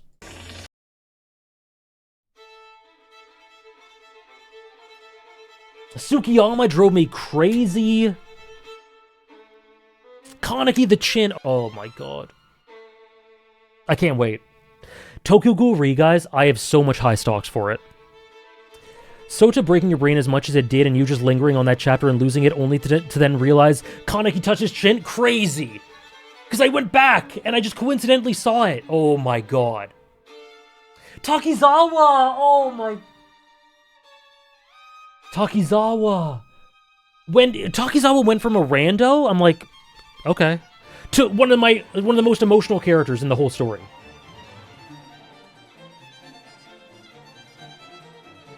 Yoshimura, oh my god, Eto. The Tokyo Ghoul streams are where Yuki started doing the fan art. That alone justifies their existence. Thank you for the 95, Money Mar. I still remember the first starting Tokyo Ghoul through you, AJ, and how much interest I got from reading through your experience and loving it. I finished Read 2 weeks ago, and without spoiling, it's one of the most important reads I've ever read. Genuinely moved me so much emotionally, and I think it's extremely AJ core. I guess you can say you helped me appreciate the story as well. Thank you, AJ. My pleasure. Thank you for being a part of it, Money Mar. And I'm so excited for you to watch me knowing what's to come with Re. I can't wait. I can't wait. Crunch. Oh. Did Yuki draw the BRB Tsukiyama? No. D drew that. I'm not sure if D is lurking. D was in chat earlier, but D drew the Tsukiyama that is now the emote that Bunger's using. Whereas Yuki drew the Jozu one. So this one is D. Yuki's is this one.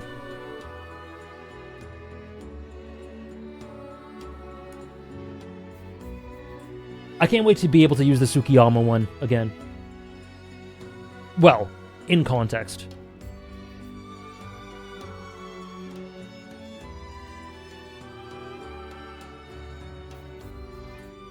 We're in December, folks.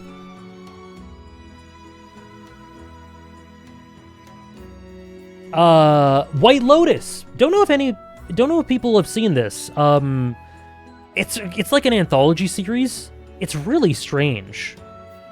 Oh, you're right, Trish, my bad. It's a really strange, bizarre series, but it's super interesting and fun and always entertaining. I kind of just look forward to seeing which actors are in each season. It's really kind of trippy and weird and really kind of all over the place and fun, but like it is so entertaining, and I had a great time checking it out. It's a really fun, easy watch while also being full of substance. Season 2, yeah, Season 2, that one's bizarre. Yeah, Shoes come a long way. It's a cool series. It's a cool series. It is trippy. It is weird. JJK Execution. The Season 2 recap portion of the movie was like... It wasn't great. I guess it did the job. But this is basically a review of the first 2 episodes, which I thought are directed really well. Love a lot of the shots. Love the directorial flourishes from Goso. I've seen some criticism about the action from people. Not really for me. I've enjoyed the action direction. It hasn't been turbulent for me, but different strokes. I'm so encouraged by the first 2, not just the first 2, but the first 3 episodes of JJK, Season 3, and I am confident that it'll help me love the Culling games even more. I think we can expect a generational adaptation. I really think so. I know, Elijah, it was so bizarre. It was so bizarre seeing him as like a 50-year-old man. Perfect prep next week. The OP's great, yeah. I don't really have a preference, Raph. Next week, I'm scared to check out Season 2. Real, I gotcha. I feel that. I feel that, Yuki.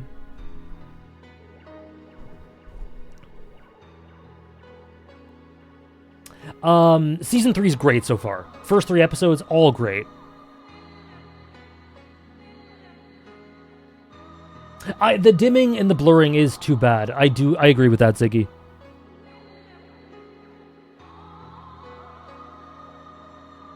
Yeah,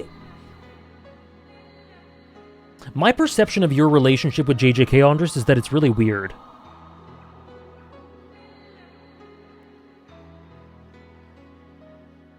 Tomizawa, right? I knowing that Tomizawa was in King New broke my brain. I haven't seen the music video for it. I need to check it out. Takaba, guys, Higuruma's coming. Unfortunately, I kind of love Naoya in the adaptation. Unfortunately, sorry to say, he's kind of great. Higuruma's coming, guys. Higuruma. That's cool, Andres. JJK is definitely a grower for me. I think Culling Games as well is a grower. Higuruma! I can't wait. I can't wait. I'm pulling the blanket just thinking of it. He does have Gin tax. He does.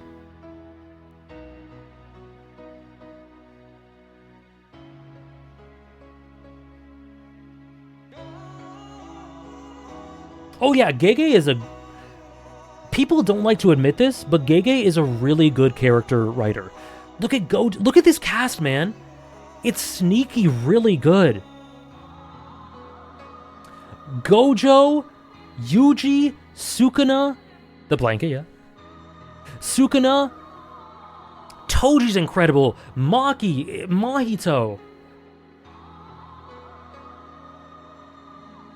Like, Geto, it's Nanami. It is sneaky. It is a sneaky, great cast.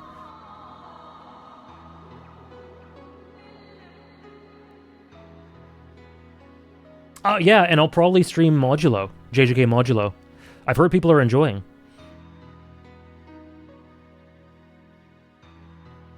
Yeah, I agree with that, Mel. Like, I'm looking forward to everything. The Hokkaday stuff is the stuff I kind of am least looking forward to as well, just because there's less that really strikes me in that stuff. But also, likewise, that's the part of the manga I've forgotten the most. I have straight up forgotten parts of Culling Games. I've just straight up forgotten not big, but like small sections of it. And that's one of them, so I'm kind of looking forward to it. And I feel like they love Hokkaday. Just the vibes are that they love Hokkaday, so I think they'll do a lot of fun things with it.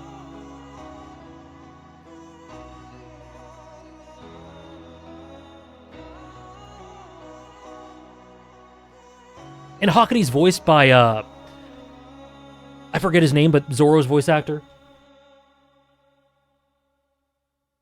Yeah, Sukuna is so good. Sukuna is incredible. AJ Modulo is so good. I can't wait. I can't wait. I'm really hyped for it.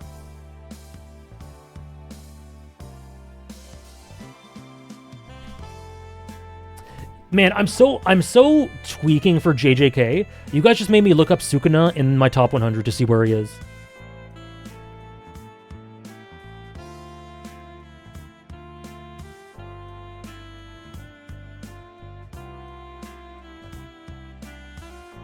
He's so good.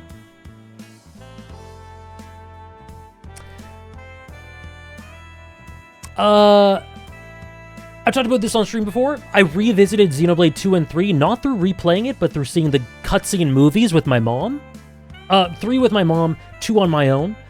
And it was really important for me to sort of clarify my feelings and understand where I stand in terms of, like, feelings about the stories as a whole, pluses, minuses, characters I like, characters that don't do it as much for me, etc. It was a good experience. It was. I'm glad I did it. Mom review, she loves Xenoblade 3. The ending made her really emotional. She has told me that she likes Xenoblade 1. We finished Xenoblade 1 last night. And she says Xenoblade 1 she likes a tiny bit more than Xenoblade 3. But she loves Xenoblade 3. I had a great time with it as well. She really likes Taion and Lands a lot. And N. The shot of Sukuna in the OP? Oh my god, that shit haunts my nightmares. She didn't watch 2, no. Next is Cyberpunk. We're gonna watch Cyberpunk and then we're gonna watch Yakuza. Isn't that crazy? I'm gonna show my mom Kiryu. I'm gonna show my mom Kiryu. My mom's gonna be so sad about Nishiki. Oh my god. I'm gonna do mostly main quest, Andres, and then Phantom Liberty, and a couple of side quests, but mostly main quest. Do you think your mom's gonna like Kiryu or Majima more? She's gonna be like me. Majima more early series, Kiryu more by the end. Speaking of Yakuza,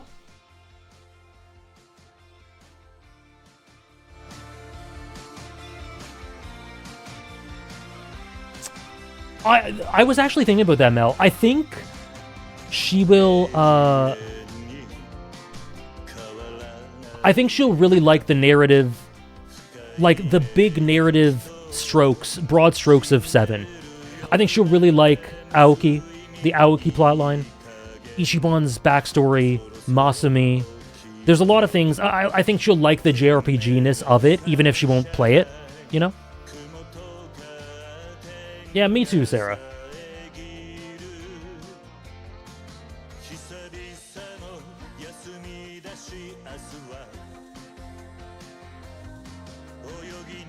Yeah, Ichiban, she'll love him.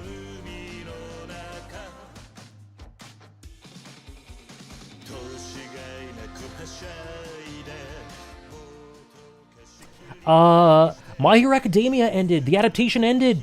Season 8. Great adaptation. Did a great job with Bakugo. One of the better seasons. Like, I think, I'd say this is a top 3 or 4 season in terms of adaptation. I think it's up there with, like, season 1, 3. I'm a fan of season 4. My thoughts on Xenoblade 2 and 3?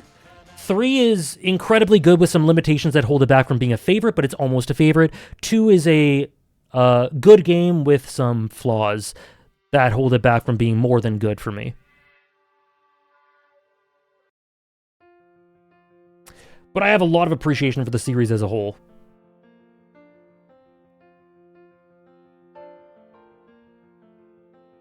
Yeah, I think it's up there with seasons 1, 2, and 3.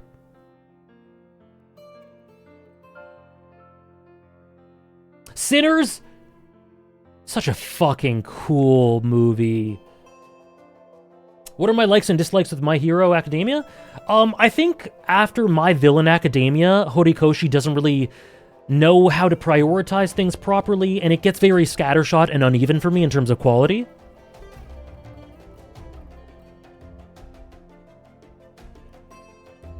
Maybe I'll go to sleep too? Oh my... Lolo.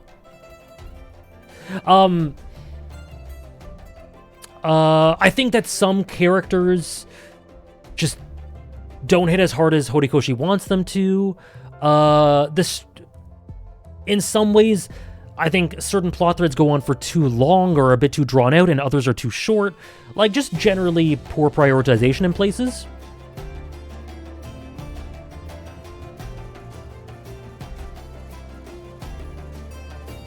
.317.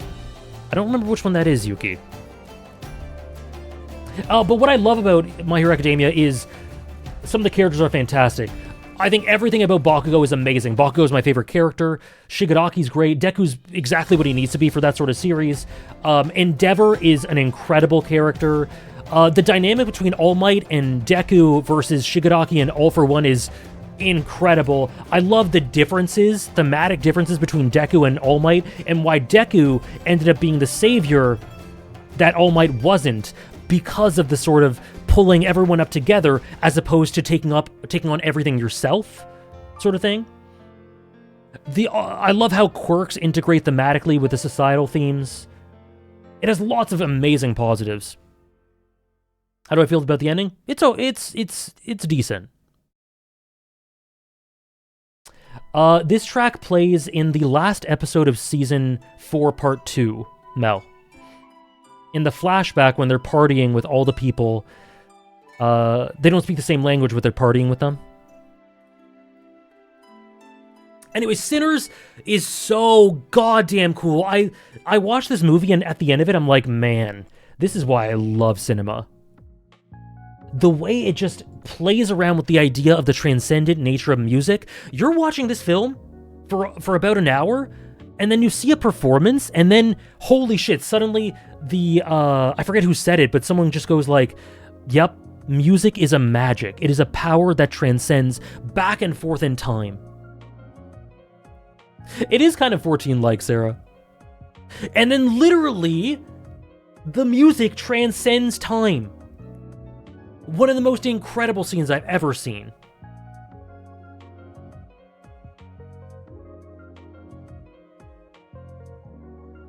Oh, I see, Yuki. You didn't get to my favorite arc yet. If that helps, yeah, like Raph says. I don't remember who said that, Selix. Sammy's performance. A lot of the music in this film is just so catchy, but also so thematically potent. I love the conclusion. I love all that it says about maintaining one's own culture, not being assimilated, keeping one's pride, what the vampires represent, but it's also so classic movie. The use of the music, how classic horror vibes it is. I love it, man. I love it. It's so creative.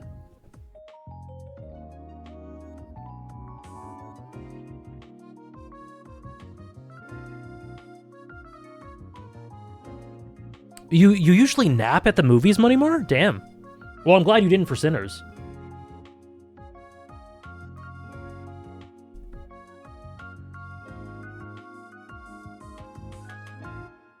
Of course, Elijah. You helped so much with those. The Irish Jig, yup.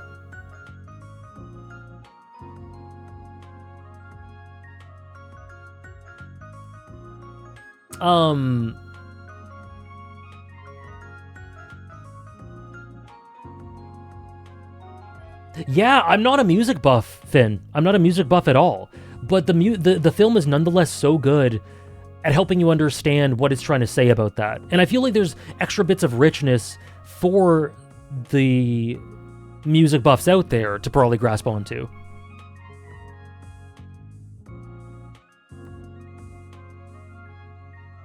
We're getting towards the end of the year.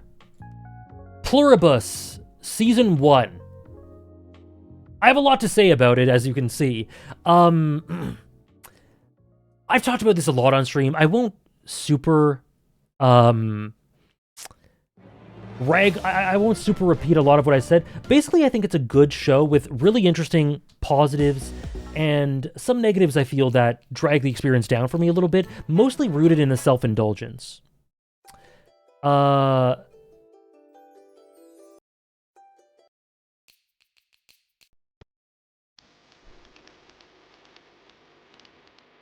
Rhea Seahorn? I do love Rhea Seahorn. Let's read the first paragraph.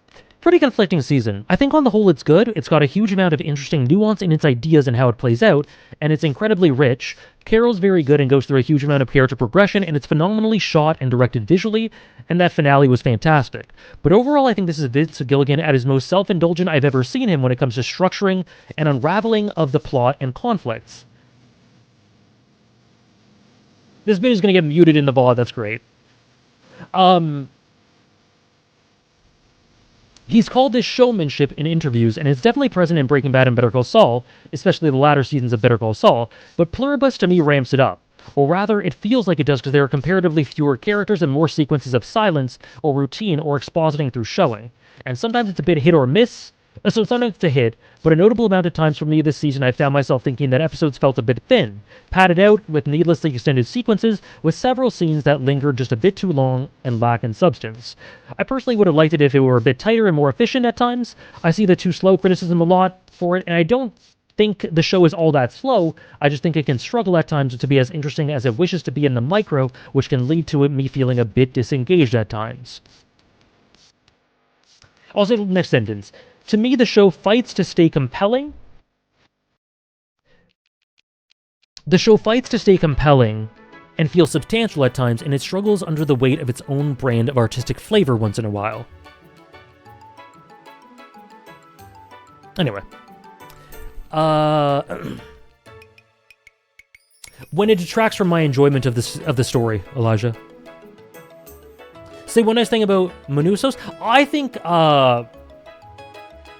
he's a great example of the silence and drawn-out sequences being additive and well-crafted and done in a way that helps me get into the mind of the character, where the self-indulgence, I think, is actually very contributory. Like, his scenes being so drawn out really help you to empathize with him and to see where he's coming from and understand his frustration and then contextualize when he acts out why he does so in the way that he does. And I really like his dynamic with Carol and what he represents, I think.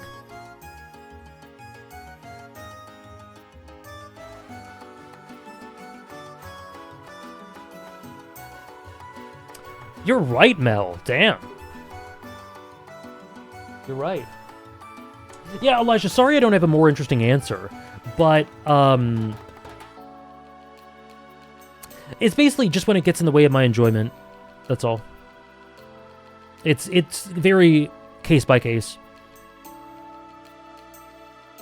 Yeah, I get it. Like, because I felt when they work, Tom. I felt when they work. And it's great when it works. And it works a lot in, like, Better Call Saul.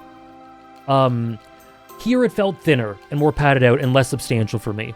And less needed. But...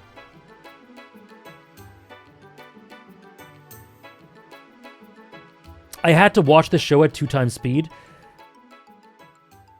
Why didn't you just drop it? Why'd you just drop it? At that point, just drop it. If you have to watch something at double speed to get through it, just drop it.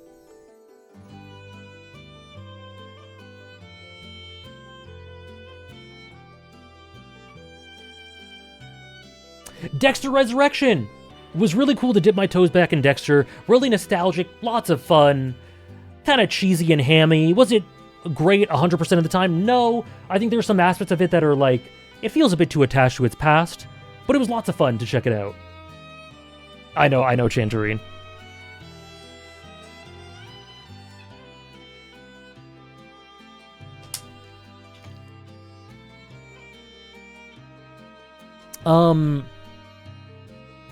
I talked about Trails in the Sky the first. It's a good game. I just don't think it's overly necessary, and I do think the original first chapter is just like, it's good as is. I don't really think it needed much more. Dexter Season 4? Ooh. 1 to 4 in general, but 4 especially. Oof, my god.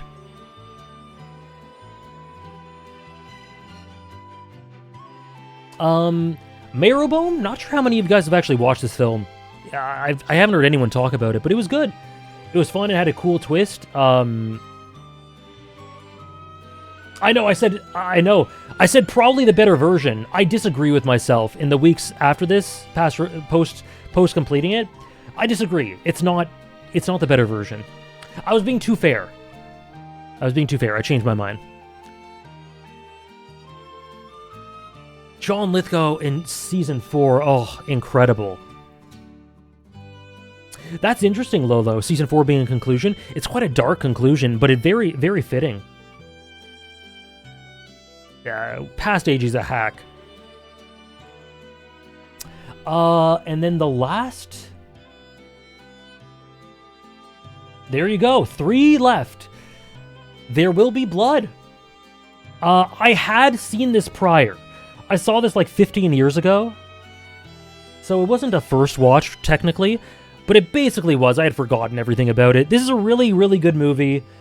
It's interesting because Andres asked me, do I feel like Daniel Plainview is like... How do I feel about him?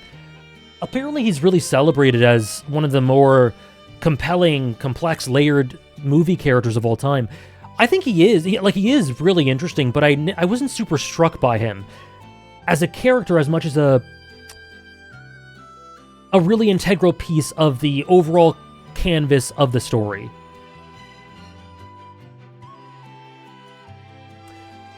Right, Trish? Yeah, Tarantino's least favorite actor, Paul Dano, who is unfortunately pretty good. There Will Be Blood's really good. I really enjoyed it. Yeah, I was a couch potato. End of December into beginning of January, I just sat down on my ass and watched a lot of movies and played a bunch of video games. It was great.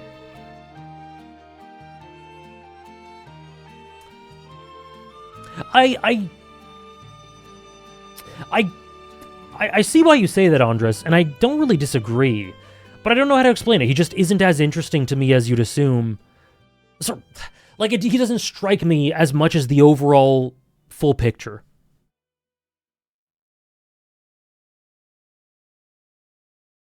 I don't know.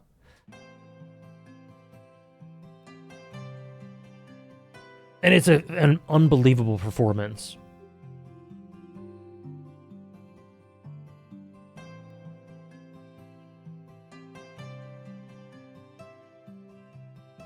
Yes, Puzzlin, I have.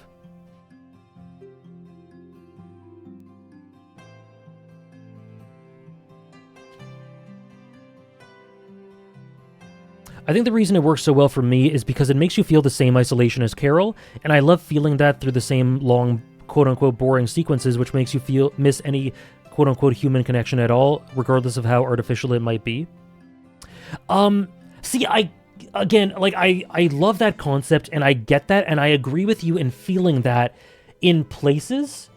My thing is not that I don't feel that. I absolutely feel that in certain scenes, and it does a good job in getting that across. My problem is I think it leans too much on it. I think it can be achieved with less than it does, and I think there's a lot of diminishing returns in doing it as often as it is. But I like it's just a matter of how much you enjoy them, I guess, and. But I totally get I totally get that reason, and I relate to it. No, I think the movie is largely about that, Andres. I think it's about, more than that through the personification of religion. This is a oversimplification, but you get me. Versus the personification of, like, vampiric capitalism, capital and industrialization and all that, and what it says about transitioning of eras and exploitative power. But I think it uses a character study as a conduit to get there. But I don't know how else to put it. As in, I don't know how else to put that. I didn't really find him to be like a character that I engross with, like I do with I'm trying to think of a movie character. Like Tyler Durden, Fight Club, or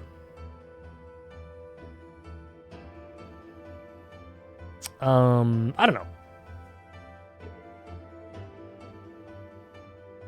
Oh, that's awesome, Tom. I was very pleasantly enraptured with it. I really love it as a, I guess, it's metaphorical piece along with being a character study.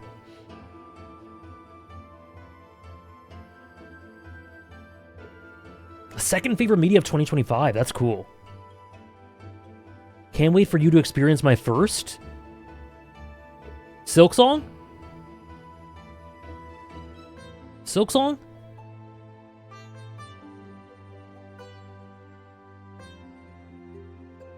Thought so. Cool.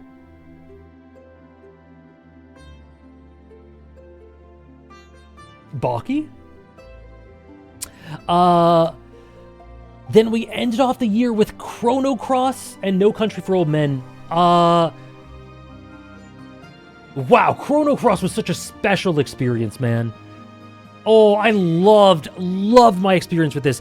Chrono Cross is the definition to me of a really of something that is so flawed, has so many problems, but is at the same time to me the classic quintessential flawed masterpiece. It is it has so many problems, man. It's bloated, the character work is uneven, it's annoying to progress at points, it's really thin at points, the pacing can be all over the place, the structure of the story is weird. I think it actively contradicts Chrono Trigger in ways that feel kind of disrespectful at points. Maybe not disrespectful, but a bit like, I don't really like that. But despite all of that, when you get to the core of what Chrono Cross is, what it's trying to get across, how it communicates that through beautiful visuals, unbelievable soundtrack, fleeting character moments of characters trying to find their place in the world, trying to return home, trying to progress in a world when the world might hate them for just trying to be themselves, trying to find their place. It struggles under the weight of its own ambition. Like I said, it's unpolished, raw. The macro is better than the micro. But it grounds itself just enough. It has just enough of a sentimental through line. Silksong something I consider streaming? Silksong is an off-stream game. Silksong would be off-stream.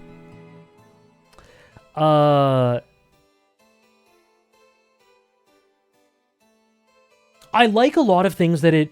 So, to answer Andres' question, I like a lot of things that it does that coalesces with Chrono Trigger in terms of working off of it.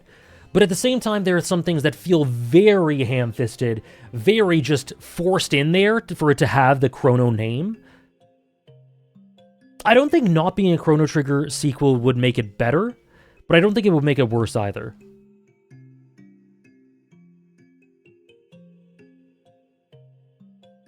But yeah, ideas like, there's so much endeavor, there's so much heartfelt ambition and passion here to get across these ideas, and those ideas stick with you. This has stuck with me. I mean, it's only been 2.5 weeks, you know, but it's stuck with me immensely. I've thought about it every day. One's place in the world, how you can feel like a ghost at times, the difficulty and conflict of making choices and progressing, the struggles of what it means to just exist, and how the world can be affected by that. I'm so glad to have finally gotten to this. This game and Xenogears were two classics I've always wanted to get to, and will get to. And I'm glad to have knocked this one out, because it was really, really focused. It was really, really very much worth it, and one of my more favorite experiences of the year, despite it having so many problems. Hello, Ophi. Thank you for the 42 months. I already talked about Deltarune souring for me, I'm afraid. I played this for about 3 weeks total or so. 2.5, 3 weeks.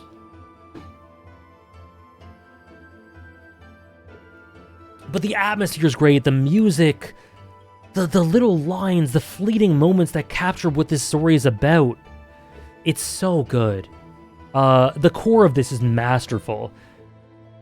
Chrono Trigger is a way better game than this, but this game has me thinking more on its themes and ideas than Chrono Trigger, which is so interesting. Amazing, Ophi. I hope you enjoy it. It's clumsy, it's flawed, but it's earnest, grand, profound, and full of meaning. And man, I was so glad to check it out. And last but not least, people, No Country for Old Men. Great movie. It's really, really interesting in that it's kind of like a...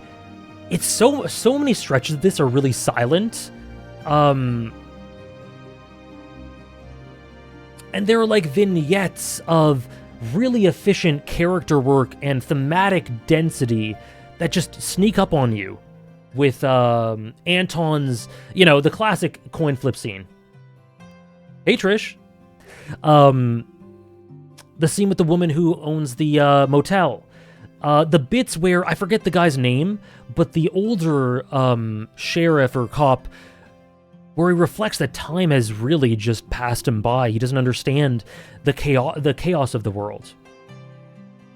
And how that is juxtaposed by the bits of silence. Contemplation and silence as you witness sort of a lot of the landscapes in between all of that, but also a lot of the thriller-esque tension on the way to that that's quite, non-verbal. It's really interesting juxtaposition between those two elements of it that made for an amazing thriller. I really, really immensely enjoyed this. And I loved particularly, I was talking to Andres about this, but I particularly loved how much Llewellyn's partner, I forget her name, but basically calls Anton, like, a coward. I loved that shit.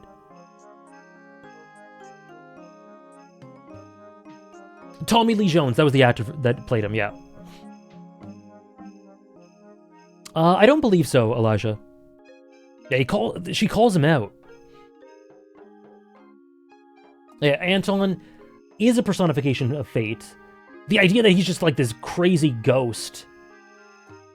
Now that I think of it, one of the highlights of 2025 was achieving the goal of making you read Kingdom. So many people who have never read Kingdom worked together to achieve that goal. It was beautiful. And those streams got people into it. It got you into it, Yuki. It got other people into it.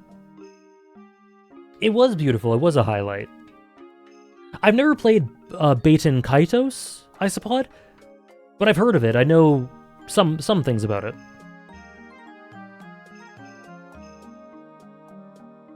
Thank you again, Ophi, for the 42. The film is as methodical as Anton's killing. Very cool. I really thoroughly enjoyed my time with this. It was awesome. And yeah, it intimately connects you to exactly what Tommy Lee Jones feels alienated by, feels scared by, but at the same time, due to the nature of that fear and what it is represented by, you cannot actually feel connected to it. It's intimate, but you're also detached from it. It's so strange.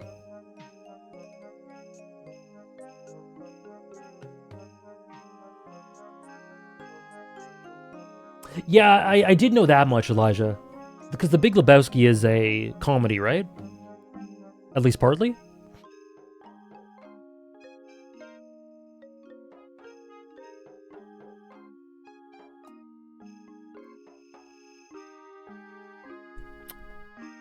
%? Okay.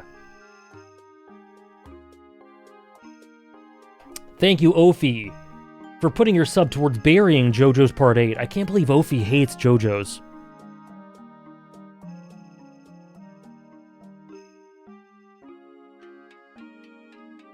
Yeah, the way she takes charge by not adhering to the coin game, and how he's so out of sorts as the result of that. It's so interesting.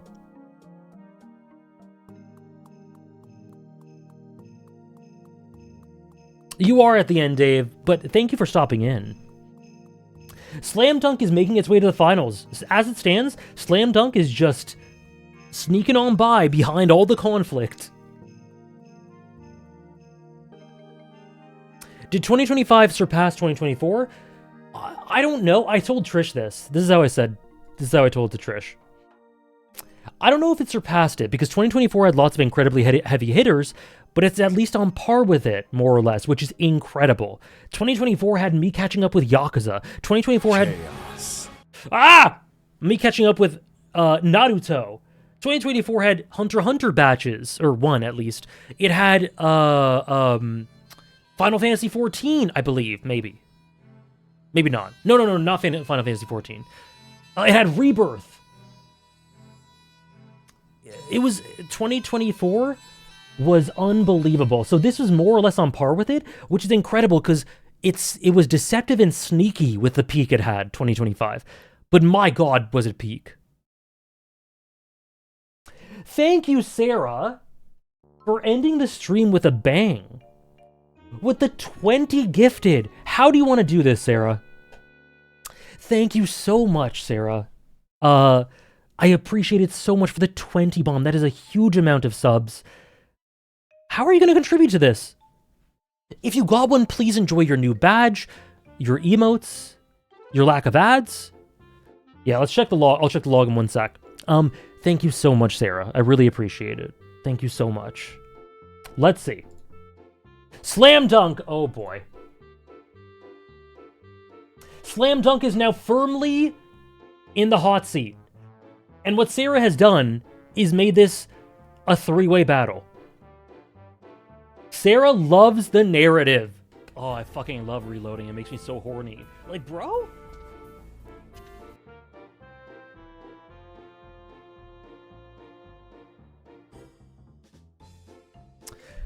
Okay, hear me out. Finn, what have you done? Hear me out. Hold on. A lot of you guys do not know the context of that alert. That alert came from, there's a character in Metal Gear Solid who is gun sexual, who just loves shooting you, and he's like, oh, I fucking love guns. I was imitating him, okay? I was imitating him. So I was like, oh, I love reloading. It makes me so horny. And I was like, what a weird guy. I wasn't saying that. That was me before I realized that Ocelot is actually the greatest.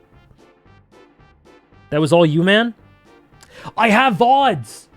Check my Metal Gear Solid VOD.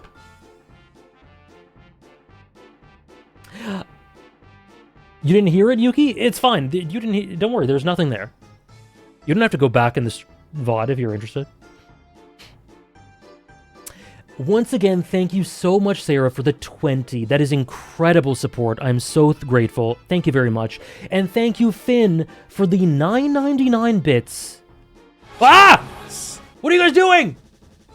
Finn, let us know if you want that to go towards something, because that is good enough to be 2 subs.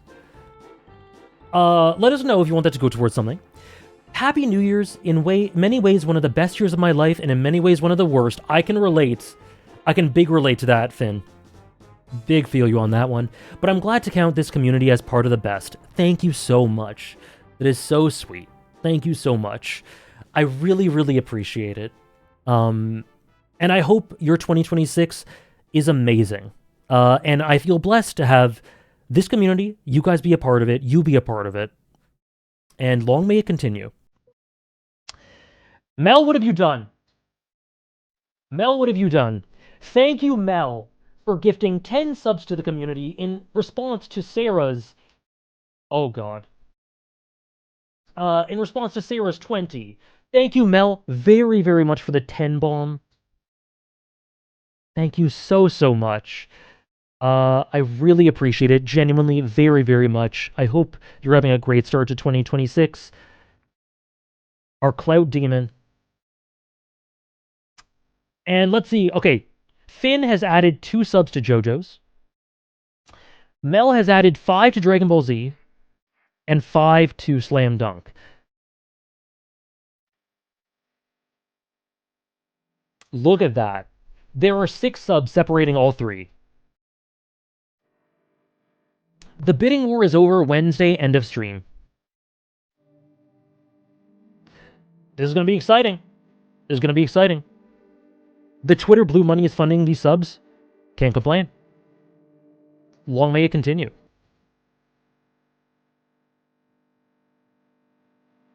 So, Dragon Ball Z, 28 subs, not safe by any means. Slam Dunk, now in the hot seat, 30 subs. And JoJo's Part 8, 34 subs. We should add -1 bit next to JoJo's.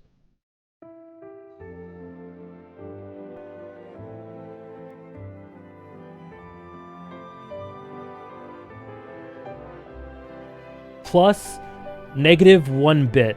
For the math, I need 1 bit. I need someone to donate 1 bit just to make this easy. No, you're right though, Struggler. You're very right. You know what? This is the way to do it. It won't let me? It won't let you donate 1 bit? Oh, that's my fault. Because someone started spamming. Oh, that's my fault. I was afraid of text to... I was afraid of text to speech. That was my problem. And I was afraid of people doing bits, because like years ago I had text to speech. What Shanks told him. He gave up his arm for the sake of a new era. Just like Joseph. 50 towards one thing, 1 towards the other. What's the other thing then, Finn? Thank you for the 51 bits, Finn. How many bits do we need? None! This is being tallied Wednesday. Thank you very much, Admiral Jug, for the 6 gifted subs. That's a very specific number. Dragon Ball, okay. So this is now 34 subs. 50 bits, Dragon Ball. This is a very specific number. Thank you very much, Admiral Jug, for the 6 bomb. Thank you very much. I really appreciate it. None, Andres. It's dead for now. We will read it one day, but Dragon Ball Z. There we go. Dragon Ball Z is now eliminated by 50 bits.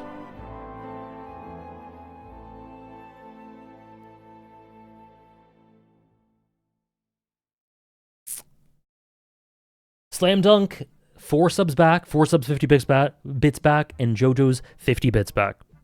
That's incredibly close. You guys have set it up for the next 3 streams to be very exciting. I have no idea who's going to win. No clue. Yuki! Yuki! Yuki! Thank you so much for gifting another 2. 2 for JoJo's. Okay. JoJo's is now currently eliminated. As Mel watches, enraged that Slam Dunk is not getting anything. Fiction, Kino. Oh boy. Oh my god.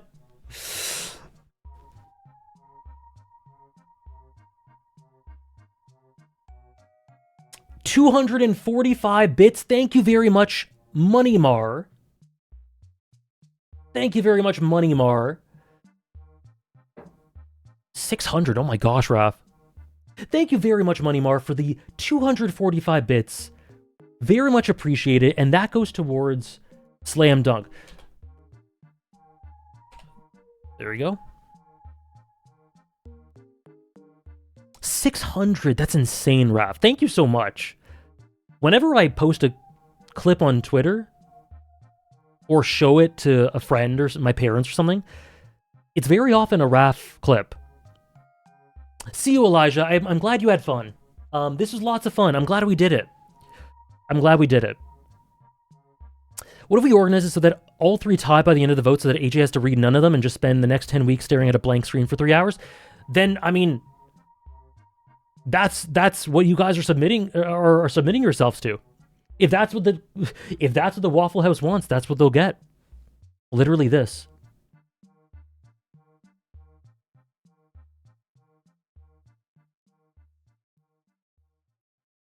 After Tokyo Ghoul.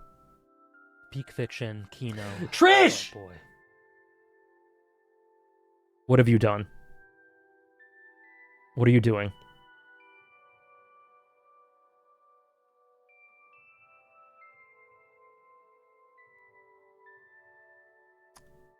Okay.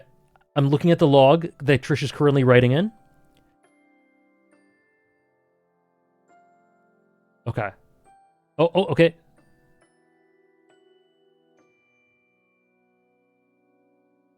Oh my god, you're so... Trish, you're so smart.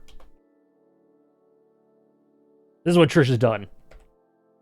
This is so funny. Oh my god.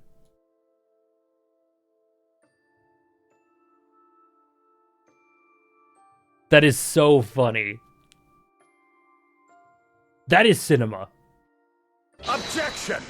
Andres! That's so many bits! You guys, remember, this isn't done till Wednesday, January 21st, end of stream. What's going on, Andres? What have you done? Where's that going? Thank you so much, Andres, for 1,500 bits. That's a lot of bits. Thank you so much. How many? So you got 3 subs there, Andres. It's 500 bits per sub. Thank you, Moneymar, for the 245. Thank you, Trish, for the 440 to even it out. Put 3 on Slam Dunk's ass. This is scary close now. Oh my god. I guess you could say this is one battle after another. God, this is so close. So, currently, JoJo's Part 8 is in the lead. And that's a bad thing. He's understanding what Shanks told him. He gave up his arm for the sake of a new era. Just like Joseph.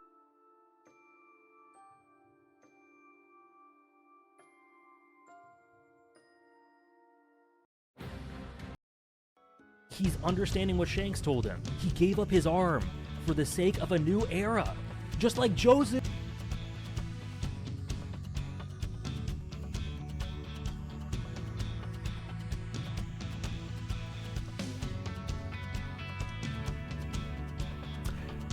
Thank you so much,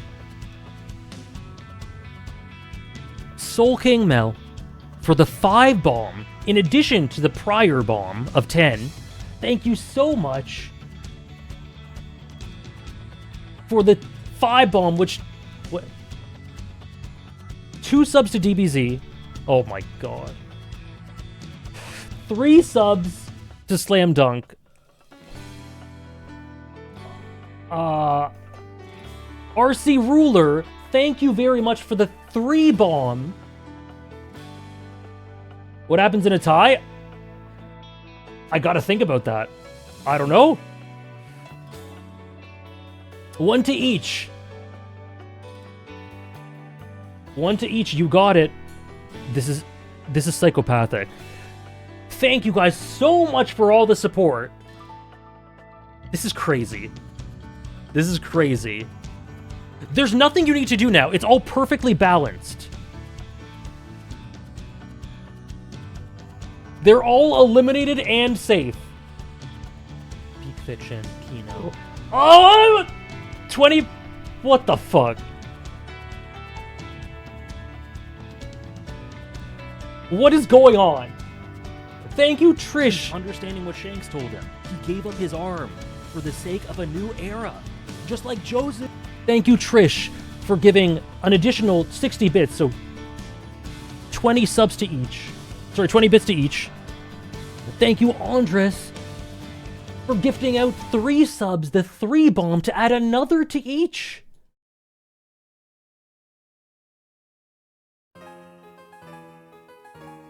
If it's a tie, Baki.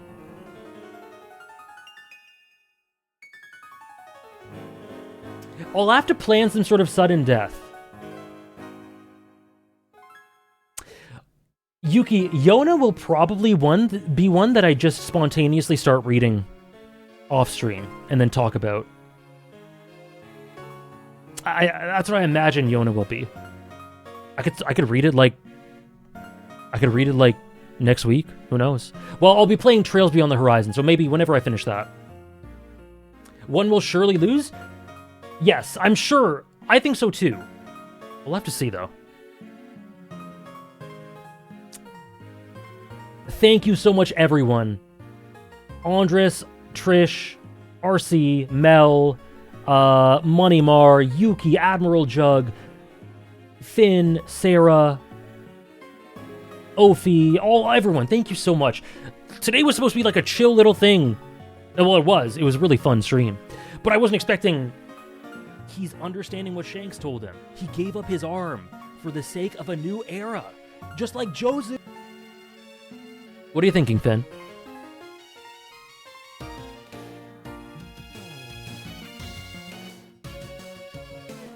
You know what to do? I sure do.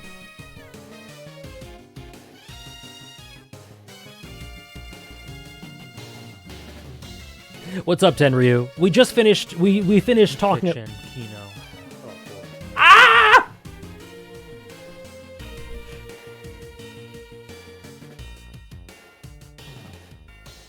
We just finished talking about all the media this year, and now the Waffle House is deciding to throw bits and subs at me to make this a very fun second to last vote.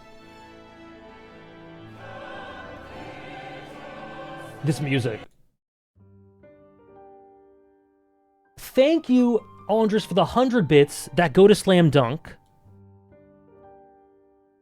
Thank you, Struggler, for the 705 bits.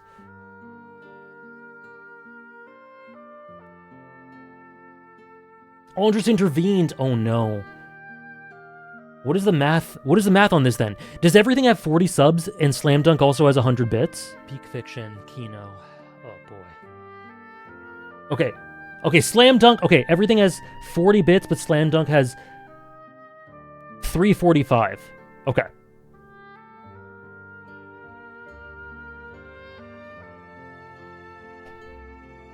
So we started and Slam Dunk was not even in danger. How the tide turns.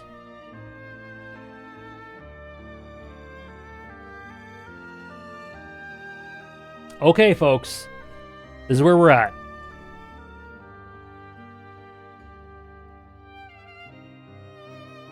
Sorry, Dave.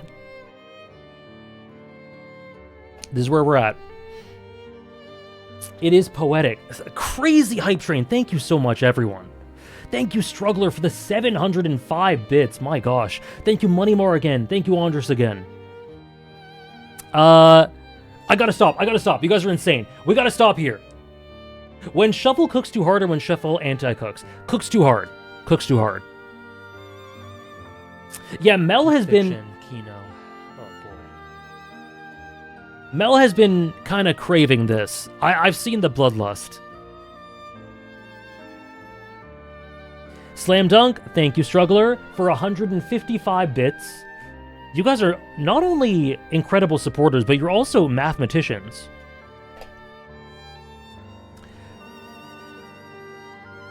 Thank you guys so much for all the bits, all the resubs.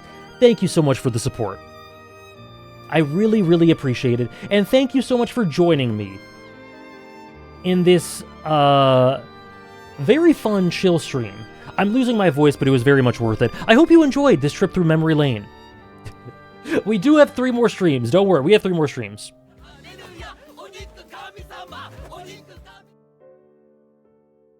I knew it. Oh my.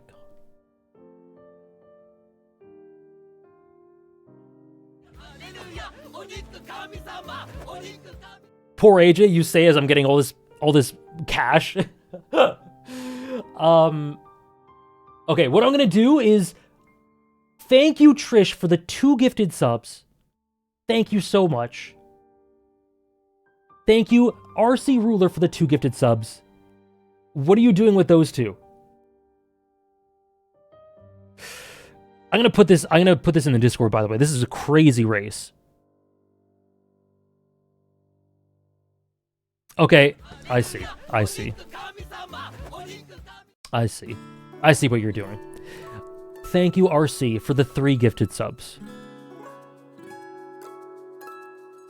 Thank you so much. Thank you, everyone. I had lots of fun going through memory lane. I hope you enjoyed. I gotta raid Ophi. Let's raid Ophi.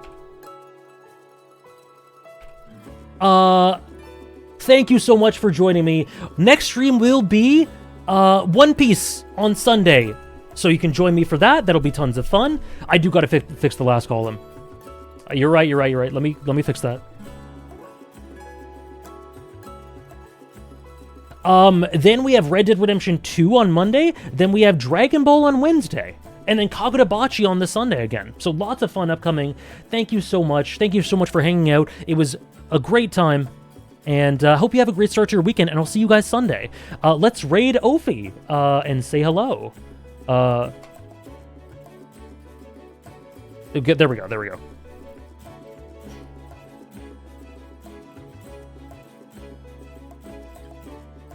Okay, give Ophi a big old hello. I don't know what's being played, but anyway.